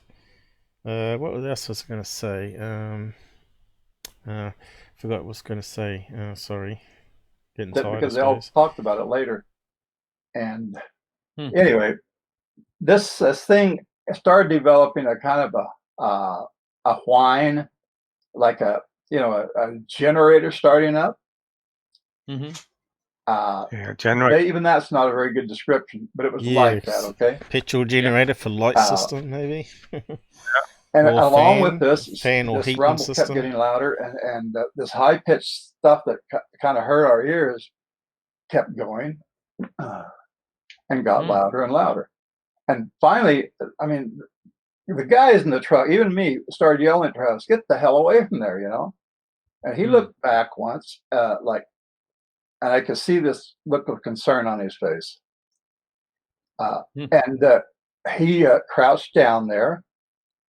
There was a log sticking out of this brush pile. He crouched down, sort of like to hide from that, but the log wasn't that big, you know, it wasn't that large. It was just like a reaction of somebody doing, you know, when they get afraid, they just do what seems to be next. So he crouched down there, even though it didn't give him the cover, didn't give him any protection at all, really. But he did that, and then he changed his mind. He stood up. And just as he stood up, something came out of that craft. It's been described like many things. We've even speculated on since, but now that I look at it more clearly, I think it was deliberate. Now, yeah, I think Travis does too. Travis thinks actually and I'm sure you've talked to him about this, but you know. We just talked about it too, that UFOs don't normally attack like that. You know? They freeze you and then take you away, float you away. Nothing like this. Because Travis was just standing there. Why would a UFO attack him? He didn't have a gun. He wasn't firing at it, right? So it doesn't make any sense. Their story doesn't make any sense whatsoever. And of course, I'm not sure if Martin believes Travis Walton. Obviously, he does. So all these guys in ufology just believe this. And another thing as well. Couldn't you make the sound of the generator sound differently? Yeah. Because it's got an exhaust system on it, hasn't it? You could Yeah. put your hand by the exhaust system, couldn't you? And that'll change the pitch of the sound.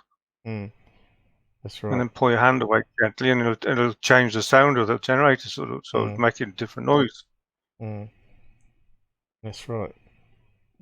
It's like it's a bit like having a balloon, isn't it? You've got a big balloon up, and you can hold the end. You can make sounds. Yeah. Of course, they may have had a third party helping with the prank, where they're boosting up the generator and turning on the lights or whatever, ready for the grand finale with the laser beam coming down. So there could be a third party where it's never ever come out, and the same as these two, if they hoaxed it. That's if they have. We're just going over the evidence. I leaning towards more 70% hoax now to 30% truthful. I'm already there at the hoaxed. I'm already there. Yeah. But that wasn't my game. I was just going to look at this Travis case from new eyes and see if you could find any flaws in the so-called shill comments, the debunkers comments. We know we don't like Klass at all, Philip Klass. But then again, they did say a lot of the stuff was backed up by APRO, right? So that sort of adds credibility to what he was saying.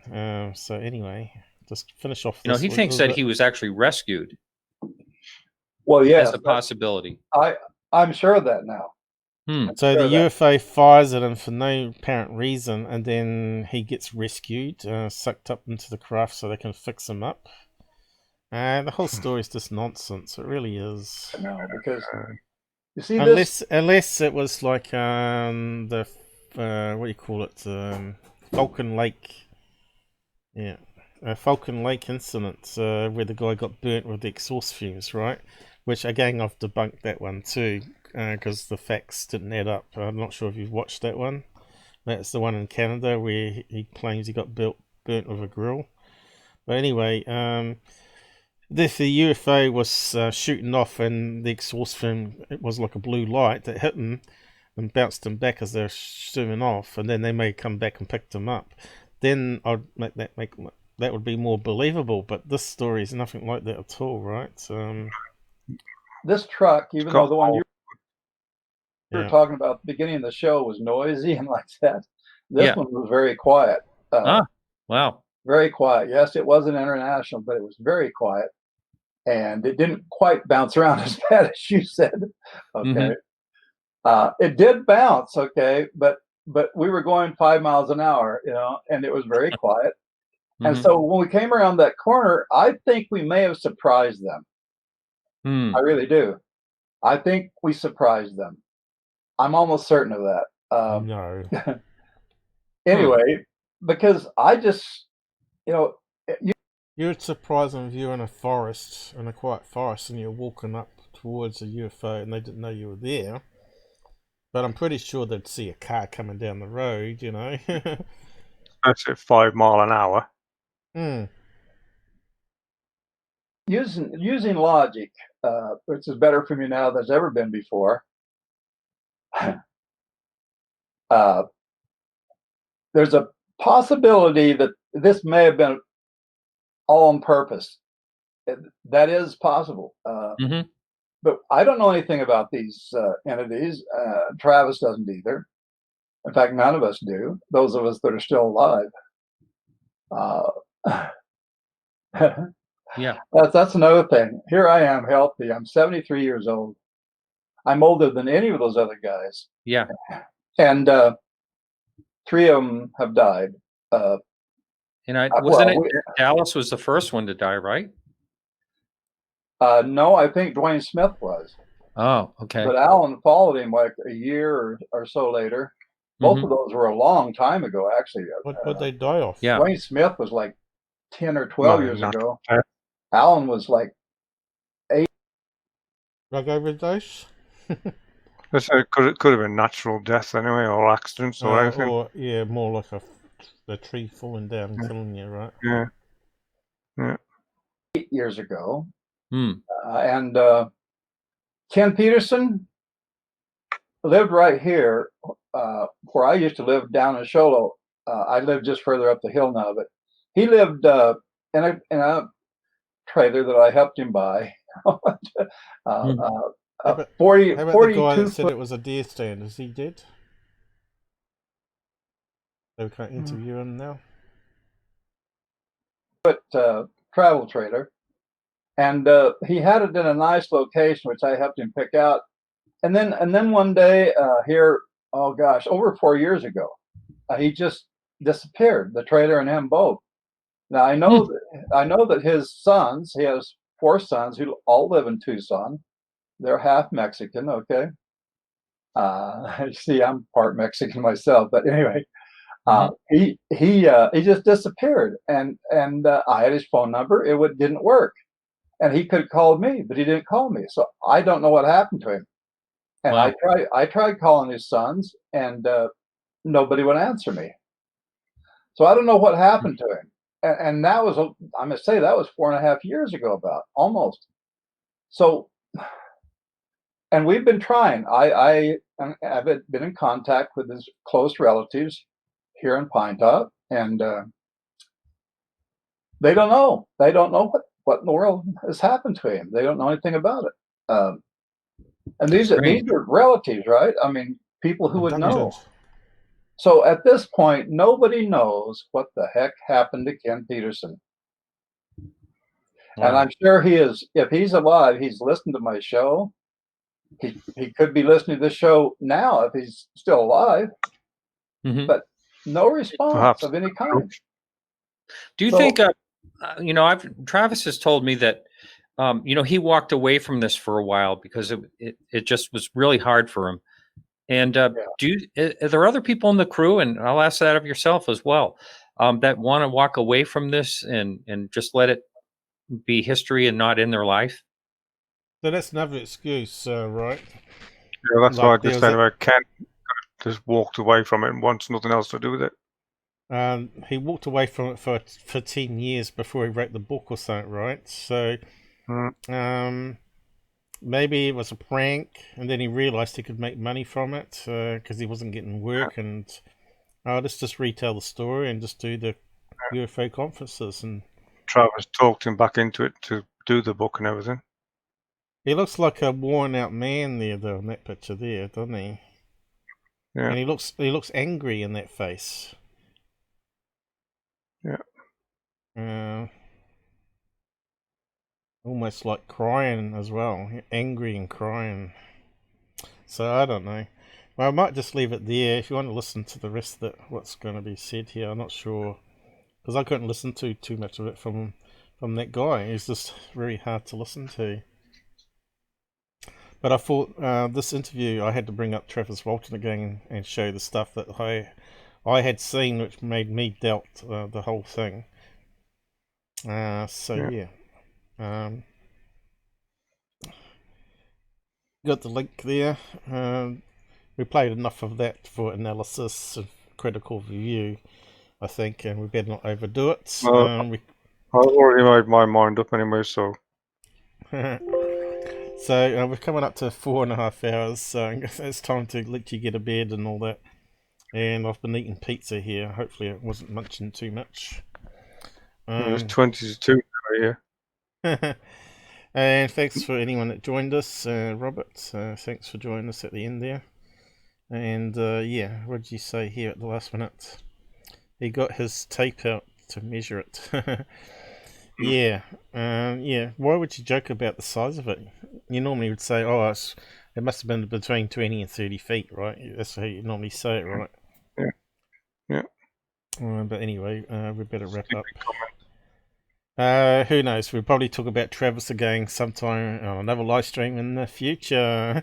If someone can find information that contradicts what we found tonight, that would be great. Post it in the comments, especially to Charles. He can look more into it, especially if you can prove there was no diner at Snowflake, was it? That would be all great information. And also the early testaments, what they actually saw. Did they actually see this upside down plates joined together or whatever, or did they just see bright lights? Because now they're saying it was very dull lights, so there's some contradictions there.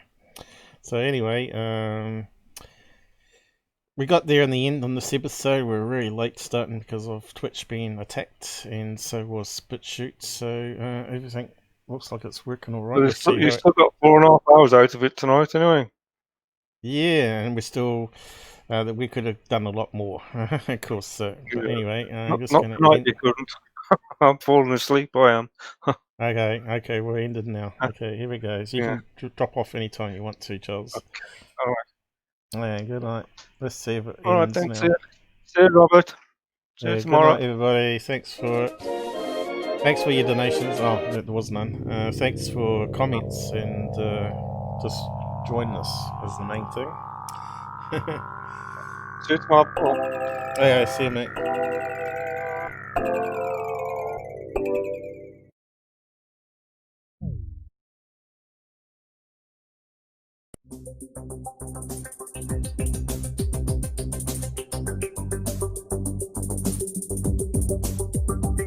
CPU is really good at the moment. Better than it normally is, which is strange. Maybe Windows Update did actually fix some problems that they added in. I don't know if the side chat's working, but I'd like to know if that's working with OBS now. I've just started up and checked why it's ending.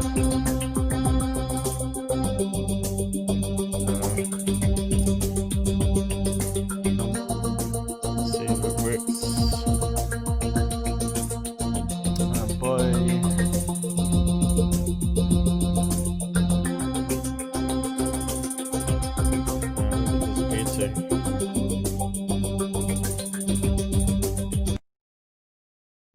I'm gonna have to end it now anyway. Okay.